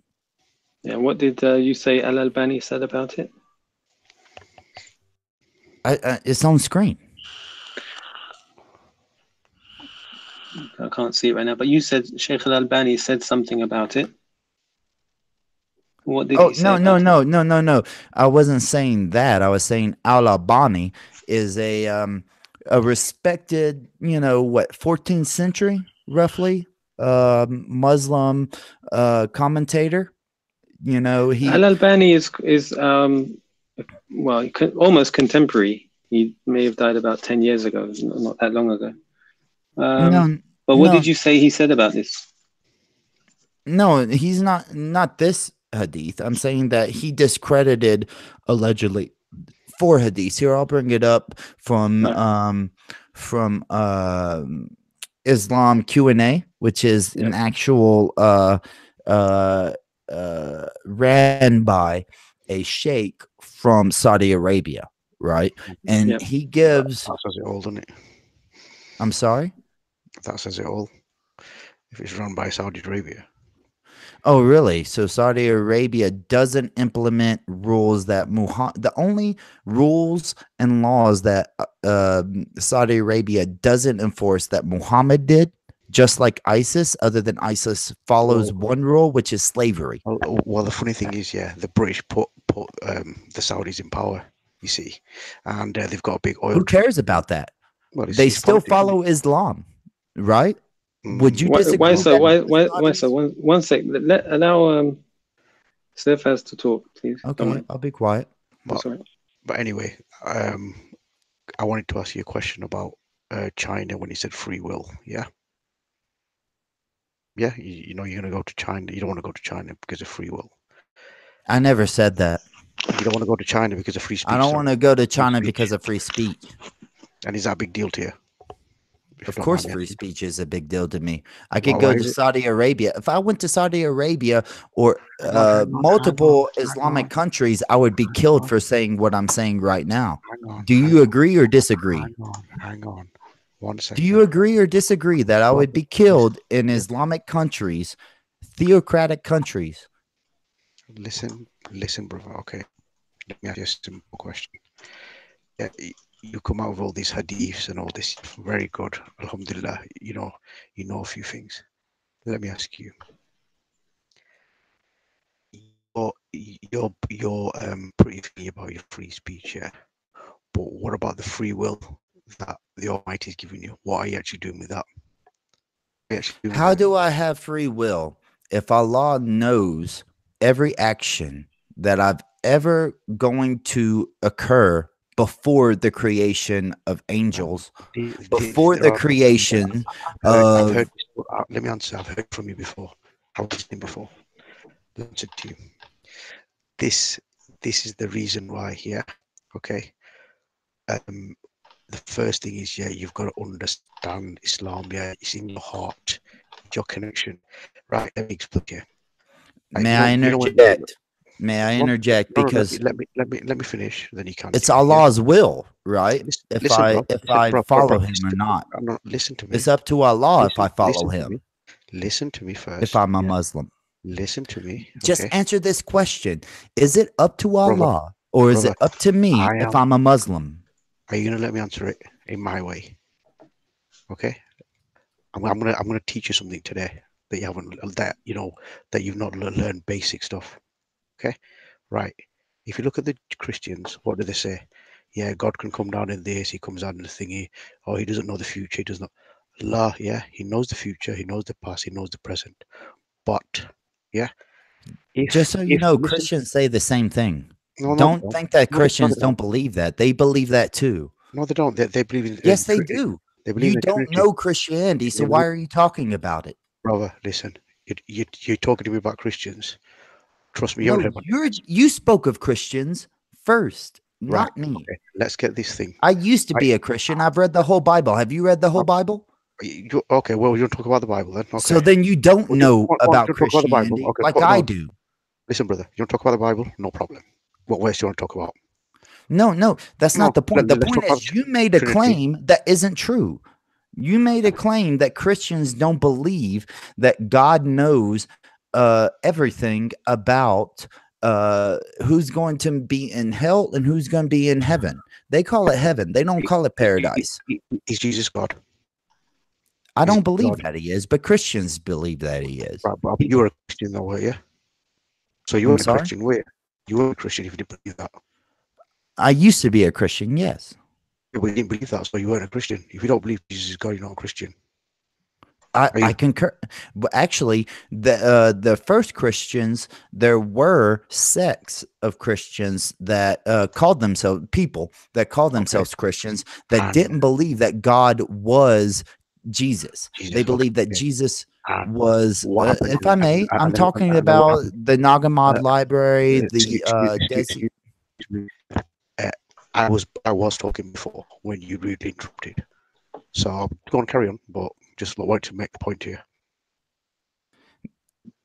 I'm not trying to be rude and interrupt you, but when you say something, but if I may, when you say something that is factually incorrect, because you've never read the Bible, so you don't know, don't know what Christians believe thoroughly. So I was here to interject with that. Okay.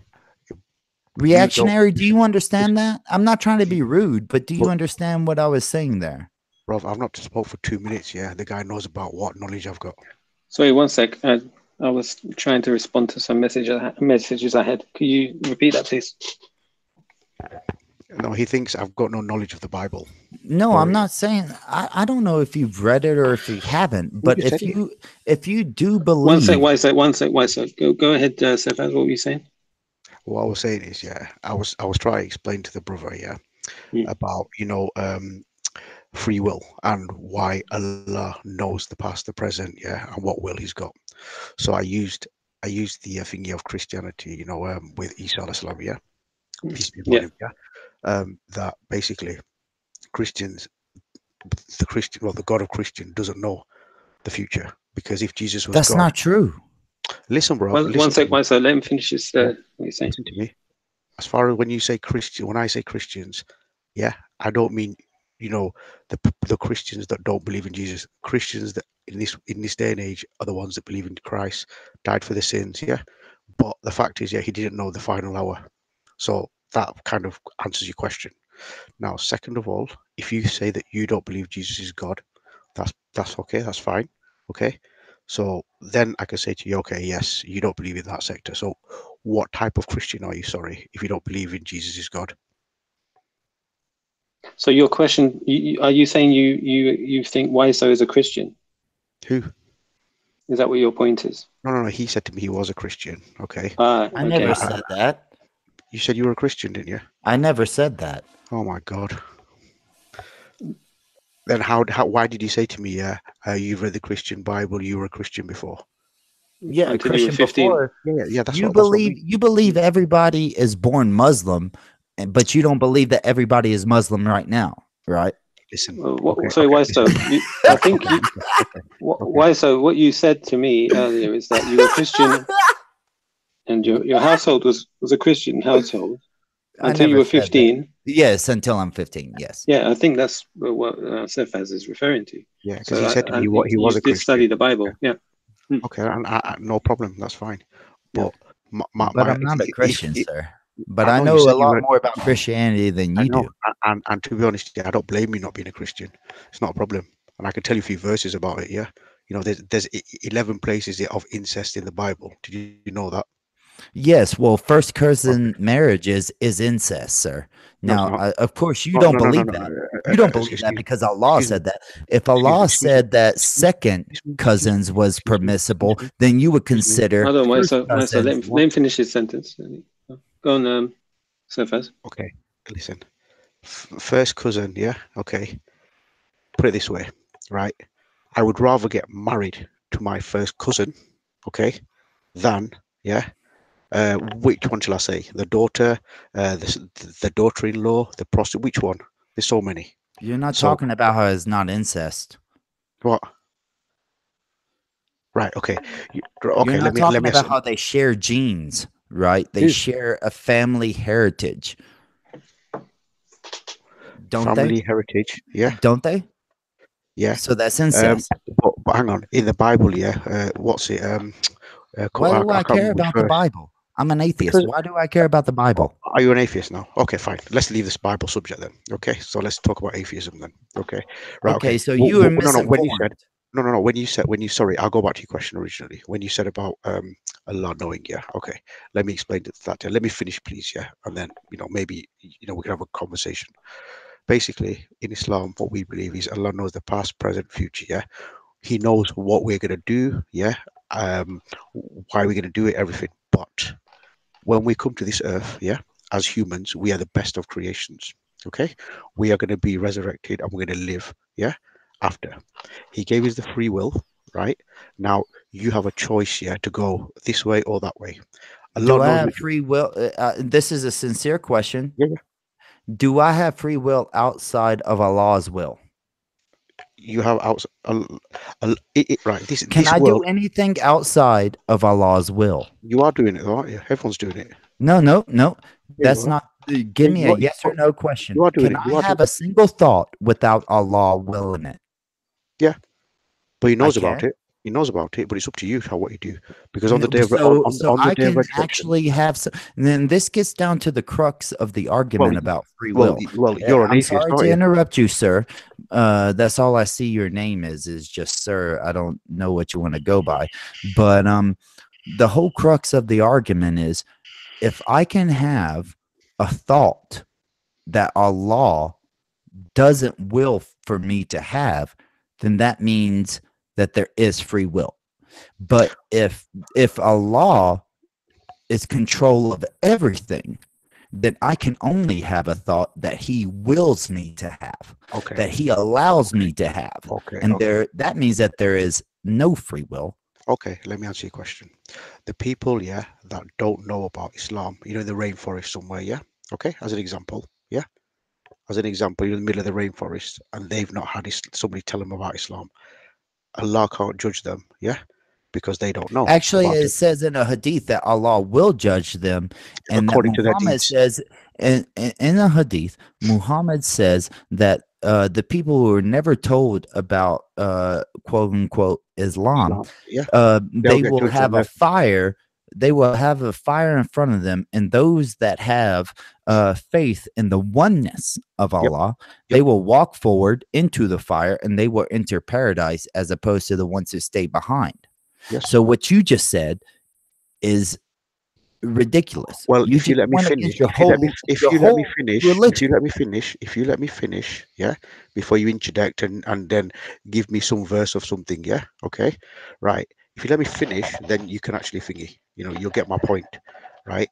Basically, people in the jungle or whatever that don't know about Islam, they are going to be judged accordingly, yeah, to their what they've done, right, wrong, sins, whatever. But the one thing is, yeah, the oneness of Allah, yeah, right? Even in Muslims, if they don't believe in Allah, they do shirk, they're going straight to hellfire. Simple, no ifs and buts. Okay? If you look at the Hebrew one, even it says in there, you know, God, yeah, he's only one. Allah is one. Okay? May I ask you a question? Do Now, you know if you're going to hellfire or if you're going to paradise? Do listen, you brother. know? I Do you think, know? listen. I'll tell you something. Do I you think, know? listen, instead of you asking everybody else, yeah, do you know, do you know, do you know? I think the question I you should answer ask is, questions every time they're proposed to me. no. Okay, I'm asking you okay. a question So now. you Do don't you even know? you don't even believe in a heaven and hell. So what's it got to do with you if I go with it or not? That's not the point. You're Here's the not point. answering my Here's the point. question. Here's the You're point. not answering my question. In your own faith, do you know that you're going to paradise or hell? Do I know? There's nobody in this Sorry, world. one There's sec. nobody in this Why world. so? You asked me that earlier. Yeah, And it's look, a valid point. listen. No, listen. I know these guys. Yeah, okay. Mm. I know what they're like. Yeah, basically, he's got a few little questions that he comes along with. Let's talk about what he knows about Islam, then picking up the little verses from somewhere he's got. Dude, What do you you know can about the Quran? question me anything you want about Islam, about how Yeah, Yathrib used to be, Medina used to be Yathrib, or how the Qibla changed, but it never mentioned that it was technically Mecca. Okay, why You so? know, Allow Surface to ask you some of the questions he's got. ask me any Okay. question you want to okay, about Islam that okay, doesn't have brother. to do with an Arabic name, Listen, and I will give you the answer. I'll be honest with you. I'm a sort of person. I don't go to the Quran. Yeah, I don't go to the Hadith. Do you know why? I'll tell you why. Because on the day of judgment, yeah, God is not going to ask me, you know that Hadith there, yeah, that was said about Usman or this or that, yeah. Why didn't you go look at that properly? You know what he's going to ask me? Hear me out. What he's going to ask me, and this is the biggest problem Muslims have, and I'm going to say this: the biggest problem is, you know, jihad is for yourself first in your house. You have to pray, you have to be a good person, and you have to bring up your family good. Okay, hear me out. Okay, 49:15 of the Quran disagrees with you. 49:15 of the Quran says that a true Muslim is one who never doubts and one who fights in the cause of Allah, who okay, performs brother. jihad Okay, in the cause of okay, Allah. okay. So are you a Listen, true Muslim yet? yeah, listen, Are you a true Muslim listen yet? to me, listen to me. Reactionary, right? The word jihad in, sorry, the word for jihad in war in Arabic, yeah. Can you find it, please? It's not jihad. I know that for a fact. Okay, so let's get this guy, yeah. You know, Harb. since You It mean? yeah, actually thank you. jihad, that is the verb. I'll No. pull it up No, on it's screen, not. bro. Go and have a And look. I'll bring the Arabic. War on the screen. Was Have a Harb? look. It's Yeah, Harb. Harb. It's not jihad, mate. This is why you guys, yeah, you think you know everything, yeah, and you know about things. This is why people say you need to learn Arabic properly. The word for jihad isn't war. Okay, so get your I facts never right. said that as war. I never You just said did. that as war. Well, that's what you Nope, implied. nope, that's That's not why you. true. That's why you implied, yeah. Oh, yeah. When if you die in jihad, yeah, you're gonna go to seventh heaven. Yeah, What does that's in what you the mean. cause of Allah mean? Hey, What does in the cause of Allah mean? well, why don't you tell me? Well, I mean, No, you just said that you don't follow hadith. so that's No, fine. no. But I didn't listen. I didn't say I don't follow Hadith. Yeah, I don't go to Hadith. Yeah, because then I get people like yourselves. Yeah, I only go down my main belief, what I need to believe, the things that I'm going to get asked. There's no point me looking at in the Quran. Yeah, look, you ask any Muslim. Yeah, in the Quran, right? It's a way of life. They won't even use probably 2 chapters of it in the whole life that they need to know. okay. Yeah. Well, okay. Well, what I'm So gonna do here is I'm what's the gonna point? pull up my Sahih al-Bukhari Anyway, listen. Let me ask you. Muslim. What's your name? Sorry. What's your name? Sorry. What is your name? Sorry. Why so religious? Sorry. What's your name? Why so? Why so? Why so? Yeah. Okay. You've asked enough questions on Islam. Let's ask you some questions now. Okay. Please. No. Why not? Do you not like it? refuse to answer my point. What? Which is this. I've heard all this. You asked him. Yeah. Now you can ask me. It's getting boring. So let's ask you some questions. Boring to you? Okay. Well, yeah, I've heard it all. Yeah, I've heard it all. So let's see. Why did you leave Christianity then? Come on.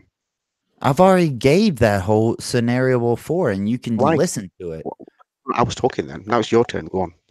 Okay, so right here at 49:15 of the Quran, it says, brother, listen. Nice one. Why so? Come on, answer him, bro. Yeah, come on, answer me. Yeah, I've already answered. You have to admit, I've already answered that, dude. Listen, listen. I'm a bad Muslim. Listen, I'm a bad Muslim. I'm going to go to hell, blah, blah, blah, etc. Yep, you're right. Let's talk about you now. Okay? Why did you leave Christianity? We've already discussed this. Why do I have to go through it again? I didn't hear you. Sorry. Say it again, please. I didn't hear you. So I have to go through another 15, 20-minute dialogue because you missed a conversation that YouTube saves and that you can watch later. Well, the thing is, brother, yeah, you like repeating yourself, so I thought I'll give you the opportunity again. So I'm repeating myself. When you say inshallah, you're not repeating yourself. When I mention Muhammad and reactionary Arabic about his name, he's not repeating himself. Listen, you're a Taqiyya watch, yeah, and you're a saved by grace. You're one of them, yeah, that you keep repeating. When the ball's on your foot, you don't like it. So tell me, why did you leave? I've already spent 20 minutes discussing about myself, dude. Why can't you just wait until after the show or watch it right now? Well, why do I have to spend another 20 minutes discussing myself because you don't want to answer any questions about Islam? Because he's already right. You're gonna ask the same questions that you asked him. Okay, dude. I'll ask plenty of questions, dude. Bro, I'm asking you. Yeah, listen. I'm gonna just like Allah says in the Quran about how if His words were the ocean and the ink would never run dry. Yeah, you're right. You're right. I don't know that verse. Yeah, you're right. Go on. Let's talk about you. Come on. What are you scared for? You see, you don't want to address reactionary. Would you at least admit to this guy that I've already spent 20 minutes talking about myself? Reactionary. Yeah. Would you admit to me as well? Two different programs, not only yours, but on say the same thing again to me again. Muslim Matters. I've also done that. So let's put it like this. We spent time, Waiso and I, talking about some of these topics earlier. I was listening. Yeah, and Surfaz was listening to it all, to be fair to Surfaz as well. So I think Surfaz would like to ask some questions to you, Waiso. Why do I have to repeat myself as opposed to us talking about?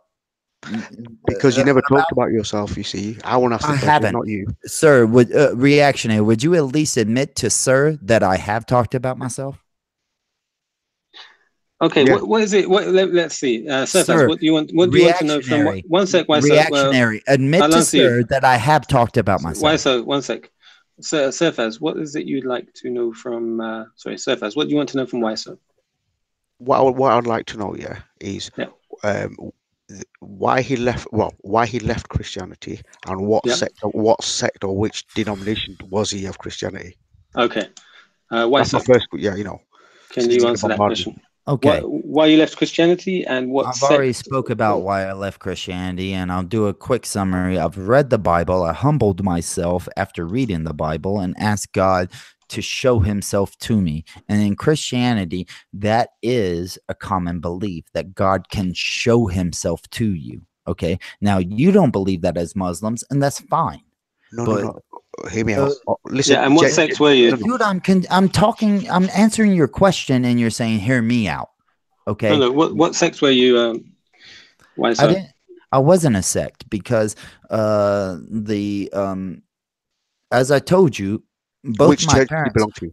If I told, let me Which finish. church? As I told a reactionary earlier, my parents raised me saying, "Read the Bible, and you will be more knowledgeable than going every Sunday and Wednesday to a church." I actually had to find my own ride to churches and then learn through them. But instead, I read the Bible, and that's how my parents influenced me, which was read the Bible. We're not going to take you because it's our day off, and we're Christians, and we read the Bible on Sundays, and we don't go to church. All right, so you weren't any particular denomination, or your family wasn't? Correct. Well, my family was. My family was. What was your family? My mother's side was Roman Catholic. Okay. Roman Catholic, yeah. When I was probably 4 years old until 8 years old, I on Sundays, for the most part, would go to a Roman Catholic church where I didn't even understand the shit they said. I'm sorry for cussing. I apologize. I wasn't trying to offend y'all. That just popped out. But I didn't understand it because they spoke in Latin a good bit. And then also on my dad's side, who I would go to their church, they would his dad's dad, because my dad's parents were divorced and they were different religions, but I would still spend time with both of his parents. So were they on my Christians as dad's well? side, yes, they're Christians? Christian, but Oh, the different denominations. Denomination, okay. Okay, so my dad's side was Southern Baptist on his dad's side, and then my dad on his mom's side was non-denominational. Whoa. But I was brought up going to essentially every Sunday my neighbor's church, who would give me a ride to the church because his father was the preacher. So I just so happened to meet him because we moved there, and I went with his family every Sunday. And they were actually, oh, hello, Brother Abdul. Nice to meet you, buddy. But they were actually, what's it called? Free Baptist, Free Will Baptist. So I have like a variety of Christianity that I grew up in. Okay. Can I speak now? Is that okay if you don't mind? That's fine.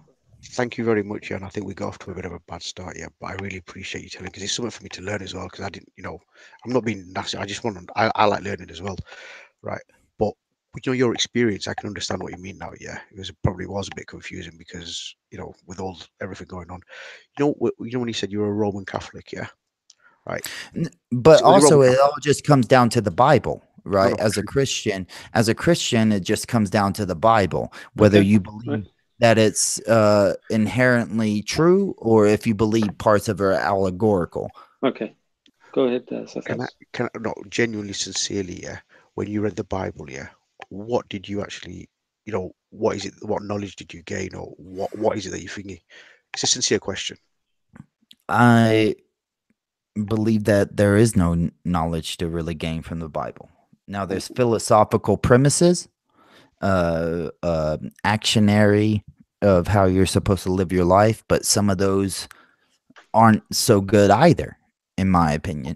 But as far as like knowledge, as far as like historical truths and such, most of it is just unverifiable and just historically untrue. Just like how I spoke earlier, the big thing with me when I read the Bible from beginning to end was Genesis. What was your main thing? Genesis is like a list of how things were created. Okay. And nowadays, the world in 6 days. Yeah. Nowadays, people are allowed to accept it as allegorical and still be religious and still be considered Christian or even Muslim, even though the Quran in 3:7 of the Quran. It says that you're not supposed to take anything allegorical. You're supposed to take it as absolute truth. Okay. But the point is, nowadays, religion has this privilege where, and I noticed this at 15 years old. At 15 years old, I started noticing that people back then had to believe that this 6-day creation list had to be true. Otherwise, there was penalties for them for not believing it and propagating something different. Okay. Do you obviously, you brought some good things out, yeah, and I was going to actually speak about, when you say, right, people, yeah, this is the thing, right? Okay, we'll come back to Islam, definitely, yeah. I want to bring that with it, but going to the Bible, because I just want to know, what you actually think, because it's good for me to learn as well. When you say, when you read Genesis and all this, yeah, okay, now by reading it, yeah, did it like move you away from God being an atheist, or what was the thingy? I mentioned this earlier. It moved me away from God to the point that I tried to even equate the Bible's humbling oneself to, for a month, I just asked God when I prayed. And because, I was a Christian at the time, and maybe this is a weird concept for you as a Muslim, and I could see why it would be because I've read the Quran a few times, that I was asking Jesus as God to open up my heart. And even as in Islam, the heart is the fundamental of belief. Even Allah says that. And I was doing my best to humble myself, to accept belief without recognition. Yeah. Well, the only reason I'm saying that is, right, but the thing is, yeah, you've asked Jesus, yeah, but Jesus didn't even ask himself. He asked the Father, didn't he? So obviously, that's the thing. That's the thing, And I'm not trying to be rude here, but that's the thing you don't understand about Christianity. No, but you said, yeah, you don't believe in Jesus, yeah. So but I've also spoke to this with reactionary. After I grew up, I bought a Quran. After I denied the concept of God through Christianity, I bought the Quran, and I actually had my first Quran stolen from me. 100%, yeah. But we'll go step by step. When you ask Jesus, yeah, right? Obviously, the only reason I'm asking you this, yeah, is I want you to go on the Quran, but I just want to know the background on that, especially. I'm really intrigued. When you ask Jesus into your, when you ask through him, yeah, right? But firstly, I'd already, let's just, maybe you don't know this, but for a person to become a Christian, they accept Jesus into their heart. Yeah. I don't know if you know that, but that's a big theological concept. And I don't know if most Muslims understand Christian theology, because they're taught through Islam a different concept of Christian theology, and that's just without a doubt. Well, the thing is, you see, right, the side of the Christians, yeah, right. What you've got to understand, yeah, what we look at, but I can understand your point as well, yeah. But even Jesus, yeah, he prayed to I know that concept, but I'm just bringing up that you don't understand the theology of the belief of Christians, because you're brought up with a different theology of Christians, a different belief of Christians. They view the verses a lot different, than what you view it. But I actually look at you, yeah, and I think, yeah, maybe, yeah, yes, you were close to God, but you didn't get that thingy because you felt different from reading the book. Well, that's possible too, but it still comes down to, when I read the Quran or have read the Quran, it still would be Allah deciding, or the God deciding if I believe or not, right? Because if God knows since the beginning of time who's going to be a believer, who's not going to be a believer, then it's his decision. Okay, I'll come to that. Yeah, I understand you're very thinking on that, and I will answer that for you. And I want to talk to you about it as well. I wasn't trying to jump around there. I just thought that was a equatable answer. No, definitely, yeah. But all my point is, yeah. Look, first of all, yeah, Quran, no problem. I know we'll come to that. All I wanted to know is, when you say, yeah, the concept for yourself, yeah, that can you imagine in your head like a Trinity or God having a son? Does that, in your head, obviously you're knowledgeable, does that click with you? That's what I wanted to know from you, if you sit back and look at it. As a theological debate, I can see it. You know, I don't believe it, but I could see the concept of a God immersing himself into his creation and dying for his creation to forgive it. Okay. But I don't agree with it, but I can see the theological concept. Okay, now going back to your thingy, yeah, of saying, oh well, God, will he give me a free will, or does he know? Well, look at it this way. If you're saying to me that, oh, God, is he giving me free will or not? Yeah. But then on the other hand, you can see that God's come down in a creation to die for everybody's sins that he's created. All he has to do is forgive them. But on the other hand, you don't look at the concept of having free will and God knowing, yeah, what you're going to think, what you're going to do, yeah. But you can understand the other side. That, oh yeah, well, God came down. He came, as a child, yeah. Somebody had to breastfeed him. Yeah, he came out of a woman. Somebody had, he ate food, went to the toilet, everything. But then on the other hand, you don't understand the concept of, well, hang on, God said, yep, you've got your free will, but I know everything because I'm the all-knowing. Does that, can you understand my point? That's what I wanted to, sort of put across to you. What do you think? I'm sorry, I was listening to my wife for a moment. Not to disrespect you, but to listen to my wife. No, definitely. No. You see, you understand, yeah, and you can understand the concept of God, manifesting into a man, yeah, being a baby, coming out of a woman, being breastfed, going to the toilet, everything, yeah. But on the other hand, right, and then him dying for everybody's sins, yeah, then all he had to do was forgive him because we're his creation. On the other hand, if you look at what Islam says, is look, yes, he's created us, we're the best creation. 60, 70 years, you've got life on this earth. Do what you want to do, but I know what you're going to choose. But end of the day, so your choice. Yeah, that concept is a lot easier for So me. it is our choice. So God doesn't know our choices. No, he knows our choices. Yeah, okay, he knows our Does choices. God will our choices? Who? Right. Okay. If he willed our choices, yeah, then you wouldn't be accounted for on the day of judgment, would he? Would you?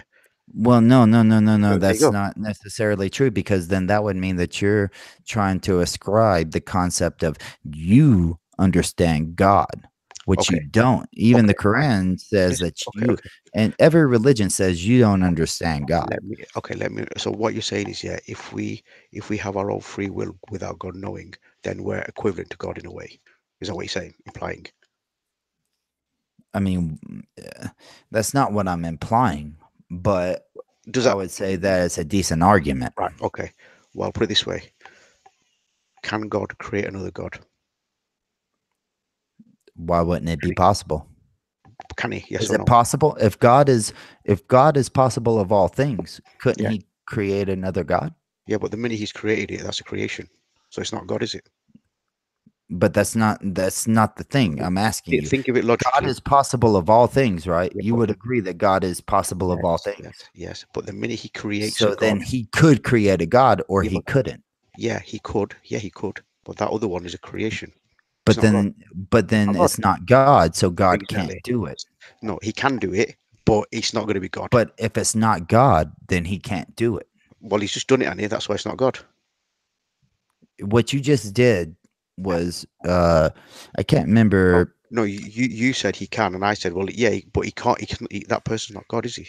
Can't be. No, that's not the point. The point that you just made or tried to make was that God can create anything. He knows all things, right? But if God can create another God, which allegedly he can, that doesn't negate that it's a God just because it was created. Right. Okay. What you're trying to do is separate the concept of God. So he can't create a God in your term. Yeah, I understand you feel it, your meanings. It's exactly the same as saying, can God kick you out of his domain? He can't, because everything's his anyway. So he can't kick you out of it. He can abolish you, but he can't kick you out of there. But he has power to be able to, right? Yeah, but no. Where's he? If he has the power, he has the power. He has absolute power, absolute ability. So he can destroy But you. you're putting limits on him. Yeah. You're saying that he Yeah, can't that's create fine. a God. Yeah, he can't. But God said he is limitless. Yeah, but he can't create a God because But he's you're created. saying, but God has said that he's limited, right? Yeah, but he can't Isn't create that a God. I'm telling you, he can't, actually in because the it's not God. Quran? Wouldn't it make more sense that God, the Allah, has created other gods for people to be misguided, and that He has actually created them? Because He says that He is the best of creators. He doesn't say that He's the Brother, only creator. He says that He's the best of Listen creators. to me. Listen to me. Listen to me. Right. Okay. Going back. Yeah, we're jumping on the Quran. Yeah. 1 second. Okay. I've asked that question for you there. Okay. And I've answered the question as well. Yeah. In terms of when you said, "Are you all willing?" Yes. I've given you the example of Christianity, and if you can believe that concept, then this one should be a doddle for you. Okay. Which then you agreed? Actually, y'all continue this for a moment. I'll be right back. I'm sorry. Okay. I'm going to talk to my wife for a moment. No problem. Reactionary. Yes, bruv. How you doing? You right? I'm alright, mate. Yeah. I was listening to you, man, with this guy, man. You bringing out the hadiths with you, innit? Yeah, well, I'm just trying to sort of be polite and Nice. show that we're not all abusive and stuff like that. So no, this is why I think the guy, yeah, he was Christian, yeah, and I think he's read things, but he's probably compared it with Christianity or something. I don't know. Yeah. Or he's just a Christian and he just wants to know. Well, he's read the Quran 4 times, he says. Yeah. And yeah, I just feel like if I can kind of give my perspective on things. Yeah, but that's why you need to ask him about what he read. Yeah. At least then, because you don't know what he's read, do you? In Yeah, terms fair of enough. the Bible. Yeah, I asked in the beginning to give me a background about himself, and he said that he was a Bible believer and he grew up in the Bible Belt, in fact, in North America, and until the age of 15, where he prayed to God. Yeah. Yeah. Sorry. Apologies. There's people in the chat that are making comments about you. I'm trying to follow an approach where I try not to delete people unless they've really made serious insults. Yeah. I'm going to tell you something. Yeah. Right. Yeah. Listen, all these idiots. Yeah. Right. If they really want me to come out and say things, yeah. Right. I will do. Yeah. And believe me, yeah. When I do, yeah. I'm not stupid. Yeah. I'm 40 years old. I cover my tracks. Okay. I'm not a child. Okay. So if they want to play that game, yeah, they can make stupid videos. Yeah. But if they want to play that silly game with me, then I will play it, yeah, properly. And it's not a threat. I'll do it, yeah. I'm not a fucking joker. Yeah. You see, they think I'm stupid or something. That day when I went to, when I pulled thingy on there, why did I go on that channel? I even asked you to go, didn't I? I went there to defend Muslims, yeah. But then that prick, Issa, took it towards racism. Yeah. So what was my point I proved to them there? Did they answer me about anything? No, they didn't, because they knew I was right. Yeah. You look at it properly. Did they answer me? No. Prospect had to say, yeah, bro, I understand. So indirectly, what did I do? I said I could feel racist as well, can't I? Okay. To be honest, I didn't actually watch the thing. So you see, the thing is, yeah, I've got the bollocks, yeah, to go there and tell them to the face, yeah, not behind the back, not behind the computer, okay, yeah. I'm not stupid, mate. That's why they can't say anything to me. And the only reason they got pissed off with me today or yesterday, because of that fact, yeah. That bottom line is, yeah, I said to them, look, can you be racist to me? No. The answer I got was, I can feel racist, yeah, unconsciously, subconsciously, yeah. Does that make sense to you? I don't know I'm being racist. That's the answer I've got. Yeah. Subconscious biases. Yeah. Exactly. So, bro, that proves my, at the end of the day, that's it. That's all I need to know, innit? Yeah. Alhamdulillah. Yeah. Yeah. But I've not backed out my point. I'm still on the truth. Now, if you want to carry on with this, all I wanted to do, yeah, the guy's a pathological liar, right? If he wants me to piss around, I've got shit, yeah. I'm not stupid. And the reason I did it was because I knew he was a liar, right? And that's the reason he came on to see his channel and blabbed his mouth, okay? I didn't want to say nothing, yeah. But if they want me to, I'll do it properly. And don't blame me after that, yeah. Because then, yeah, every Muslim will look like a tit because you stuck up for a liar, yeah. Yeah, and Muslim brother. And then what happened then? All I wanted to do was get him to apologize to Raspet, vice versa. It would have been it. And he knows that, yeah. Alhamdulillah. And the only reason, yeah, you ask Respect, yeah. The only reason that guy's thinking is because of this. So, Alhamdulillah.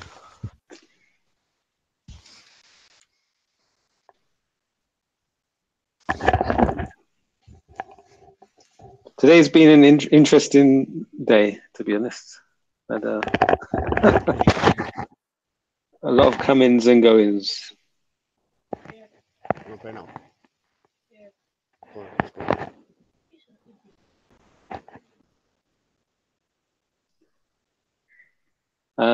Whoever it is called, you are a joke. Why don't you just come on to the panel and have a conversation? Talk it out.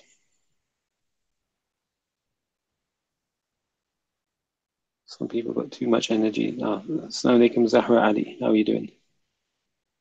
Where's your trail of retracted messages? Is that the real you? No. It's not the real Zahra Ali, it's a fake one.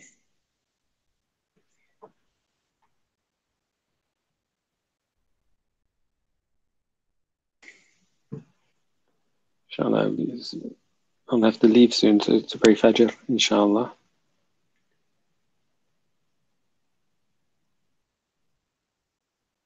Wa alaikum salam. It's coming. It's me. What's coming? Oh, the retracted messages.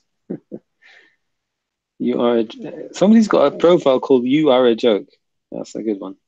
You are a joke. Snake. Okay.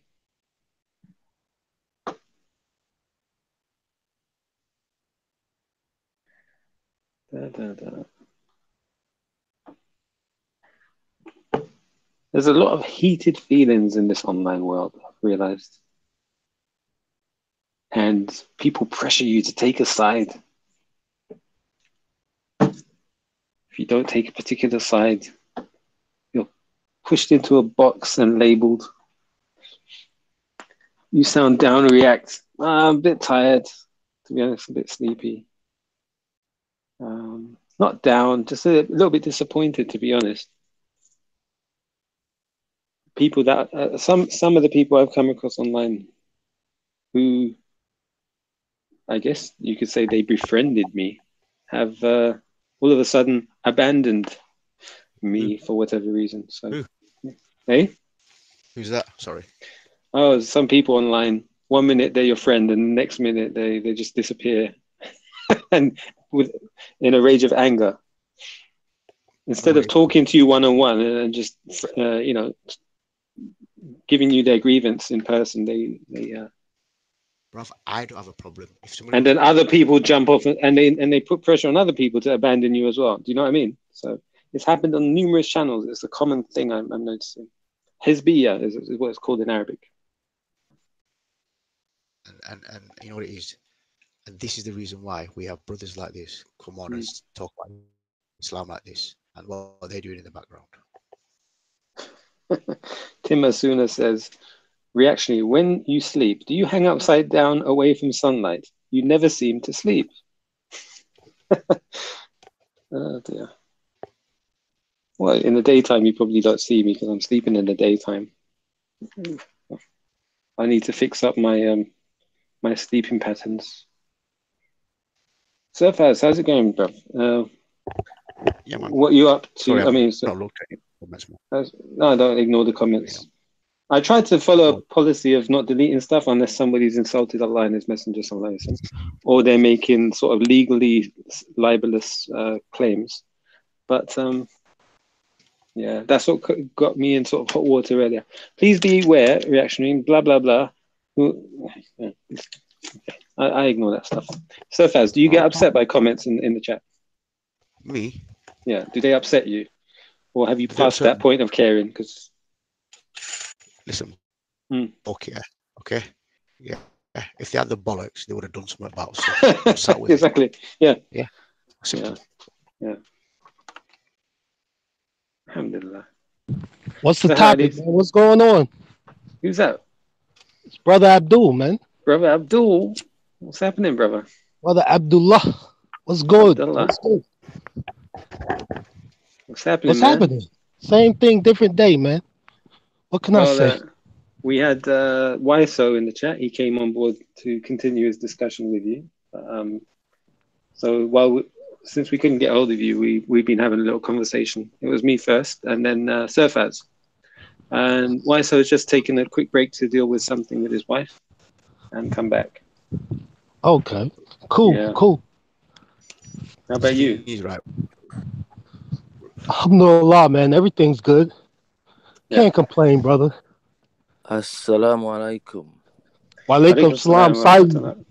Is that Saeed? Yeah. I just prayed How you doing, Fajr. Saeed? I thought, let me see. I'm going to pray Fajr in a few minutes, inshallah. And looks like you are. And what's happening, brother? Reactionary. I'm good, bruv. Good, bruv. Good. Who's on this panel then? So we got Surfaz, brother Abdul, and we got YSO. And My myself. brother Abdul, what's happening, brother Aki?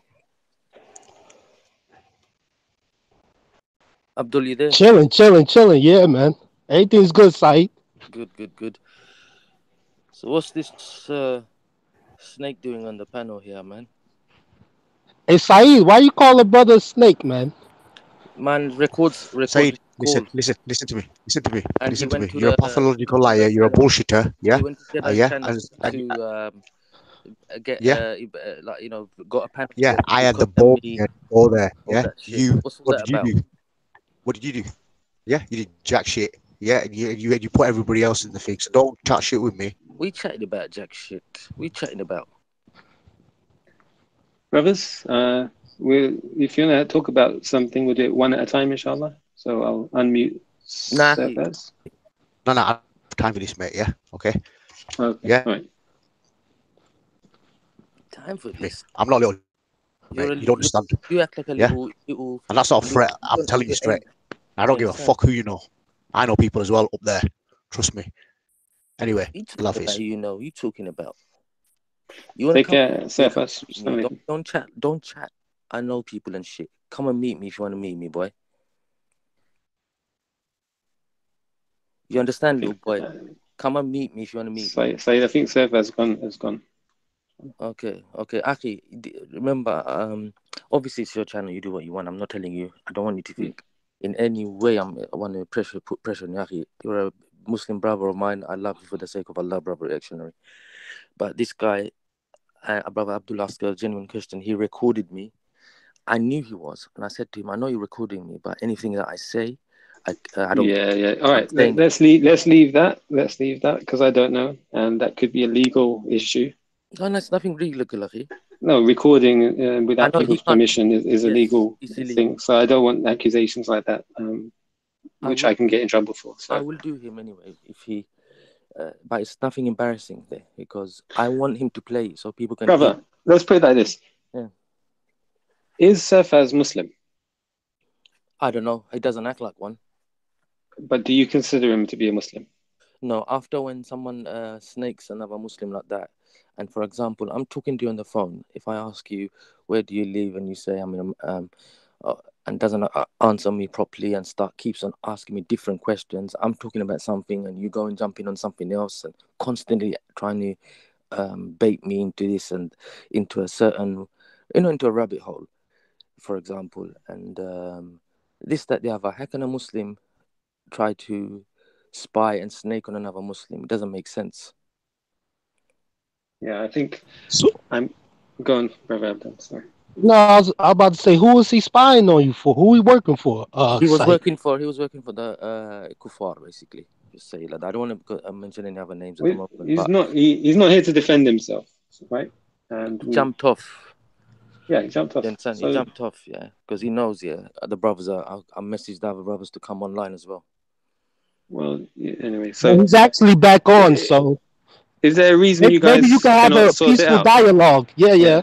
Hang on. Maybe offline, I think. 1 second, bro. Yeah, Right. offline. Okay, do this offline. Okay. Do this offline. We're better, actually. No. 1 minute. 1 minute. Why do it offline? Right? Why don't you tell Okay, him? all right, go ahead. I'm from Bangladesh, yeah. When you told everybody else, yeah, the Bengalis were racist, that's when I came on the scene. Yeah. What the And fuck then, did you hang on. say? Bengali's racist. Yeah, What you are you did. talking about? Don't lie, Said. Yeah. Don't. Lie? Why am I Yeah, lying, boy? you said Why every should I lie to Bengali. you? Lie? All right, okay. So was this a lie as well? That I You covered a brother lie sin. Yeah, I lied. 24/7. I lied. You can't Yeah. chat Right. Okay. straight. Okay then. All right. I Do you lied. Yeah. understand? Lie. Reaction. You heard him, didn't you? Right. Okay. Lie. We'll see who lied. Yeah. We'll I'll see. show you tomorrow. We'll see. What do Yeah. you Yeah. want Yeah. to see tomorrow? We'll Show see. it now. Listen, bro. Show it I'm not like now. you. I don't lie, mate. You're the bullshit. Do you understand? Pathological liar. Anyway, One lie after listen. another. Reactionary. This guy. This is what he say. You say. I say. He say. You say. I say. Bro, And all sort of stuff. You understand? I don't talk shit. Yeah, you do. You do. You chat shit. You're a I'll bed. tell you what, guys. Saeed, Yeah. you feel a sense of wrong done to you by Surfaz. Yeah, he recorded me. You feel he recorded you secretly, correct? All right, Surfaz. Because he's a liar. Because look, you know, like how he's lying now. Did you record him secretly? Yeah, because he told me. Because I knew he's a bullshit.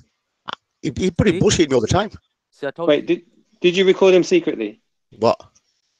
Yes, I did. Saeed Yes, I did. Secretly. I did. Snake. I did. Wait. What? Yeah. Has it been passed to anybody else? No, it hasn't, and I didn't do it. Right, I've not done it to nobody. And he thinks Okay. I So it's only in your possession. Exactly. I'm not a dick, mate. Yeah. Okay. Right. Saeed. Snake. Huh? Saeed, how did you know that he's recorded you? Because when he called me, you can tell the way he was talking to me. He kept on because asking me specific I asked you straight questions. Did you lie? Why did you lie for? That's what I said to you. Reaction, tell him to shut up so I can give my piece. Listen, bro. Listen. You're a pathological liar. You're a pathological liar. Snake goes to me. You don't know me, you boy. You don't know me. How do you know me? One sec, guys. All right, Surfaz. Can you tell him to shut up? 1 second, Surfaz. Tell him that's what he does. This is what he does, the snake. You're gonna what? I'm gonna do. I don't need to talk to this guy. He's gonna lie to you, yeah, and then I'm gonna bring out loads of shit, and he's gonna bring. You don't know jack shit about me, you. All right, wait 1 second, guys. All I know, yeah. This is a bit upsetting to both of you, but let's just. Man, tell him to talk now. You bring another Muslim brother, don't you? That's good. Surfaz. Yeah. Why did you record him without telling him?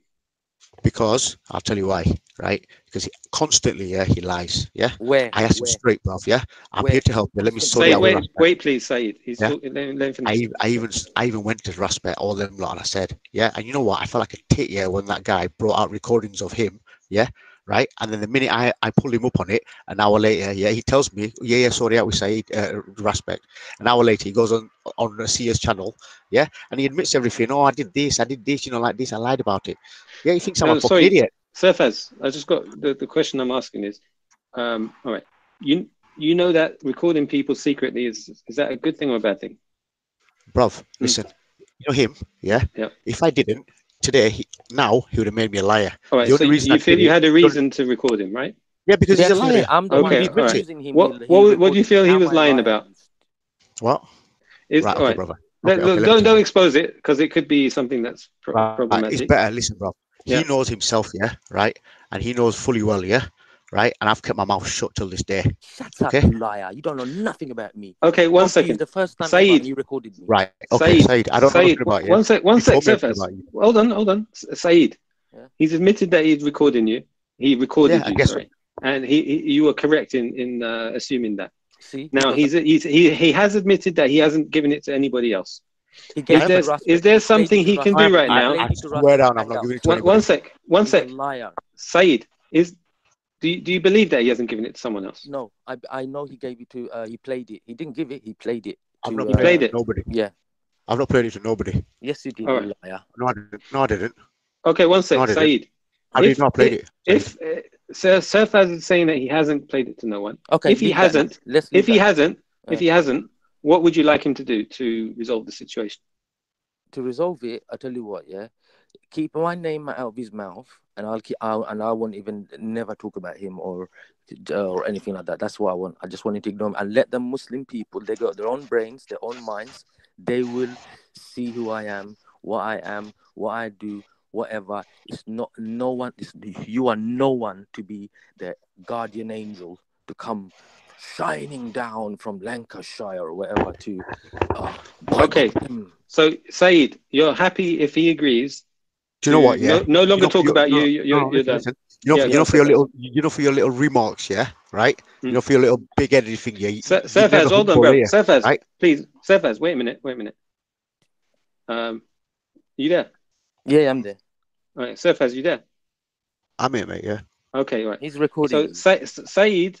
What do you want me to record it for this live anyway? One sec, Surfaz. Saeed has said, if you agree to no longer mention any of this, anything related to him anymore, are you happy to adhere to that? Am I happy to adhere to it? I want to know. I want to know who did that video. It's a funny coincidence, isn't it? What video? Yeah. It's a funny coincidence, isn't it? The one that you put on for a reactionary thingy yesterday. Yeah. What? What video? Have a look on the video, yeah. And trust me, brother, yeah. You know the that Asian video. phobia, the Asian phobia one. But okay, we didn't play it. You know that we didn't play it. Yeah. Okay. I shared it. Yes, I shared it. Sorry about my delay, gentlemen. No, it's all right. How you doing, Weiser? So we have a few more guests on the panel. We're talking about a different topic, Weiser. All right. So, but Brother Abdul is here anyway. So in a minute, we'll hand over to you and Brother Abdul. I just want to say I don't want to think anybody to think that I was deflecting. I was just talking to my wife. No, that's fine. That's fine. Okay. So where do we get to? Saeed. Yeah. Oh, Surfaz, you had an issue that somebody created this video. Yeah. But the question right now is, right? Yeah. Are you happy to adhere to what Saeed requested? Am I happy? Yeah, I want to know who did that video. I don't know. Oh, it's a bit of a coincidence, isn't it? I tell Sia, and then the next day I get a video. Yeah. The next day? Well, I went on that panel, and then 2 days ago that video came out. Hold on a second, yeah. When did you tell Sia, and when did that video come out, and when did I share it? Well, if you look at the recording, days after it. Yeah, days after the situation. Okay, so don't even go there. The timeline don't even match. Said. Listen. Anyway, listen. You can't prove, or I can't prove I did that video. Listen. So don't chat to me about no videos. Lame. All right, Surfaz, that video. What would you like to be done about that video? No. Listen, I'll tell you why I know. I told Sia, like nobody knew about that recording. I told Sia. Yeah, I said to her, look, stop your beefy aspect. Come on the panel and just apologize, both of you. End of story. You go your way. No. You didn't say that. You said. Were you there? Listen to me. Were you there? Listen to me. Listen, bro. There's two people on that panel who told me. I'm not lying to you. Yeah, you're a pathological liar. Don't give me that shit, man. This is what he does. This is what this snake does. Yeah, he's I'm a snake. Reiterating. I can only hear Sir's side of the conversation. Anyway, you can only hear. I'm gonna do one, mate. I can't be doing with this shit. Yeah, he's not. Is Saeed the person TYM? That's it, me, bro. Yeah. Okay, so he must have me blocked or something because I can't hear the conversation. No, if you're blocked, you won't be on the panel. Yeah. Anyway, 1 second. So Surfaz, okay, so you would adhere to what Saeed's requested, but you want to know who made the video. Is that it? Yeah, and I need to know. How the hell can I prove that? 1 second. Saeed, do you know who made the video? No, I don't. Okay. Then why did you say yesterday? Oh yeah, I think what's it when you were on the panel? Oh yeah, yes, you told Sia about that recording, yeah, and then all of a sudden next minute. What? Hold on a second. What did you say? What did you say? I told listen to the recording. Listen to the recording last night on this show. You get your answer. So Surfaz, you don't believe Saeed when he says he doesn't know who made the video? Who, me? Yeah. Bruv, no, I don't. Okay, Saeed. Yeah. Do you know who made the video? No. Okay. There's nothing I can do about it to take this forward. So you two are at an impasse. Yeah, basically, he's trying to accuse me of making a video, and even if I did, if I did that, I would say, okay, cool,Ll take it down or whatever. Do you understand? Yeah, because what's that got to do with all right, 1 second, Saeed. Who made you aware of the video? How did you become aware of it? To me. And I'm not going to. And he forwarded it on as well. Yeah. Okay. Okay. So the person who forwarded it to you. All right. Yeah. Surfaz, once you know who made it, what's that going to do for you? Yeah. Okay. I want to know why they made that video and what did they learn from that video. Hold on a second, Mr. Reactionary. Yeah. that video is not a made-up video. That video is a situation that happened. So it's not like someone just put a video together and was like it a advertised it. secret conversation, or was it public on YouTube? Public. Do you know what they It's on YouTube. Do you know what they did? Do you know what they did? They made Yeah. it out, yeah. Right. I made my own point to them, yeah. And you know what I said to you, didn't I? Reaction of why I did it, yeah. There was a reason why I did that, yeah. And I Okay. brought it out in front of everybody. Bro, But I was told that day, yeah, by 3 different people on that panel, said Mr. Safraz has been calling around, trying to gather Muslims. why do you think I was doing that? Why? You, Why? I wasn't to condemning boycott you, my brother. I couldn't give a boycott shit you. about you. I wasn't condemning you. I was You condemning wanted to get Islam. Muslims. You wanted to get Islam. Muslims to speak against me. That's what Islam. you wanted. Islam. Okay, that's You're not what that you important wanted. in my life, So when brother. I heard that and you Listen, recorded me, that's listen what to I me. thought to myself. Listen, What's this? yeah, What's wrong yeah. with So this you did man? that video, didn't you? You This thought, snake. yeah. That's why you did that video. What are you talking about? I did that Because video. you just said it when you found I out don't I have time to recorded do you. videos for you. Who are you? And you think I've got time to go on a panel and apologize for you? I don't think so, Apologize mate. for me. Who are you to me to apologize for me, you fool? What? Who are you to me to All right, apologize for me? let's hold it I there. apologize for myself. You don't apologize. Apologize? You mean nothing to nobody. you, bruv, yeah, you just hiding, mate. Okay. Hiding. Simple. Come and meet me. Come and meet me then. If you're Listen, bruv. hiding, come and meet me. Listen. All I right, don't brothers, talk like that. come on, If you're a look, man, face me. come on, guys. Saeed and Sefas. We have to remember. Look, reaction. At the end of the day, you can have issues personally, but we are Muslims at the end of the day, and He doesn't care about that. we have to resolve the issue. Okay. For the sake of Allah, for the sake of like, for the Allah, and for example, for me to face my Lord, yeah, like I said, yeah, I will not speak about this guy. I've never listen, Akhi. Reactionary. All right, without insulting, you agree not to talk about Sefas. I'm not going to insult. Yeah. I only spoke to him, I think, twice. One time on the phone, and he was desperate for me to get on the phone to him and get my number because he wanted to record me. Because via Hangout, bullshit. You can't record via Don't Hangout. bullshit me. Okay? He wanted me to call him. He wanted me to call him. Yeah. He wanted me to call him because he can record me. Because via Hangouts, yeah, via phone screen record, it don't work. I knew it. Okay, so I still record. I thought, you know what? I was like, listen to me. Be quiet. Listen. I don't need to listen to this shit. Yeah, right. The guy's never honest. Yeah, and I'm not fucking respect. I'm telling you now. Right, I'm gonna go. Do what you do. Yeah, listen. Forget me. I don't want to. Wait. I do want to say something. Yeah? Enough with the insults. So Saeed was just about. What I got before you kind of diverted is that I think Surfaz has gone. Let him go anyway. Okay, let's leave it there then, inshallah. Yeah, main thing is this guy. No need to talk about it. No. But you know each other's contact details, right? How do you mean? Like you know his contact on the Hangouts. You can reach out to him somehow, or he can reach out to you. Yeah. I even gave him my old number. Okay. So if you can resolve the issue. I don't think he's coming from an evil place, whatever it is he did. No. He is basically what he did. Or malicious. I don't think he's coming from a malicious place. He got in touch with me. He's saying, bro, let me sort it out. Apologize and this and that. And I said, hold on a second. I've already apologized. Did the video, blah, blah, blah. He goes, nah. Them not happy. If you just did the apology video on his own, listen, I can't remember word to word everything that I say. Do you understand? Like, say, a week ago or 2 weeks ago. Okay? Yeah. Anyway, so my man is like sticking on, like, he must have heard recordings of something. So he's like trying to get some fixed wordings from me. That's number one, yeah? Obviously, I can't remember what I said 2-3 days ago. Forget, like, word to word. Can you word for word say something that you said? No. Even 5 minutes ago, I can't. There you go. Yeah, but yeah, I get what you're saying. 1 minute. Yeah. So he goes to me quickly. I'll end this. He goes to me that, you should have done the audio, the sorry thing on your own.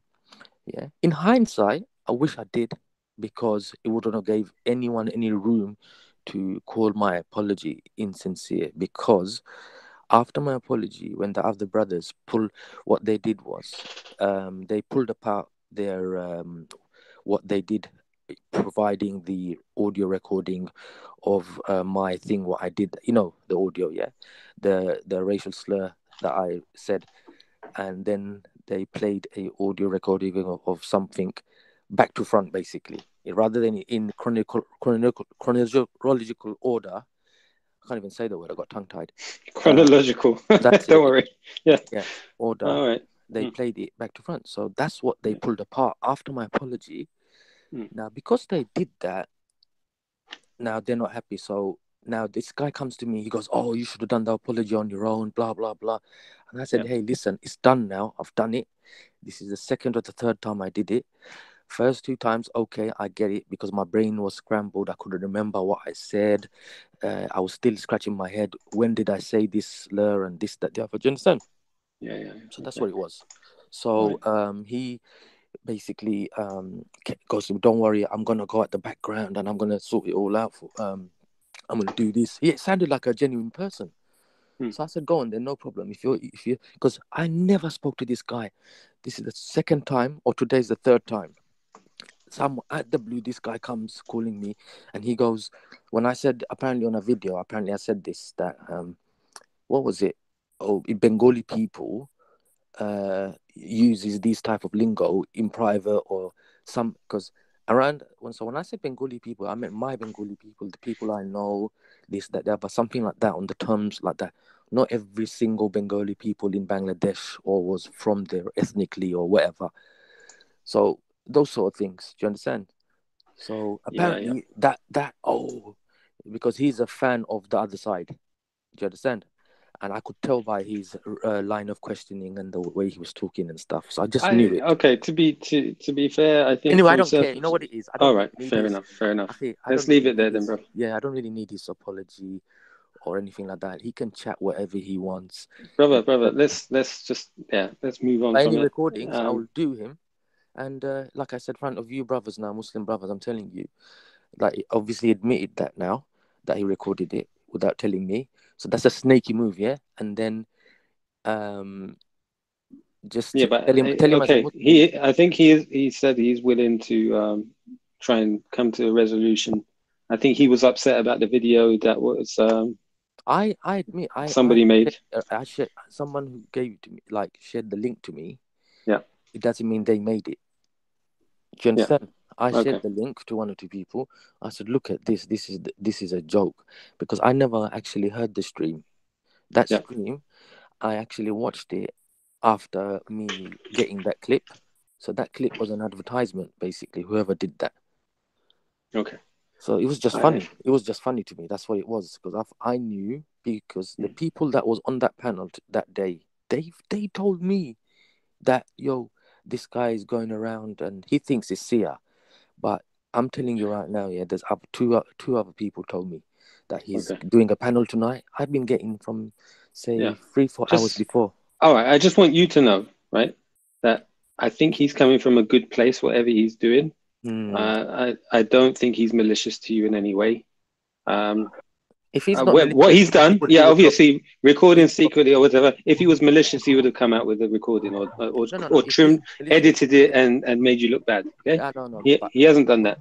If he's not malicious, like, it's got nothing to do with him. End it. At least end the beef with me and you. It's got nothing to do with you. Why create someone you don't know, someone you don't have nothing about? You had a couple of conversations with somebody, all right, and then you want to act like, "Oh, this guy's a pathological liar," copying word for word of the next man's wordings. Fair enough. You get it? Okay, yeah. Using his lingo. But if man wants to drop it. Like, don't get involved in this. This is nothing to do. You leave it to Allah and the people to see. Because if, for example, like, if I had any past racist type of friends, or if I'm linked to racist groups, or in the future, if I'm a real racist in the future, I'm going to slip up. I'm going to do more racist things. Do you understand? And my actions will be. But the point is, I don't think Surfaz is pushing an agenda that you're racist. Okay. Well, I don't know. So whatever man needs to, for the sake of Islam, drop it, finish it. I'm not scared of anything. Yeah, just do what you have to do, but end the beef. Like these online beefs is childish. I just thought, you know what, end it here, and that's it. I don't have to even. We don't have to. We don't know each other. We don't cross paths with each other. It's never gonna happen. That's it. Why even talk to someone, like, make beef? I'm gonna just do salah. Anyway, Brother Abdul. I don't know if Brother Abdul's there. reactionary. Yo. 1 second, bro. Yeah, Okay. if you want to just allow them to carry on and just moderate them, that's fine. I'm going to do Salah and come back. Reactionary. Before you Yes, go, bro. yeah? Okay, Yeah. just 1 second, bro. Yeah. Let me just tell you something. Did I or did I not get in contact with you on that panel? Yeah, did Sorry? I or did I not contact you to go on that panel and you couldn't go? Yeah. Yeah, right, okay, so please, brother, yeah. So can you tell me, please, brother, yeah? If you'd have gone on that panel, what would you have done for Said? Would you have Which slandered panel? No, of course not. Of course not. I wouldn't do such a thing. And you know, the lady in the veil, yeah? Shahina and Hussein, and you were the other one that was supposed to go on that panel. Why were you supposed to go on there? For Islam, to say, look, yeah, because basically these guys, yeah, you know, on their side, yeah, they've got a few, you know, the ones that don't want unity, you know, like Isa and that, yeah, okay, yeah. And that video that day, the reason I said about that racist thing was to prove a point to everybody for him, and the fact of the matter is, yeah, I proved my point. But then when these brothers, if I got you wrong, listen. If I got you wrong, listen. No. What do No. you mean, no? It doesn't work. It's not about if you got me wrong, yeah. Okay. The way you make it out, yeah. I came when I said this. When I first spoke to you, I said to you, bro, just do this. He said, okay, I've already done it, blah blah blah. I didn't come and go, oh, do this. I couldn't give a shit about you lot, but I don't even know you. Okay. Yes, that's true. Yes. Right. Exactly. Right. So do you know why I got pissed off that day when I rang you? Because I asked you before. Let me listen to me. Listen to me. No. You see, this is the thing with you, yeah, right? Yeah, you don't understand, or you pretend not to. Me, though. That's what I'm trying to say. Don't act like you know me. Well, the thing is, right? Yeah. Well, obviously, I don't know you. I thought I did. Yes. Yeah.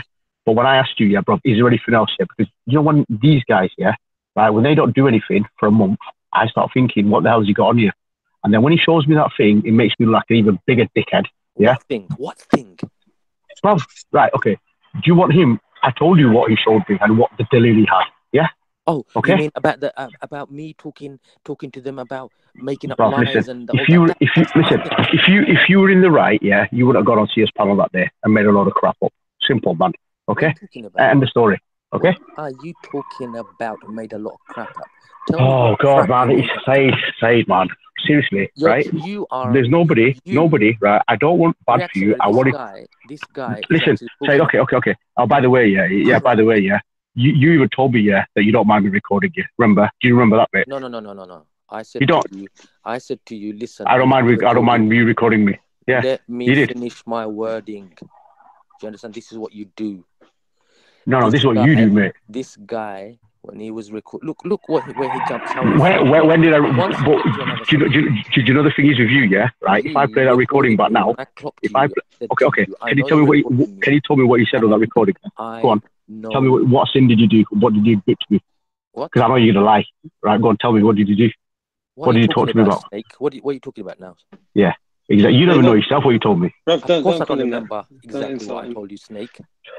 Said. Yeah. Listen, bro. Listen. Don't say that, bro. I'm not the one, yeah. Right. If you want to play that game, yeah. I'm not the one, yeah. Talking about covering your sin, yeah. What did you do? What did you do? You put another Muslim brother under the bus, yeah. Remember? Yeah. Exactly. What are you talking about? You don't even know. Do you want to listen to it? No, hold on a second. Do you want to listen to it? Said. Yeah. And okay, Said. Brothers. All right. Let's just leave it there. Anyway, reaction. Leave it, man. Yeah. Right. I'll remind him properly tomorrow. Okay, you watch tomorrow. I'll remind you properly. If you're talking about Muhammad Tawheed, I'll remind him, man. I'll remind you. Don't worry. Anyway, see you later. Okay. I've got the picture, man. Under the bus. Yes, I did because I was biased against it. I had my reason. You don't know the full story. Right. Yes. So you did that. You did that. Now you want help from Muslim brothers, yeah? Yeah. Yes. You're a hypocrite, mate. Yes. You're a hypocrite. Yes. Listen to me, hypocrite. Yeah. Snake. Hey. That brother. Wait. How can you guys call each other hypocrite? Let's just leave it. Leave it there. Anyway, who are you? Listen, bruv. Listen. Who are you? Reaction, man. I don't want to offend you on your channel, man. Okay. Who are you? Okay. Do you understand? Reaction, listen to this. The brother that he's on about, yeah, the misunderstanding I had, yeah, that brother has forgiven me. Who was this guy not to listen, brothers, the issue you got to sort out is how to move forward from this, right? That's what I'm saying. He's getting without being enemies.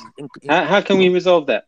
So, Sefaz. Resolve that is easy, Afi. Listen. If he doesn't tell you who made the video, what is there anything else? Who? If he doesn't tell you who made the video, is there anything else?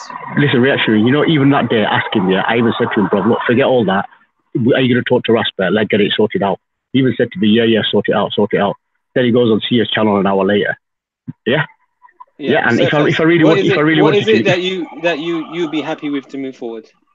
Who? To resolve this issue between you two, what needs to be done from your perspective? I need to know who did that video. Yeah. I need to know. Oh, don't worry. Listen. It's no point even talking about this. And so that seems to be the issue right now. What he's doing. Yeah, because look, you right, reactionary. Look at that video, yeah, right? And you tell me what that portrays me as, yeah. But you know what? It actually doesn't. I haven't watched it, so I'll watch it, yeah. But what the thing is, yeah, these guys, yeah, they're sick as fuck, yeah. By them doing that, they've actually highlighted the point that I was getting across to these black brothers anyway. Then why are you crying for? If that's the case? What? Because I don't need you. I don't need you lot to do me no favors. No. Why are you crying? See how hypocritical this guy is. No, brother. No, Saeed. Why are you bothered if you haven't done the video? Why are you bothered for? He's looking from a religious. Why am I forward? You're looking from Islam, right? That's why. Who? You, Mr. Foz. Listen. Let's leave it there. I'm so scared of you, Mr. Foz. You don't need to be scared of me, bro. I am going to do Salah now, everyone. Yeah, anyway, bro, I'm going to go do mine as well. Anyway, yeah. Pray Salah. Should we talk about Hajj? No, we better not, innit? Hajj? What do you want to talk about Hajj? What I did? Yeah, okay. Stop. Forget about it, man. See, Mr. Reactionary? This is what this guy is. Reactionary. Right, do you want, right? Because you want me to. I've got a challenge for both of you. Right? When we come off this call, the challenge is make dua for each other. Bro, listen. You know what? Yeah. Not bad dua. I don't listen. Dua for good. I dare you. I don't know. Listen. I don't know what he thinks. Yeah, but I swear to God, right? I've got a 13-year-old child. Yeah, doing hymns. Yeah. Okay. Yeah. My intention was nothing to gain. Okay. I'm dropping it now. He can do what he wants. He can curse, talk, backbite me, give his deeds away. I'm saying right now, after today, I'm not talking about him anymore, and I'm done. It's dropped from my end. And have nothing in your heart against him. No, I've dropped it. It's gone. Inshallah, hopefully you feel the same way. Just move on from this. Okay, I'm dropped it right now. From my heart, it's dropped. He can do what he wants. From my heart, it's gone. Hold on. Yeah, but that kind of. Bro, I'm gonna go press love, man. Okay, my son's waiting in it. Okay, man. Okay, yeah. All right.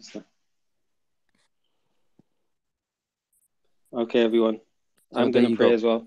So, why so? And Brother Abdul, if you wanna continue yesterday's conversation, you're welcome to. I'm just gonna pray. I'll leave the panel open as it is, and I'll come back when I'm finished. Yeah, I'm gonna go as well. Okay, Saeed, brother, take care. And Brother Abdul, just before I go, can you hear me? Yeah, Habibi. So you heard that, Akhi, yeah? That's why. Wow, yeah. You heard that, yeah? See? Like, there's what I said, drop it, whatever. But if I keep on acting like I want to drop it, man's going to think that I'm like, he's got me on the ropes or something. Like, oh, I'm scared. Because, let me say this to you, Akhi, right now. Every word that I said when he was recording, I could tell he was recording. It's so easy, clear. So I did say to him, I know you're recording. Go ahead. It was, one of those ones. Yeah. Like, I don't care. Because after what happened to me, every time I talk, I expect people are recording. Do you understand, Akhi? So it's one of those ones. So it's not a permission. It's not a permission. So I was thinking to myself, what a snake you are. And then I thought to myself, 2 hours I spoke to this guy and I wasted my energy and he was going nowhere. I'm talking about something. My man is talking about something else. Do you understand, Akhi? He's talking about nonsense, like, for example, whatever chit-chat I did on Hangouts, the fitna talk. Yeah. He's talking about that, bro. Like, my fitna talk. Oh, this guy's, I heard the recordings. You said this, you said that. I said, listen, I said bare shit on fitna. I told some truths. I made up I bluffed. I exaggerated. And that is fitna. And I made tawbah for them. Why are you talking about this? Do you understand, Akhi? Yeah. Well, everything that I said, all the lies, the made-up stories, everything. He's talking about that. So who is he to talk about these type of things and talk about Hajj and what happened after Hajj and all this sort of thing. Whatever I did after Hajj, yeah, brother Abdul, if I did some wrong sins after Hajj, for example, is it your business or is it between me and Allah? It's none of my business. I don't care what you did. It's Yeah. none of my business. If I did something in private after Hajj, for example, I'm saying, yeah, if I did, yeah, which I made up stories and stuff to them, yeah, because you know why, to get info. So anyway, who is that got to do with anyone else or what? Or Allah? Yeah, It's with Allah. yeah. That's between you and your Lord. Whatever you do or whatever you don't do, So that's your business. yeah. So this guy's talking about when I went and see his panel, when I blurted it all out, what I said, what is the truth, what I meant, everything. He's on about that. So he's upset that I didn't lie. I didn't. That's what it is because they wanted to play it all out and make me. Do you understand? So I just said, yeah, the things I said it. So what? I don't care. They It's between played me the and Allah. video. They played it anyway. The audio on Prospect channel. They play audio and this and that anyway. Did they? So All right. I didn't watch it. So, but still, that's what it is. That's the only thing he's talking about. Imagine, brother Abdul. Yeah, man had 2 conversations with me, and he's acting like he knows me. He's acting like he's some sort of superhero. Like, do you understand? First phone call, he sounded genuine. Second phone call, when he recorded me, he sounded like a snake. So, how can I trust yeah, people see, like that? yeah. Let me say this real quick. See, the thing. Even I talked to you in private, right? Mm. The Asian community is upset, bro. A lot of the Asian brothers, man, because they Yeah, feel yeah. as like, You told me about that. you know And then, what I mean? yeah. And like I said, what I said was wrong, and I made tawbah, and that's it. You can't keep on going on and on and on and on and on. Do you understand? But this guy doesn't care about all of that stuff. If he did, Akhi, if someone makes a mistake, you repent and you apologize. That's it. What else do you do? Yeah, it's peak. It's peak though. Look, because then it was the brother Omar. He said the N word. So then they say, Yeah, see, we told you about these Asians. bad And timing. now they saying great doing is racist and all it, it's a whole propaganda behind it, man. That's it, bro. That's it. It's bad timing. It won't happen in the same time And period. then D went up there, he started saying the N word on the panel, man. Yeah, but everyone knows, bro. My man's not, everyone needs to Yeah, understand. it's still a bad look, though. It's still a bad look. And then they'll take, 4 individuals and say, see, the Asians are racist. All of them is racist. So that's what Yeah, certain brothers is fighting against. They yeah, like, no, all Asians isn't like that. Even Prospect said, and I know Asians, that's cool. Every Asian's not like that. But the people he got around him, you understand? Because Prospect, he has to say that because he got friends that's Asian. That's cool. yeah. But then it's Anyway, the rest of them, like Rich and this one and that one. They're gonna push the propaganda, and then yeah. Okay. they saying the P word and all that stuff because they racist as hell themselves, Saeed. Yeah. Okay, you know what it is? Yeah. Like in Islam and stuff, if a brother makes a mistake, he repents, he apologizes. That's it. We do it for the sake of Allah and leave it. Now, some people don't get that, and when you see Muslims like this so-called Muslim jumping on it, covering sins and all that, he's actually going against the word of Allah. What did Allah say? Do you understand? So that's what I can understand the non-Muslims. They can't get their head around that concept. But when a Muslim says that same thing, brainwashed, then he does it to me. I think to myself, how can a Muslim talk like that when Allah says covering the brother's sins and this, that, the other? So it's just like character assassination, want to embarrass man. It's all that, but these things don't embarrass me. I'm not talking about the N-word thing. I'm talking about the other stuff. Yeah, brother, I hear you, man. It's peak, man. I mean, Yeah. the thing is, Saeed, even Abdul Rahman, the brother, the big brother. Alhamdulillah for that brother. He's a good brother. Yeah, he's a very good brother. Yeah, he said it, man. He said, no matter what you do, certain people they don't care. They never going to forgive you, There bro. you go. There you go. What can you do about these people, bro? You got to keep it moving, man. That's it, Akhi. That's it. Anyway, there's no point talking to these people like that. They will do what they're gonna do anyway. It doesn't matter, regardless. Yeah, man. You know what I mean? Yeah, man. Anyway, what's the time in the US? It's 2:38 What? a.m. AM. Oh, subhanallah, you haven't slept then. Nah, man. I'm up. I'm a night owl anyway. What you got? Are you? Do you work or? Not well. I work for myself. I'm an Okay. entrepreneur, basically. Yeah, man. I haven't had a job since what 2006, bro. Okay. What do you do? I have to keep it private, man. Okay. Okay. Yeah. That's true. No, bust that. You know everything online.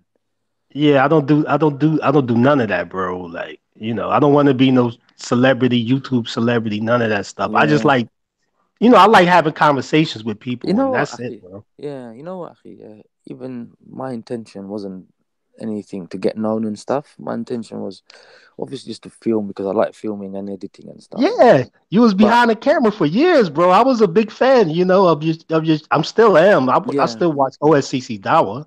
yeah. You know what I mean? You know what it is, But Akhi? Yeah. You know what it is. After some time, because behind the camera when you have discussions with people, because you go Speaker's Corner is about discussions, and yes, that's what it was. And then, all of a sudden, they, not to say last 7, 8, 9 months, people start coming with cameras, bro, and start recording me behind the camera talking to people while my one is recording, and that's how it just all kicked off.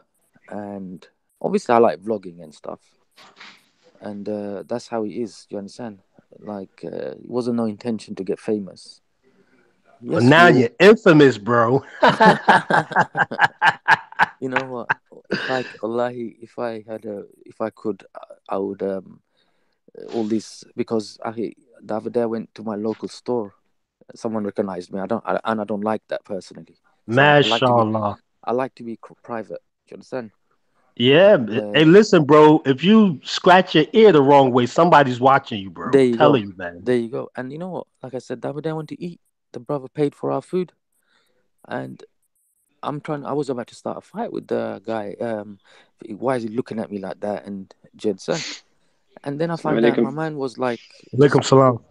so the man did that is because my man wanted to pay for the food and he liked everything that is, all our work. Yeah, man. So it's like it's embarrassing, when they come at you and want to take pictures. And I thought to myself, I am nobody, and you want to take pictures with me and pay for our food. I felt embarrassed, bro. So this type of attention, Yeah. Yeah, it was man. Yeah. nice. The brother paid for it, but I feel embarrassed, man. Do you understand? Like some next man paying for your food and stuff, and Yeah. what do I you get do? it, bro. All I do, bro, film, drive. Anybody can do what I do. Do you understand? It's nothing big, nothing major. So it just takes a little bit of courage, probably, get in front of a camera. Yeah. Hey, man. All I can say, man, and it'll happen naturally, inshallah. Just try to be humble, man. You know what I mean? And Have I ever given you any vibes that not being humble, like arrogant? yeah, that's what I'm saying. That's why I said, it'll come naturally, like it's Yeah. natural. Just because it's over now, bro. You're a celebrity, man. It's a wrap for you, man. I'm I telling know. you, man, you got to be on your P's and Q's. Every time you in the hangouts, back chat, this and that with the Nah, I'm not Muslims, in. non-Muslims, you got to Yeah, watch what you say, bro. that's You true. can't do no dirt. This is a good thing for you, man, because That's you're a true. celebrity. You You can't know, do no dirt, bro. You're going to get outed, bro. I know. Actually, you know what? Yeah, like I never once acted like some sort of pious thingy. I always said I'm a layman and whatnot, but people try to put me in a box of that. Do you understand? But in a way, it's good because if anything, all this will do is prevent man from doing sins and stuff anyway. Yeah, man. So it's a good thing, isn't it? If you think about it.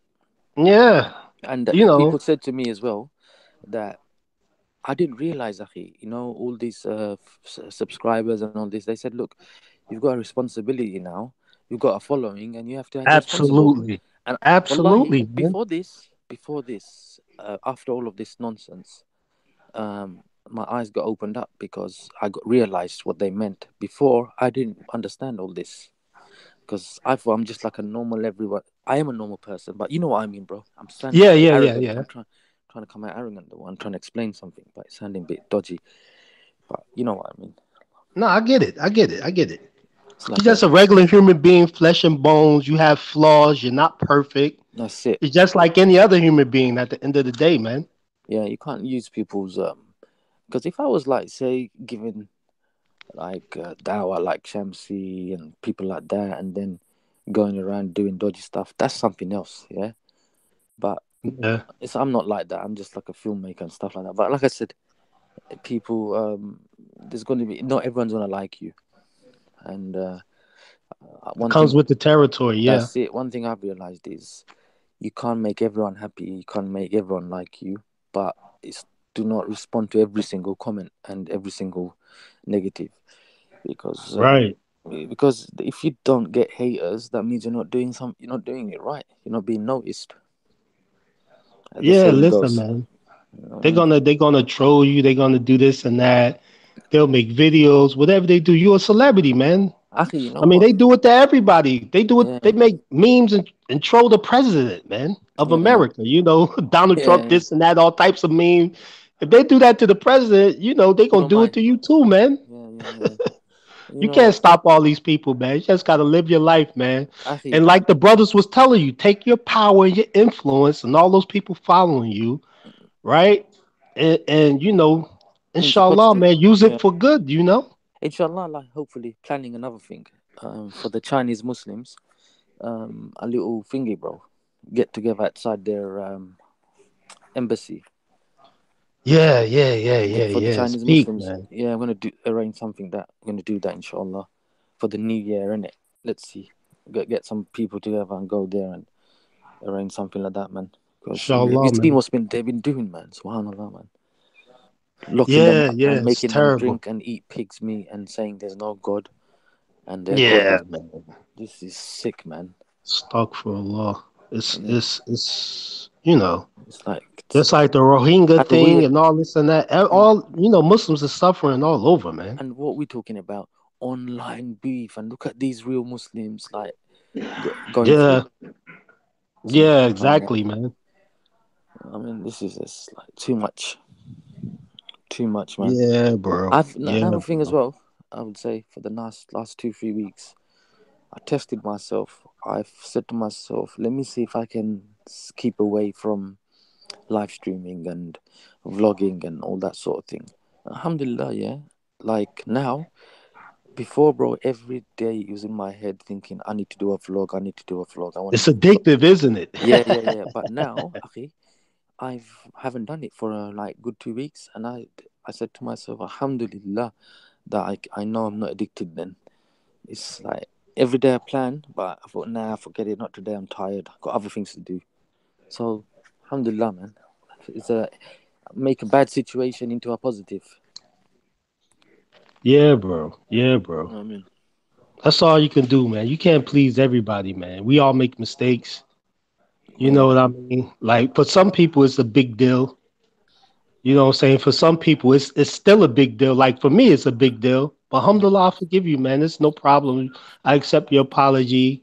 Mhm. You know what I'm saying? It is what it is, man. And then the real thing is your relationship with Allah. You know what I'm saying? Because it's between you and Allah. Yeah. Allah knows your intentions. Allah knows what's in your heart. I don't know, Hmm. but Allah knows. So Of that's what's the course, most important thing. You know what I'm saying? that's it. So, you know, can't nobody manipulate me, manipulate my emotions, none of that, bro. It Yeah, is there you what it go, bro. is, man. Have I ever tried to do? You know what I mean? And not only that, akhi, you known you know one, bro. If someone is genuinely, racist and stuff, their Yeah. friends, their behavior, the groups that they're in, like like people Look, say, Saeed, hmm, everybody's prejudiced, man. Everybody, including yeah, myself and everybody on this panel and everybody on the subconsciously, planet. yes, yeah, I agree. But now what I'm trying to say is that like someone like Tommy Robinson, that he goes, yo, find me a clip where I said the N word or the P word or something like that. Now you don't have with these people, yeah. You don't have to find this because of what they do every single day, in the slightest way they do it. Do you get it, bro?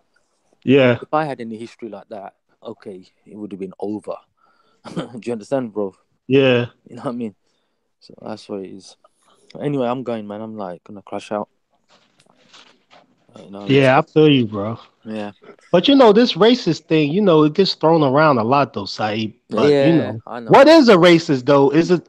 Like, can you imagine somebody poor and broke in the ghetto and you calling this guy a racist and motherfucker can't even pay his bills and shit? But you calling him a racist because he say the white man is the devil. You see what I'm saying? Or some bullshit like that. You, know you call a guy a racist?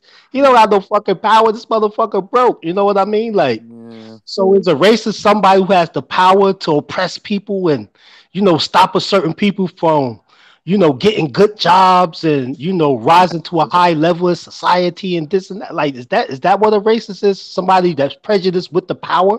That's what I actually looked up what racist means after all of this, and you're right. This is exactly what you just described what racist means. Right. And that's why black people will tell you, right? And I know this because these are my people, right? They'll say, well, how the fuck can I be racist? I don't have no power. But everything coming out of their mouth is racist as hell, right? Because they have racist ideologies. Yeah. You know, the white man is the devil, the black man is superior, this and that. You see what I'm saying? Yeah. So you know, so it's a game they be playing. Yeah. You know, it's all BS and propaganda. And I feel like the Asians should stop, you know, being all scary and shit. Like, hey, man, somebody made a mistake or they said something that was racist or this or that and Deep saying the N-word and, you know, Omar said the N-word. What the hell that got to do with all the Asians on the planet Earth? Not all Asians is racist. Just speak truth to power. Stop being all scared. Oh, Saeed making us look bad. How the hell Saeed don't represent every Asian on the planet Earth? Yeah. It's ridiculous. Saeed, is reactionary there? 100%. No, he went to make salat. He went to make salat. He's coming back though. Say what? We can't take this offline, can we? No. He's coming back though. He went to go pray. He's gonna come back. Inshallah. Okay. I'm gonna go off then, innit? It's not a thing. Yeah, but Saeed, don't forget about these people, man. They're not your Lord, man. No. Just handle your business. Do what you got to do, man. You know what? I just thought about Saeed, it right now. don't go yet. Okay? Don't go. Reactionary, take this offline, please, mate. You want to go offline? Okay. Yeah, please, bro. I'd rather it be offline, man. Okay. All right. 1 sec. Let me say goodbye to everyone. Thank you, everyone, for coming on the chat. I'm gonna go offline now and wish you all a good day, inshallah. سبحانك اللهم وبحمدك أشهد أن لا إله إلا أنت أستغفرك وأتوب إليك وصلى الله وسلم على نبينا محمد.